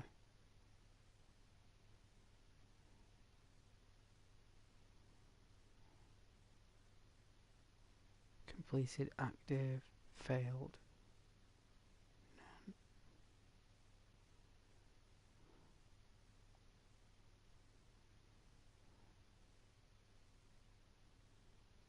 Okay.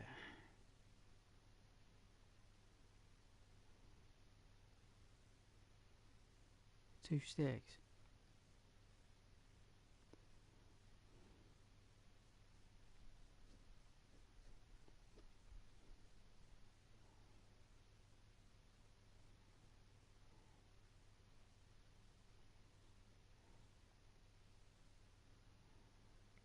Alright then.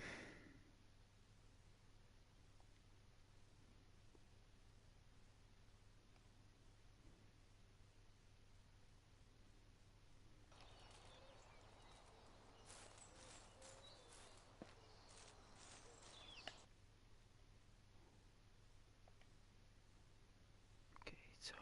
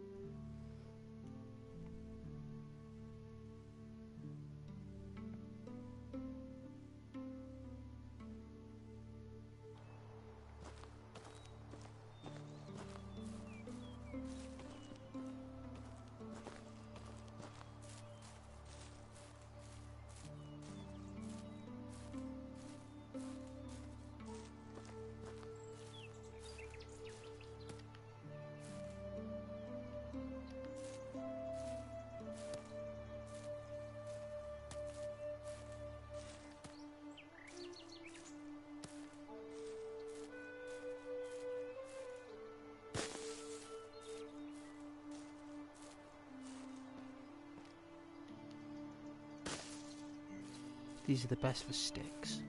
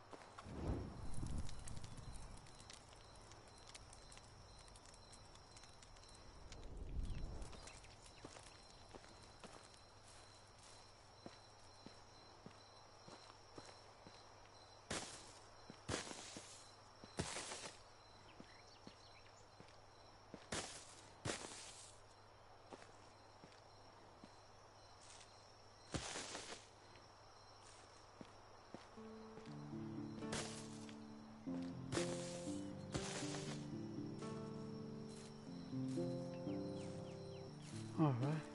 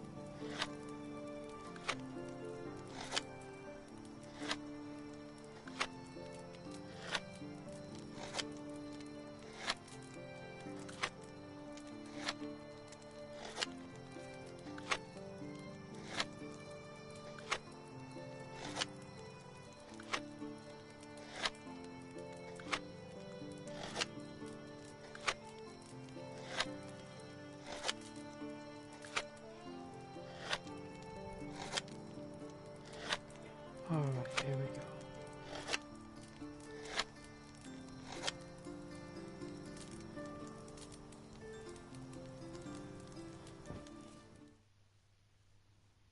Let crash. No. Brilliant. Alright, let's see. So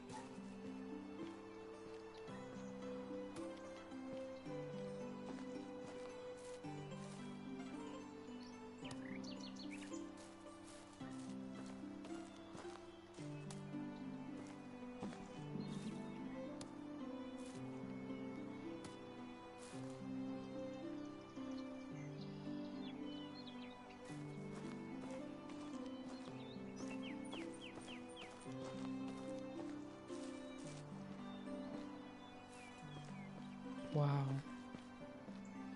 Nice, right?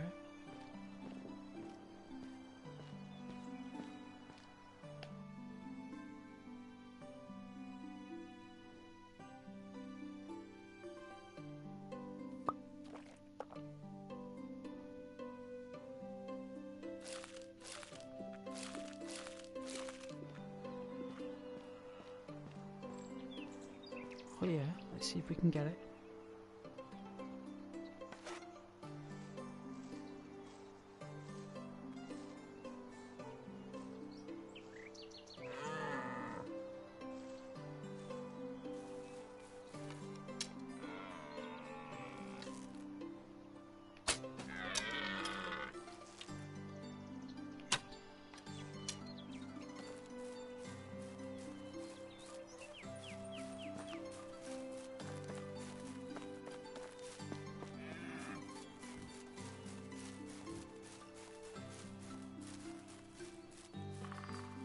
these.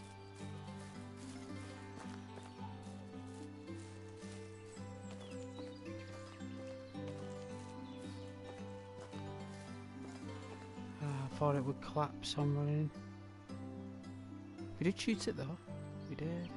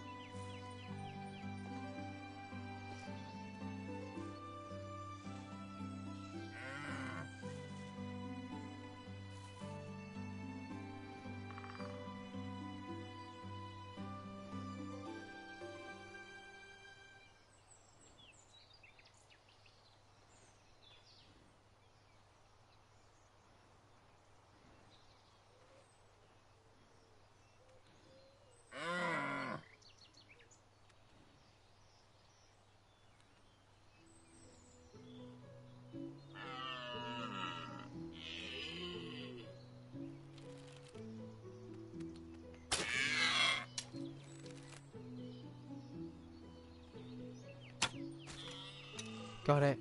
There you go. I knew we would. I knew we would.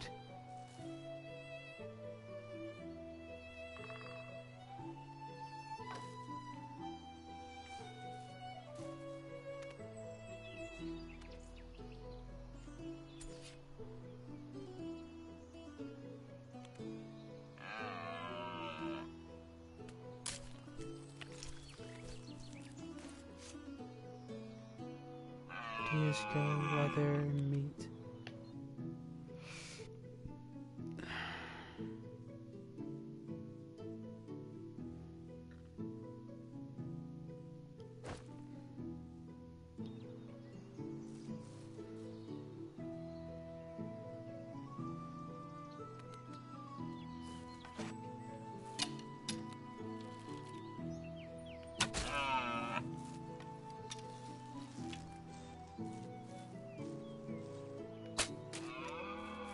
There we go. I think we're getting used to it a little bit more. I think.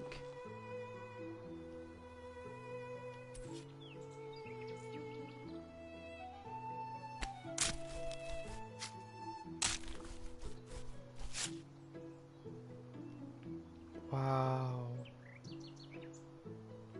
Leather and meat.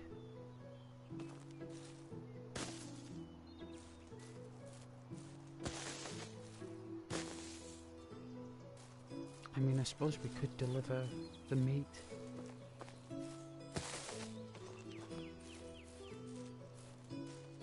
Plenty. Did we fail that mission? Did it pass by us? Can't recall.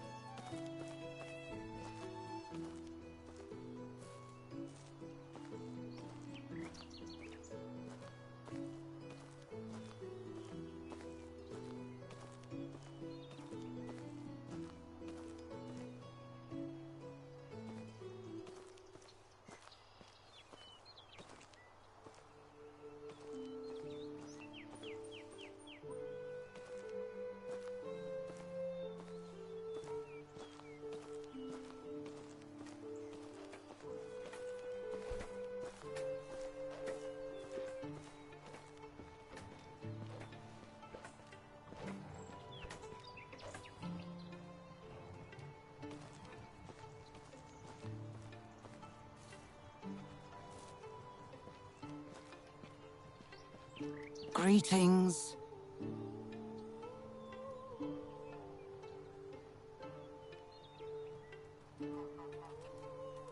Farewell.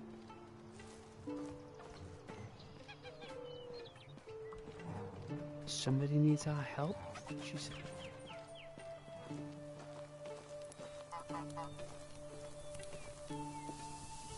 Sell some tools. Hello. Only the best products here. No doubt. Have a look.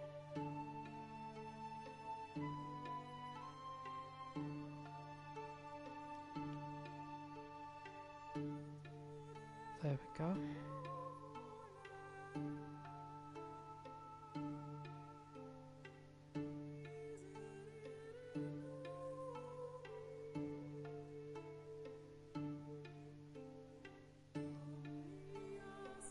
Poor conditioned hammer.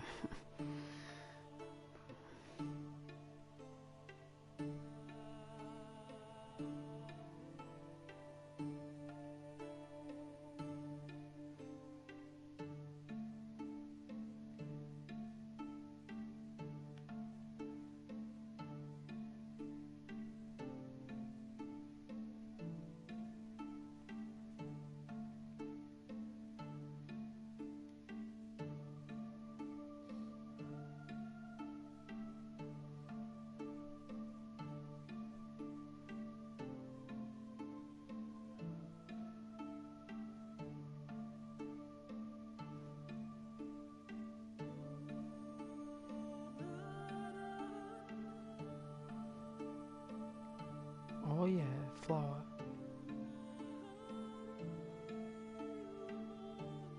Dried fish.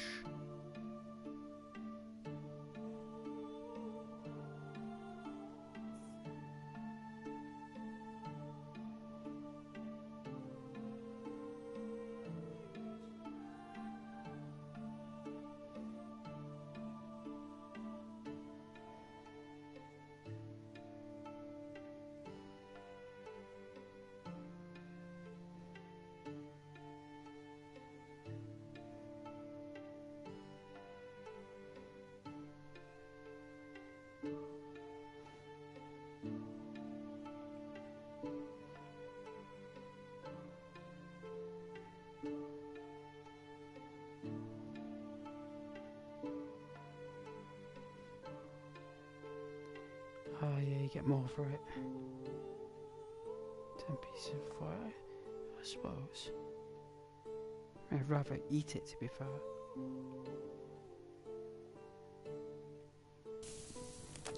Goodbye.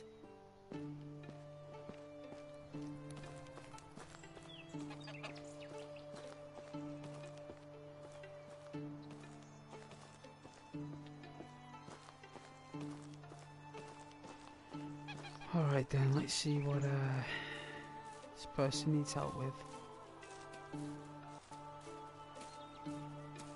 Working hard in the fields. Hello there.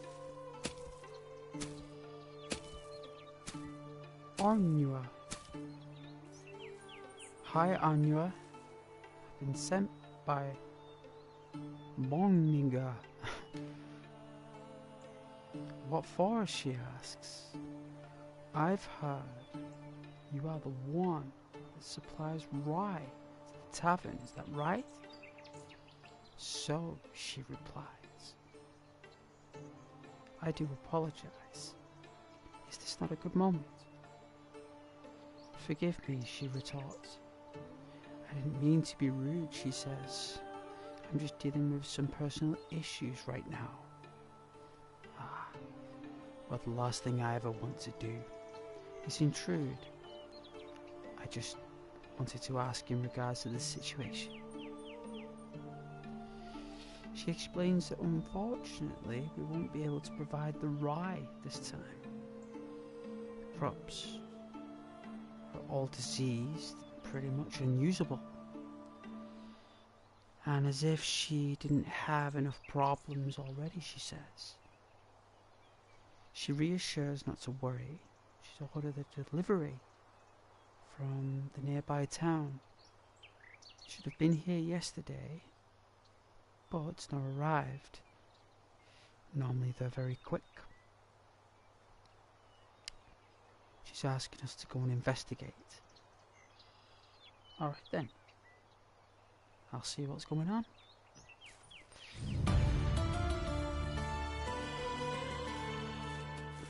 It's over 1,000 meters away.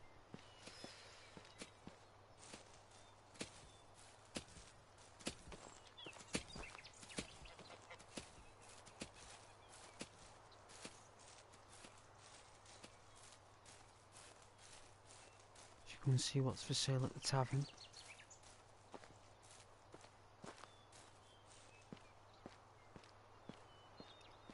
Before we depart.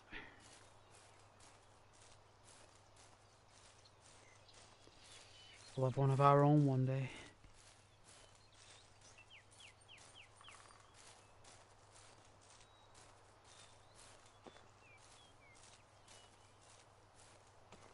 Alright. Everyone's so relaxed. Here we go. Alright. Here she is. She's working. She's working. There's a few people here. Hello there. See what you've got. Best goods in the valley. Alright, so...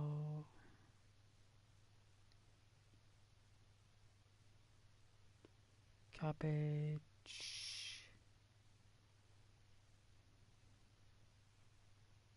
Meat is expensive.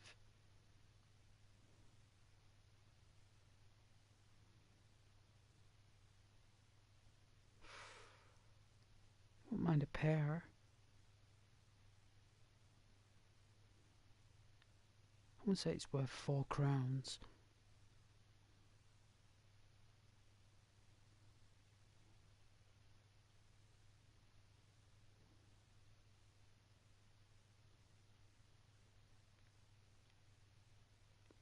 Let's buy a plum.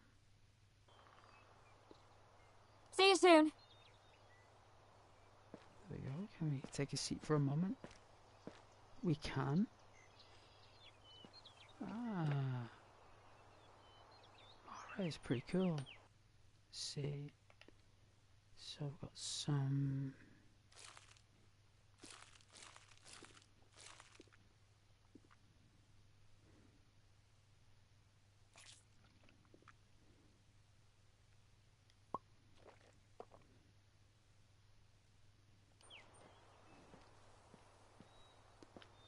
There we go.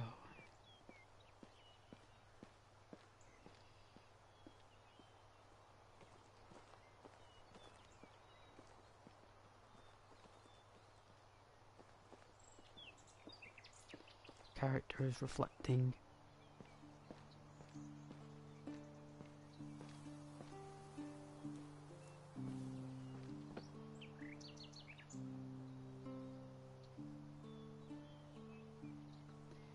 Can't beat that Kingdom Come Deliverance.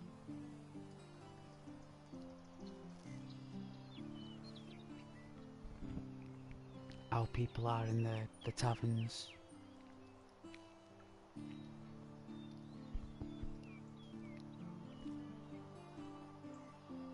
Oh, I love playing that game.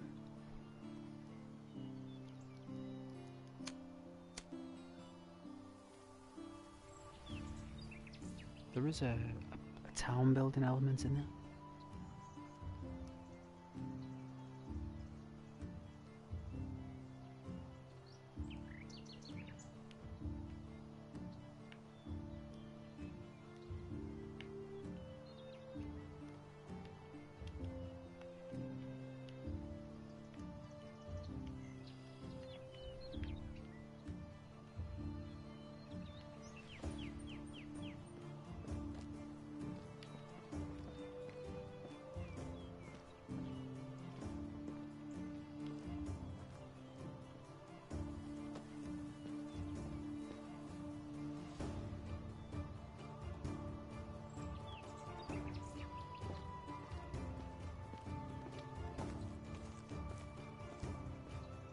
This game certainly holds a lot of cards.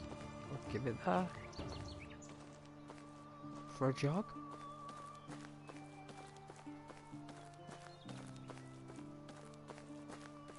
Let's go for a jog.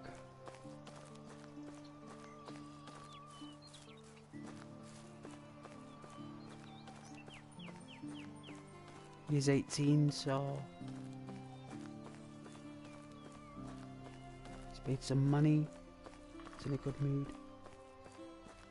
He's fed.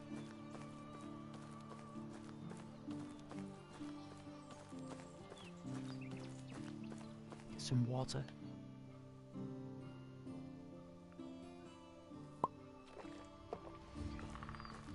Stay hydrated.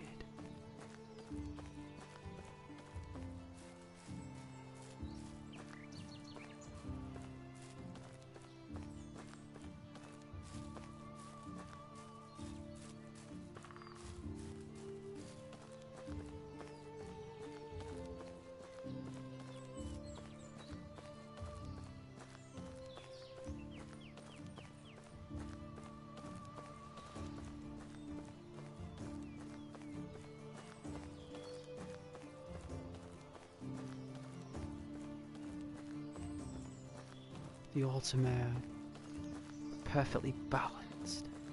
Not too warm, not too cold, just right.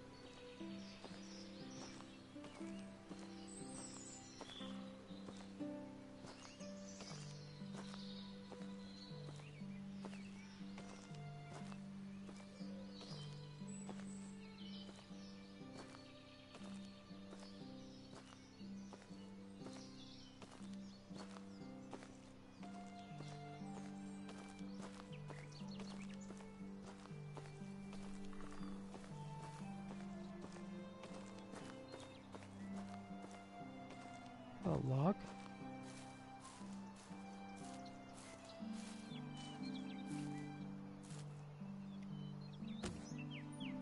Two logs.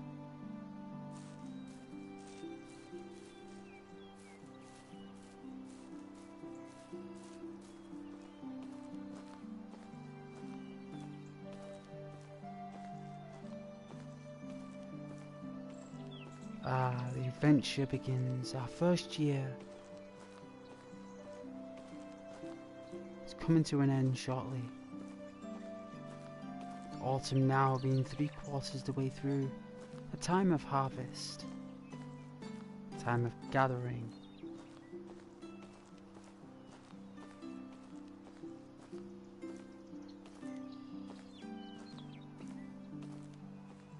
Seems like it's beyond the river. Look at our map. Let's see where we are. Okay, so alright. Yes. We're going the right way.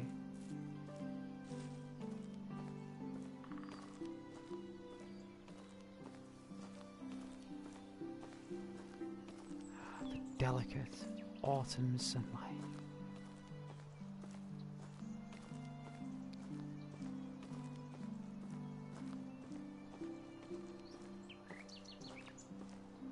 Stickman fence. Elegantly placed. Lots of straw, ripe for the picking. Good for roofs. Plenty of rocks. Look at all these stones. My goodness, how many sticks do we have? Let's see. Sticks. 40. Okay. Alright, let's collect these stones.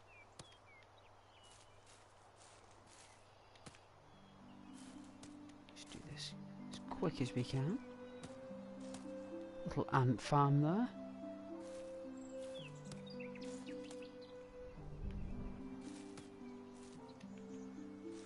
Tell this area has not been picked at all.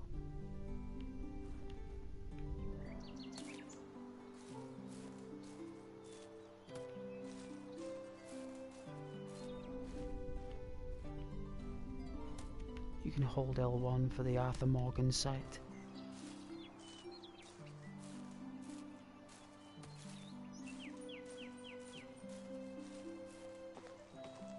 So now we can craft some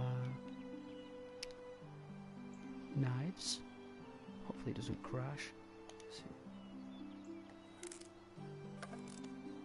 The only time it crash normally is when you go to sleep and you change the seasons.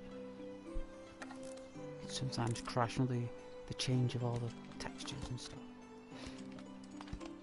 So probably it's good to go to the main menu and load back in. When that happens.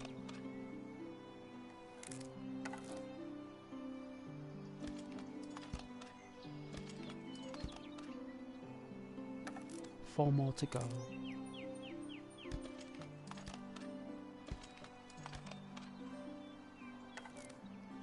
It's always good to be productive.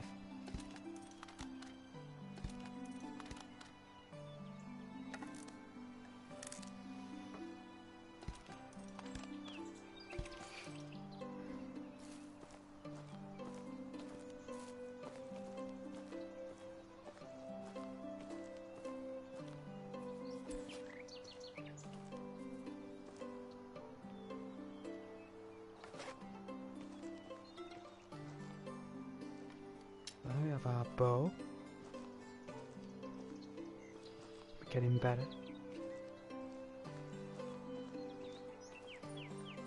We have our... I think we got an axe as well for cutting down trees. Just press triangle and place the bow back in your satchel. We purchased this backpack from the central town. Luckily they had one in stock. I was so lucky. It was in summertime, so it looks like in the summer they spent a lot of time making clothes. And it's really good, the fact that the seasons penetrate the goods, you know?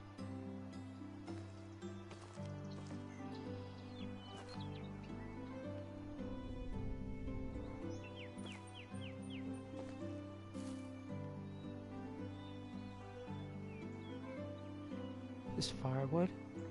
Look at this, you can take the crate.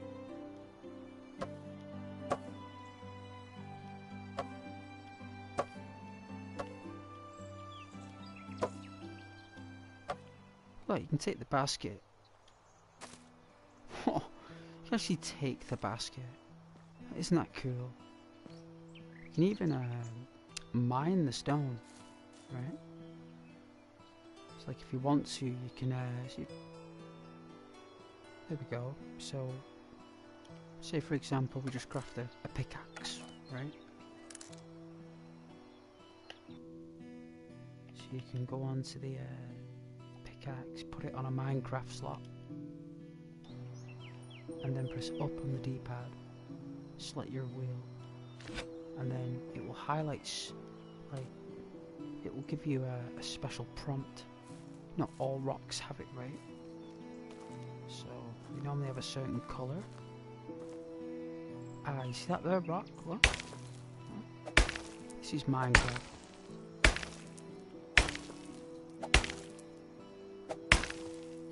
So you got 2 limestone and 2 stones. So you'll get another prompt. Depleted, look. I'll tell you. Depleted. Depleted.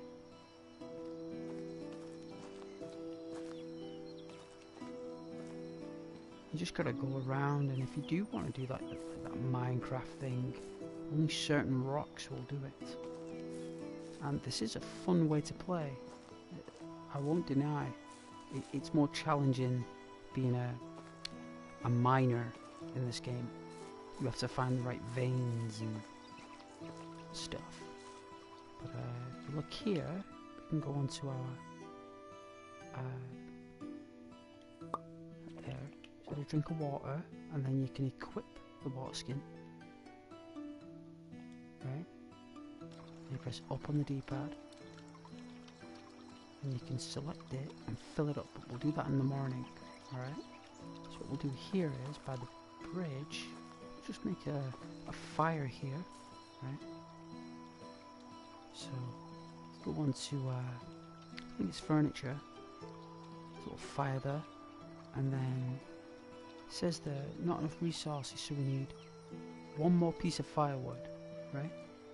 So if we go on to what's it called? Go back.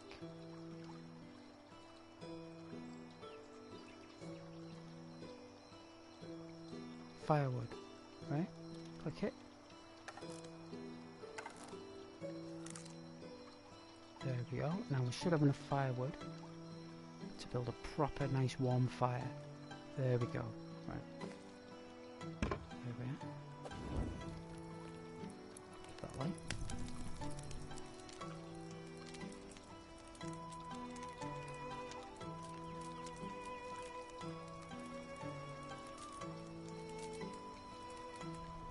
Look around for any resource. You can see all the herbs. Now, it all depends what your profession is, you know?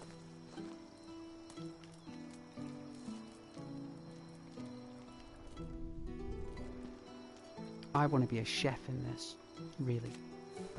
That's basically what I'm going to aim to be, as a chef. I want this character to... I mean, he's an architect, obviously by trade.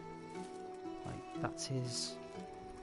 Obviously, every player has that skill.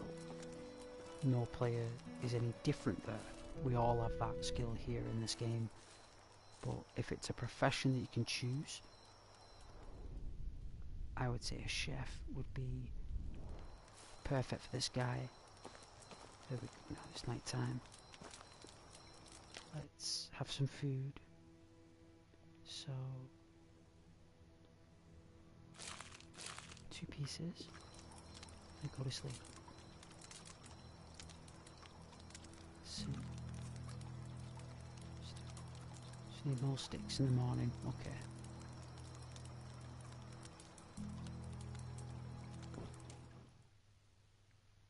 Alright, now that we dream away and look to the morning sun, we then have 3 pieces of meat.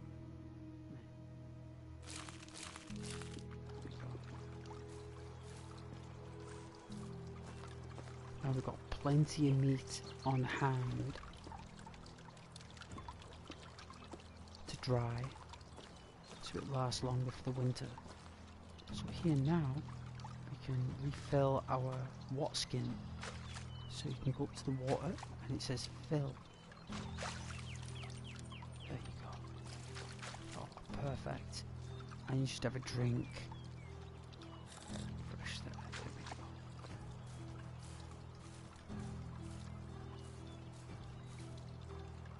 go. Some sticks.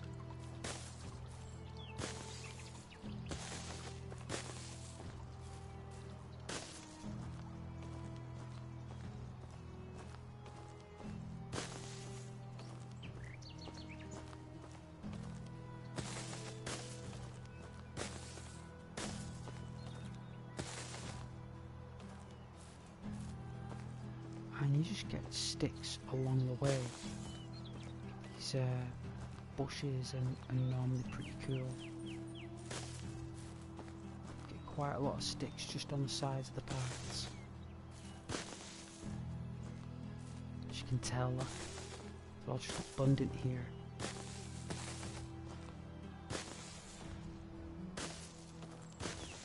If you get yourself 50 sticks and 50 stones, you'll make 10 knives. If you get about 20 knives, you could probably sell them to a trader for about 400 crowns.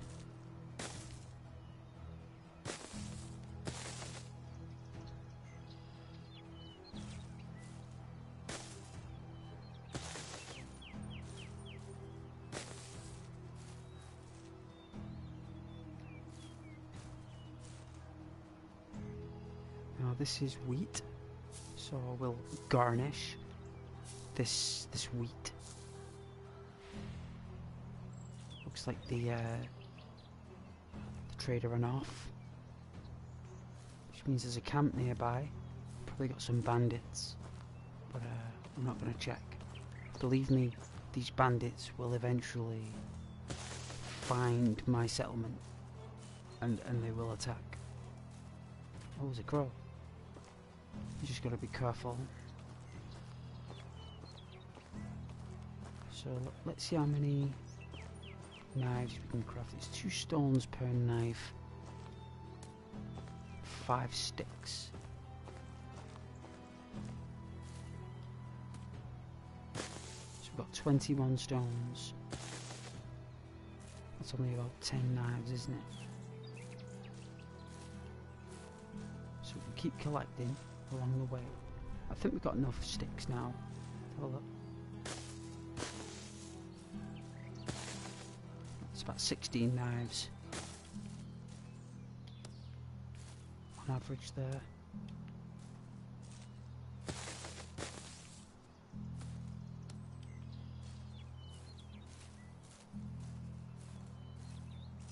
See all these stones here now, all spawning in.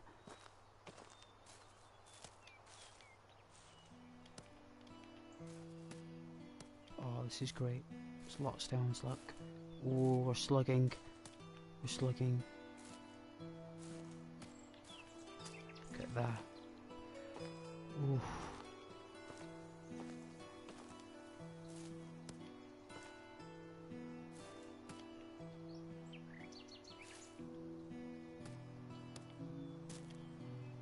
So we've got 35 stones, look. So let's see if we can chomp away at this rock. Ooh, we're slugging.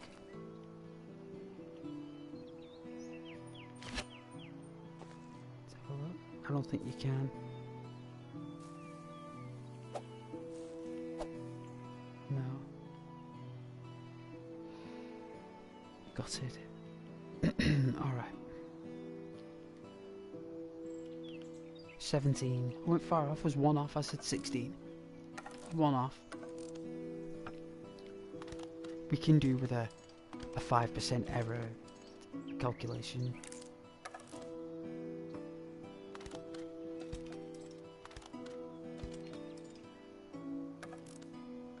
It just means that the more tools we create, the more experience we get. And the more experience we get, the more we unlock for technology. The more missions we do, the bigger the build limit we have. So, at the moment we're limited to 5 buildings. This mission will extend it to 10, which is why I'm doing it. And then on the way there, we're gathering rocks and sticks, making knives to trade at towns to make some money on the way. So we're not basically just going there and not only doing a mission but also making money at the same time. I mean, and what else are we going to do? I mean, it's not like we've got like a Game Boy or a Nintendo DS, and this is what we did. So we've been learning archery, using the spear, crafting hunting knives, learning how to tan, well, to create hides. Hopefully we can go deeper into that. Maybe create our own tailoring business. Alright.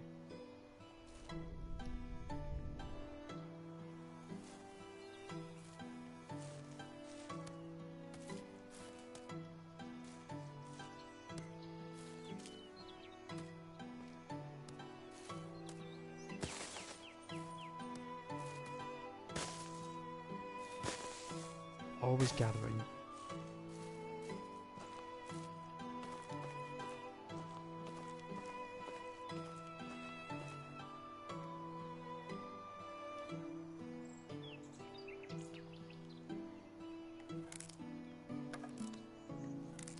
So that'll give us 21. Right? That's about 420 crowns on average. That should bring us up to nearly shy of 3,000 crowns. Let's have a look. Yeah, 2,000, about nearly 2,700 crowns we'll have.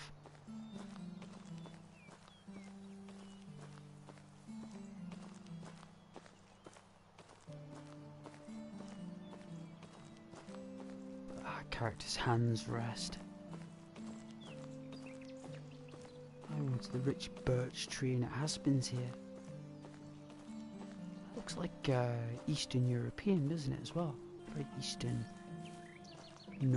like Norse, Central European, Eastern European, and just a slight hint of England in certain elements, depending on the season. So I'm looking forward to winter. I want to see what that looks like with you guys. Hopefully we'll get there tonight. We're on day 8. We've got 2.5 days left, so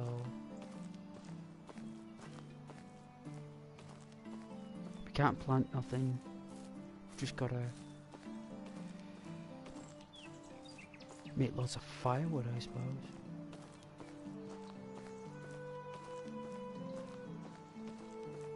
And to be fair, our house is going to be warm, so we're going to be spending a lot of time indoors in winters. It's going to be quite tough, because I'm going to have to run to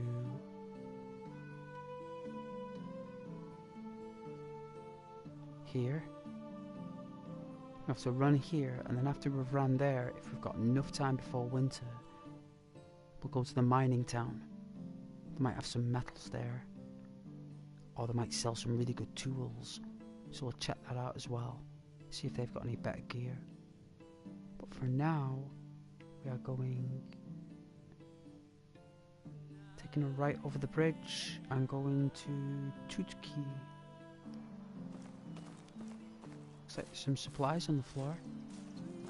Let's have a look, see what it is. We've got some wool. My goodness. English wool. A small bundle. Some apples. Okay, that's nice. What else is there?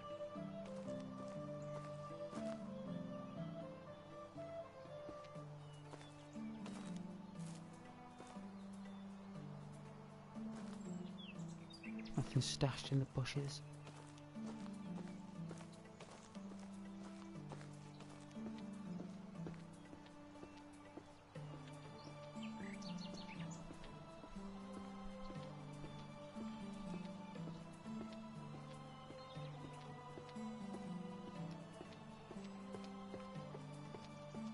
Let's go for a jog.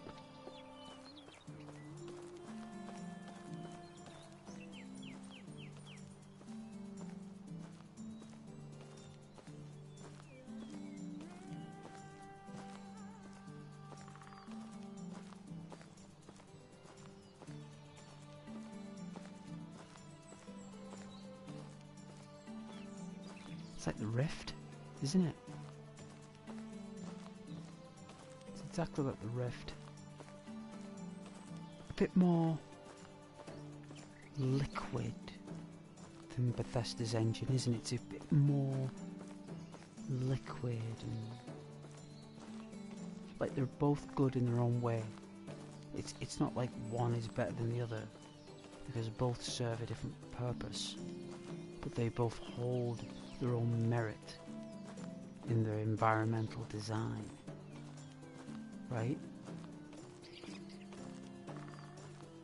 Like, even though it's not as deep coloured and textured as Skyrim, it holds a certain flow to it, as if you could actually feel the wind in the trees, where in Skyrim the wind feels kind of cubey, as if the wind is in cubes, hitting the trees in Skyrim. Where in this it's more like the wind is spheres, bubbles, that when the bubbles hit the trees, there's a resonance with the two elements. There's more physics in this. But Skyrim's physics is part of its charm. So they're both strong. Let's see. Hope I'm going the right way here. Let's see.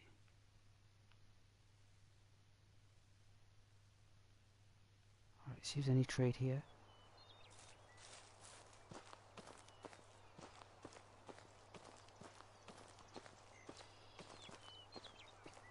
Sold a lot of the donkeys, right? Sold about 6 of them.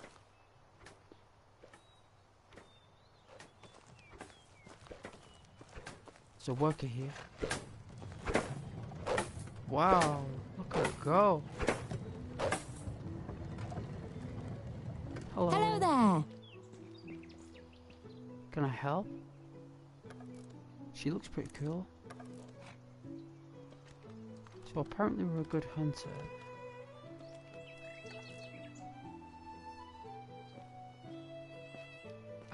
Not right now. I appreciate it though. She wanted to play hunting. We haven't got time. Just passed up a date. She basically asked out our character for a date, and he said no.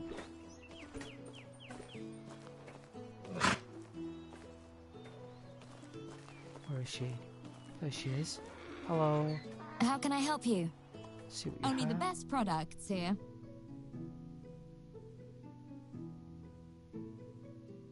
Let's see if we get a horse.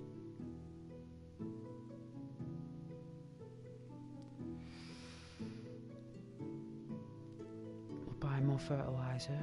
Just 5 units. That's why I came here, to be fair. Have a good day.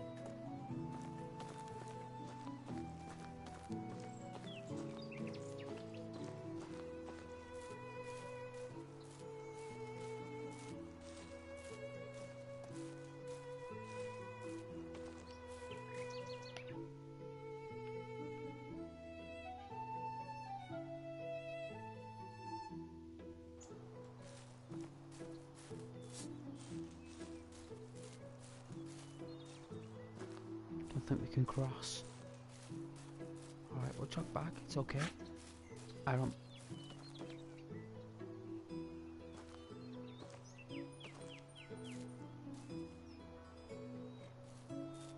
Must have been the horse.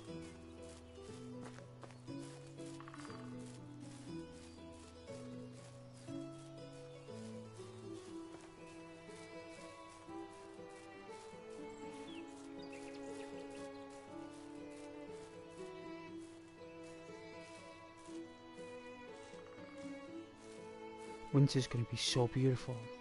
It looks so nice.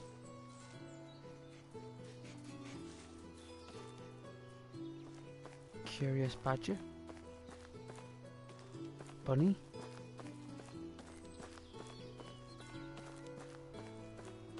Here we are.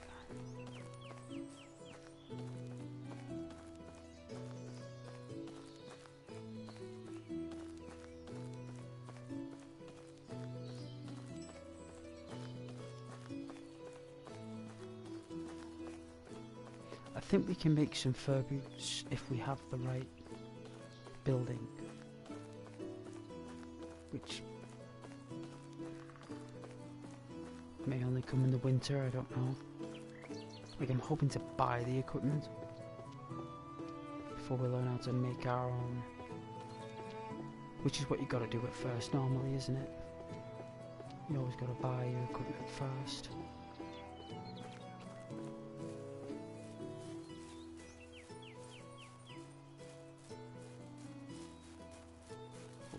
Sprint.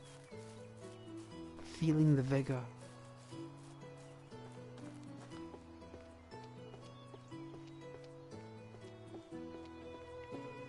don't know what that was there. Could be a glitch.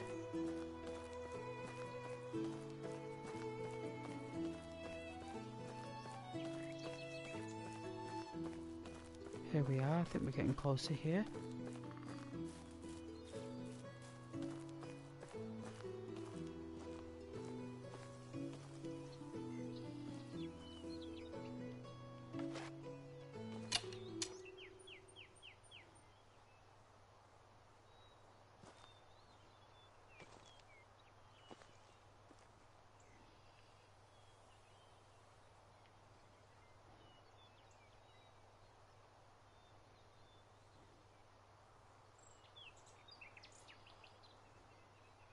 Get it?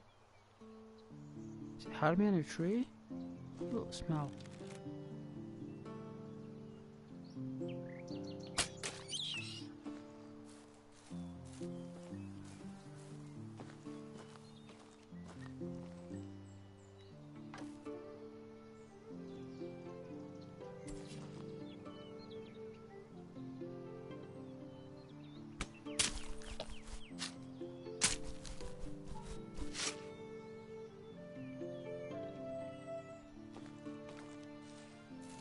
Some fur and some meat.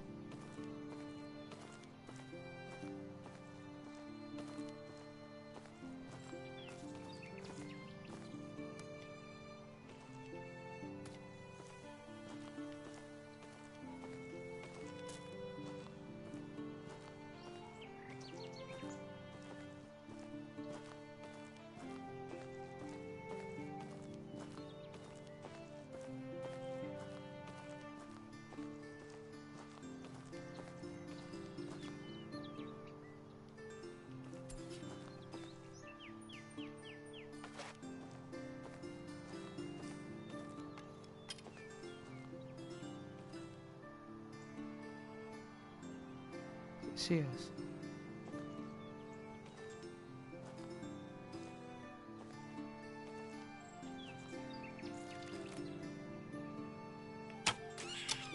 Got it.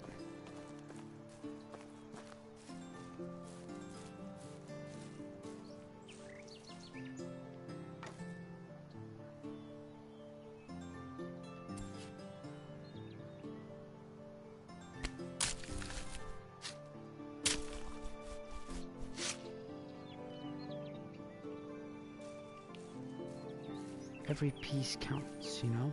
Every bit matters. I think this is where...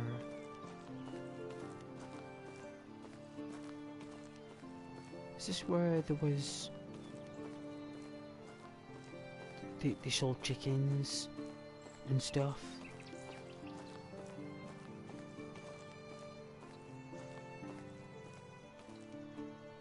Hello there. Goodbye. Oh, is that if we paid to get a lift, like fast travel? I suppose it makes sense.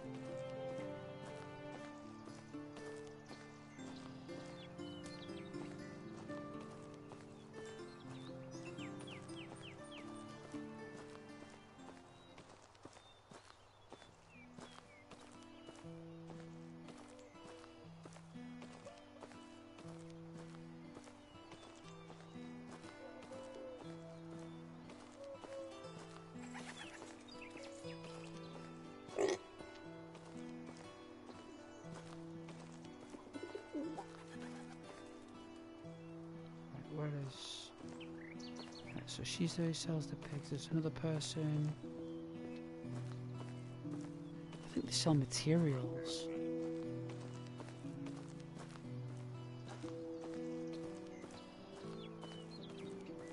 Herbal, maybe? How are you? Whatever you need, I've got it. Yeah, we've sold all our stuff to her.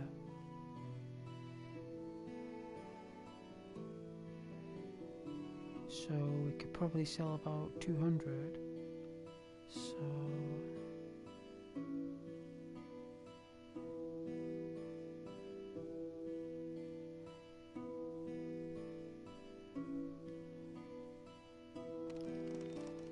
Goodbye.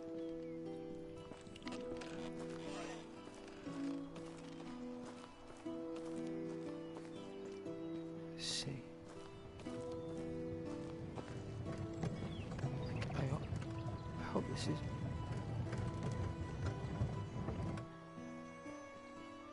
Ah, hi Nadar.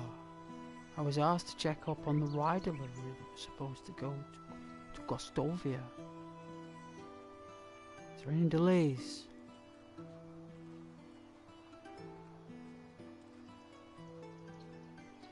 So he hasn't even reached Gostovia yet. It's worrying. Do you know what happened? He explained that he sent one of his workers the parcel yesterday. He should be back already. There's never normally any problems. Something must have gone wrong, he says. I'm already involved in this situation, we reply, so I could go and try and find him. I've travelled here from Gostovia, but maybe I missed him somewhere on the way. He's very appreciative of our actions. Let's not waste time.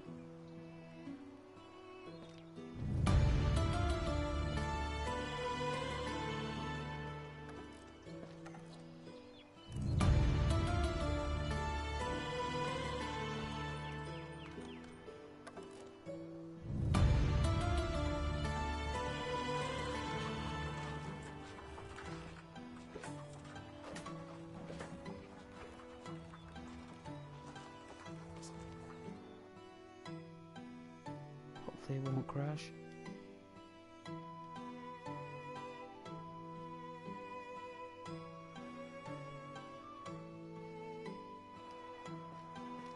That's a nice view.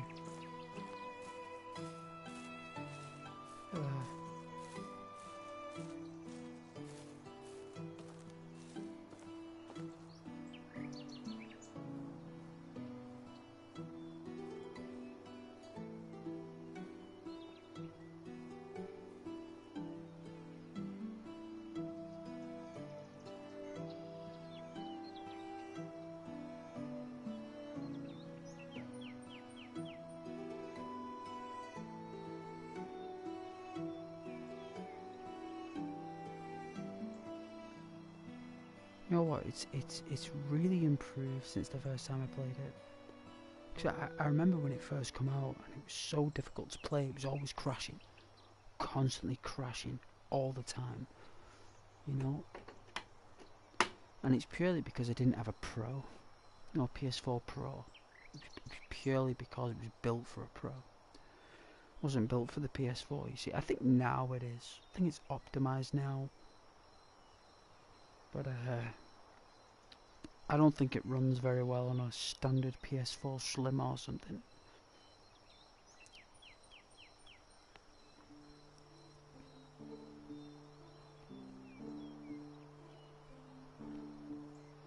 PS6 is coming out anyway soon, isn't it?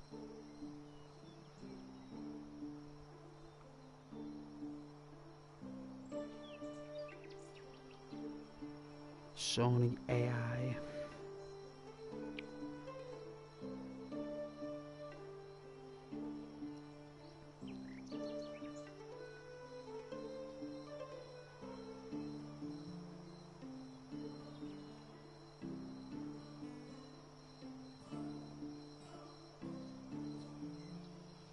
I mean, there'll come a day when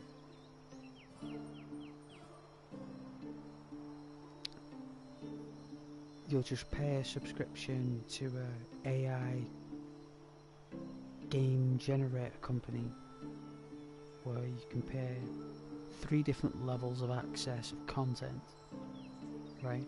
This is what I believe the future of video games is in the next 5 to 8 years, is that there will be no discs. Right, that'll be the first thing they'll remove because you won't need them anymore. Like it's not because they don't believe in us owning something with like an actual material, something organic to hold on to.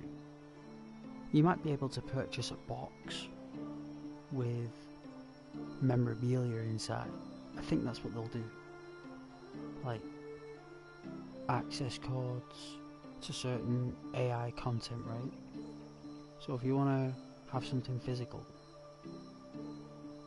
that represents the AI game, there will be certain developers that will do it, and certain companies, right? Not everyone, but I can definitely see Bethesda and Rockstar and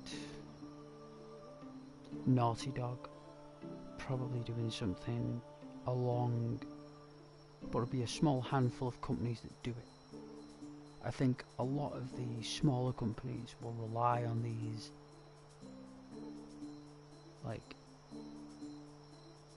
AI generated games, but I think that the major market will be for like people who are heavy gamers. It will be a 3-tier AI generated game creator. So if you pay say $250 or £200 a month, right? Like, let's just say you could afford that, just for example. That would mean that you would have access to all the assets that whether it be Nintendo,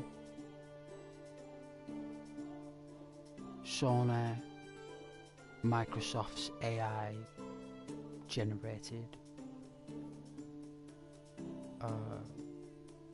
game engines, right? And they'll be, instead of companies competing for the best game, they'll all be competing for the best AI game creator engine for players. So you could actually put in a list of commands for the game you want. So you could say to like I don't know, you could have like a Rockstar AI subscription, right? For example, in like 2035, right? So you're like, right, okay, so you've now got access to a AI generated Rockstar engine that you pay £250 a month to use to Rockstar, and you also pay your services to the console company for using the console, right? Because that's what will happen. So, you know, in theory. And then imagine you wouldn't be able to enter in the Rockstar AI engine, for example, create Skyrim, because if you put Skyrim in it, it'll say error, because you won't be allowed to just put in a game's name, right? This will be the thing. You would have to like find somewhere to type in there within so many characters that it restricts you to type, to create like a game like a game that you like.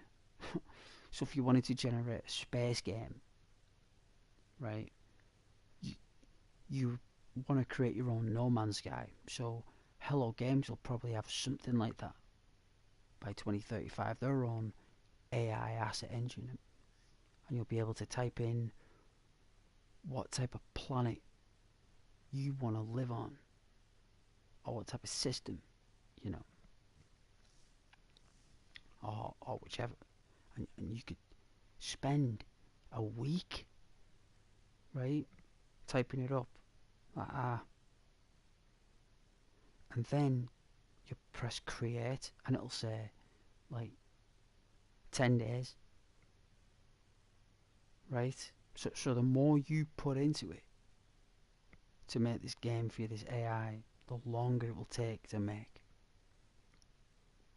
And then you'll have a certain amount of antiquity within the subscription to either make just one unique awesome game that's of your dreams, or make 20 smaller retro or PlayStation style games. So you'll be able to make your own Tomb Raider, or you know, from the classic era. You'd be able to ask the AI to generate, I don't know, the Grand Canyon or New York City or whatever you want, right?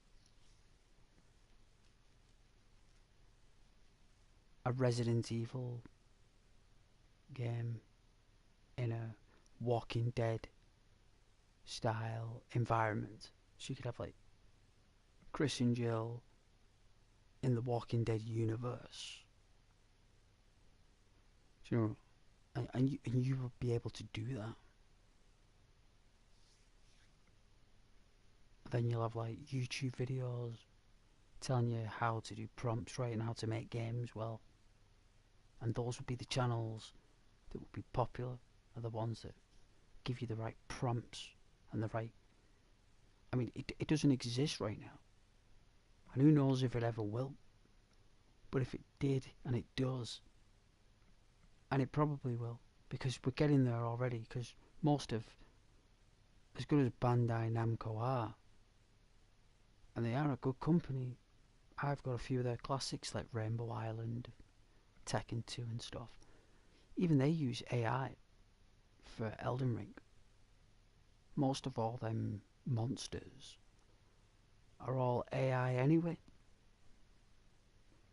I think there's only 5% that isn't. And that's normally the basic skeletal work of the creatures. Because someone has to put in the actual geometry of the characters.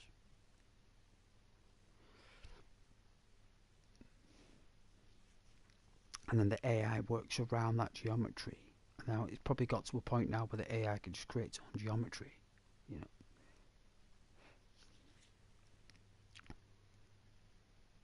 But that's where I think it will go, and I think that it will rejuvenate the power of rigs again. So where a console will be limited to its AI capabilities, a rig, because of its higher processing power, it will be able to create better detail and more sophisticated games, because Steam will probably create its own network of options available for PC gamers to create their own AI generated game, and then to have your own private server within your own AI generated game streaming to all your friends. That's some next level tech, you know. But it will happen. That will happen, where you'll be able to stream your world to your friends and even people all around the world. Everyone will be able to join it and experience it.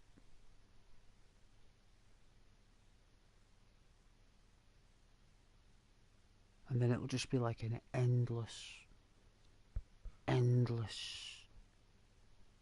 creation of an infinite proportion of games that are basically games within games within games.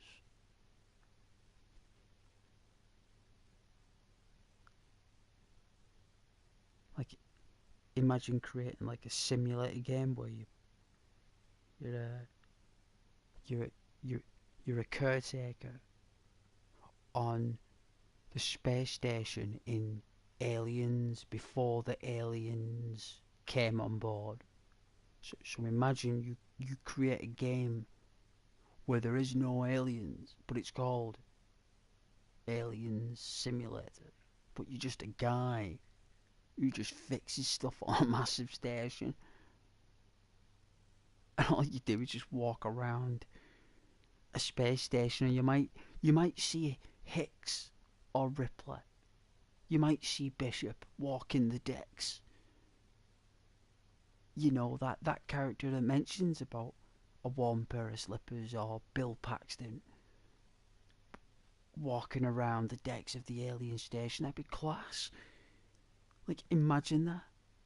You know, like just some random game like that. Just going around fixing pipes. But actually being asked by Ripley, and Sigourney Weaver's voice or at least a clone or imitation of it, asking you to go down to a certain deck, and it's like a horror scene, but there's no danger. It just looks like a horror scene, and just the audio itself will be haunting, because you'll ask the AI to generate a Doomsday or a Nightmare on Elm Street vibe, you know, while you're down there, but there is no enemies.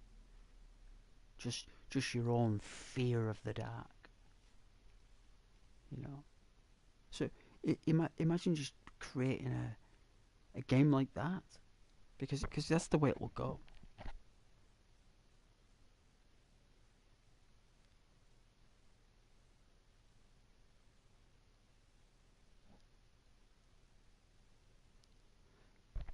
And then you'll have huge communities who are basically all joined together and join one particular game, like Minecraft. Like everyone joins it, like a big YouTuber or something.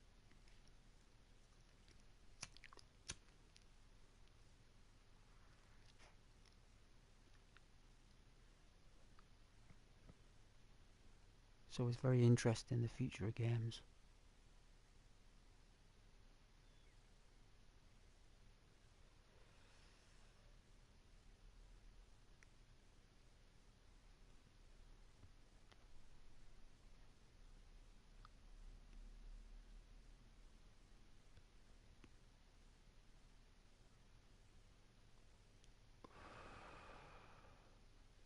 I'd probably enjoy creating like a Star Wars imitation, where you can fly in ships and fight on space stations and moons, and can land on planets.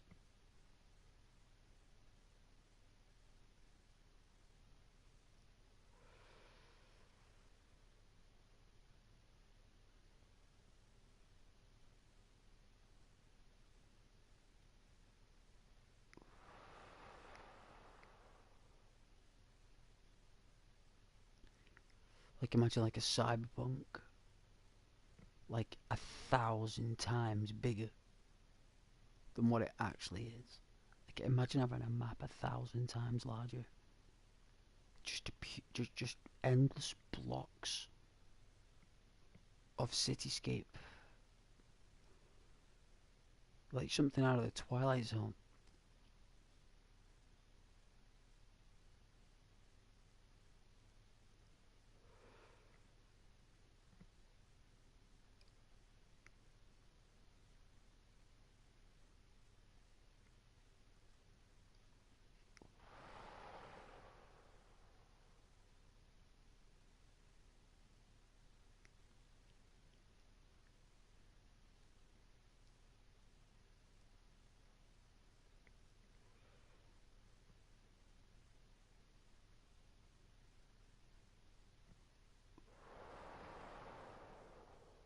It's going to be very interesting.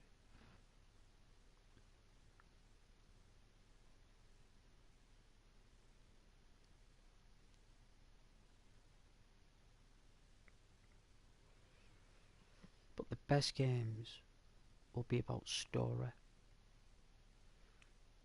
Even though the graphics will be super good, it'll still rely on a story and what the characters say.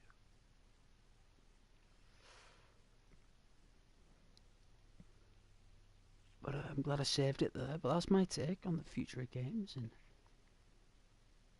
so, see when we... I saved it. Let's have a look.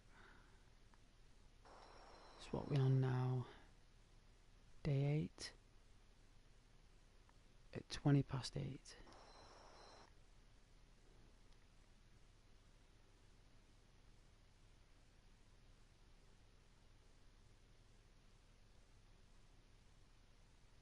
Yeah, not bad. Yeah, so It has been awesome. Hope you guys have enjoyed the stream.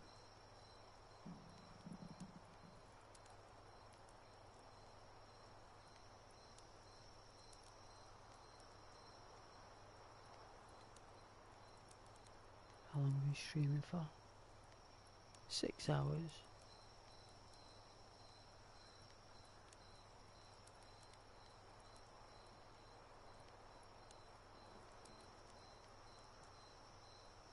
I know that January is a very, very quiet and slow month.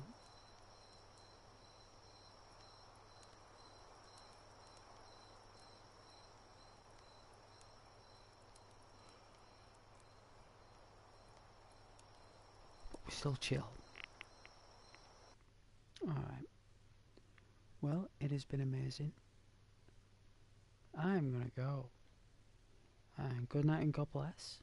And I'll hopefully see you guys tomorrow in the next episode of one of Ghost Streams. Take care, guys.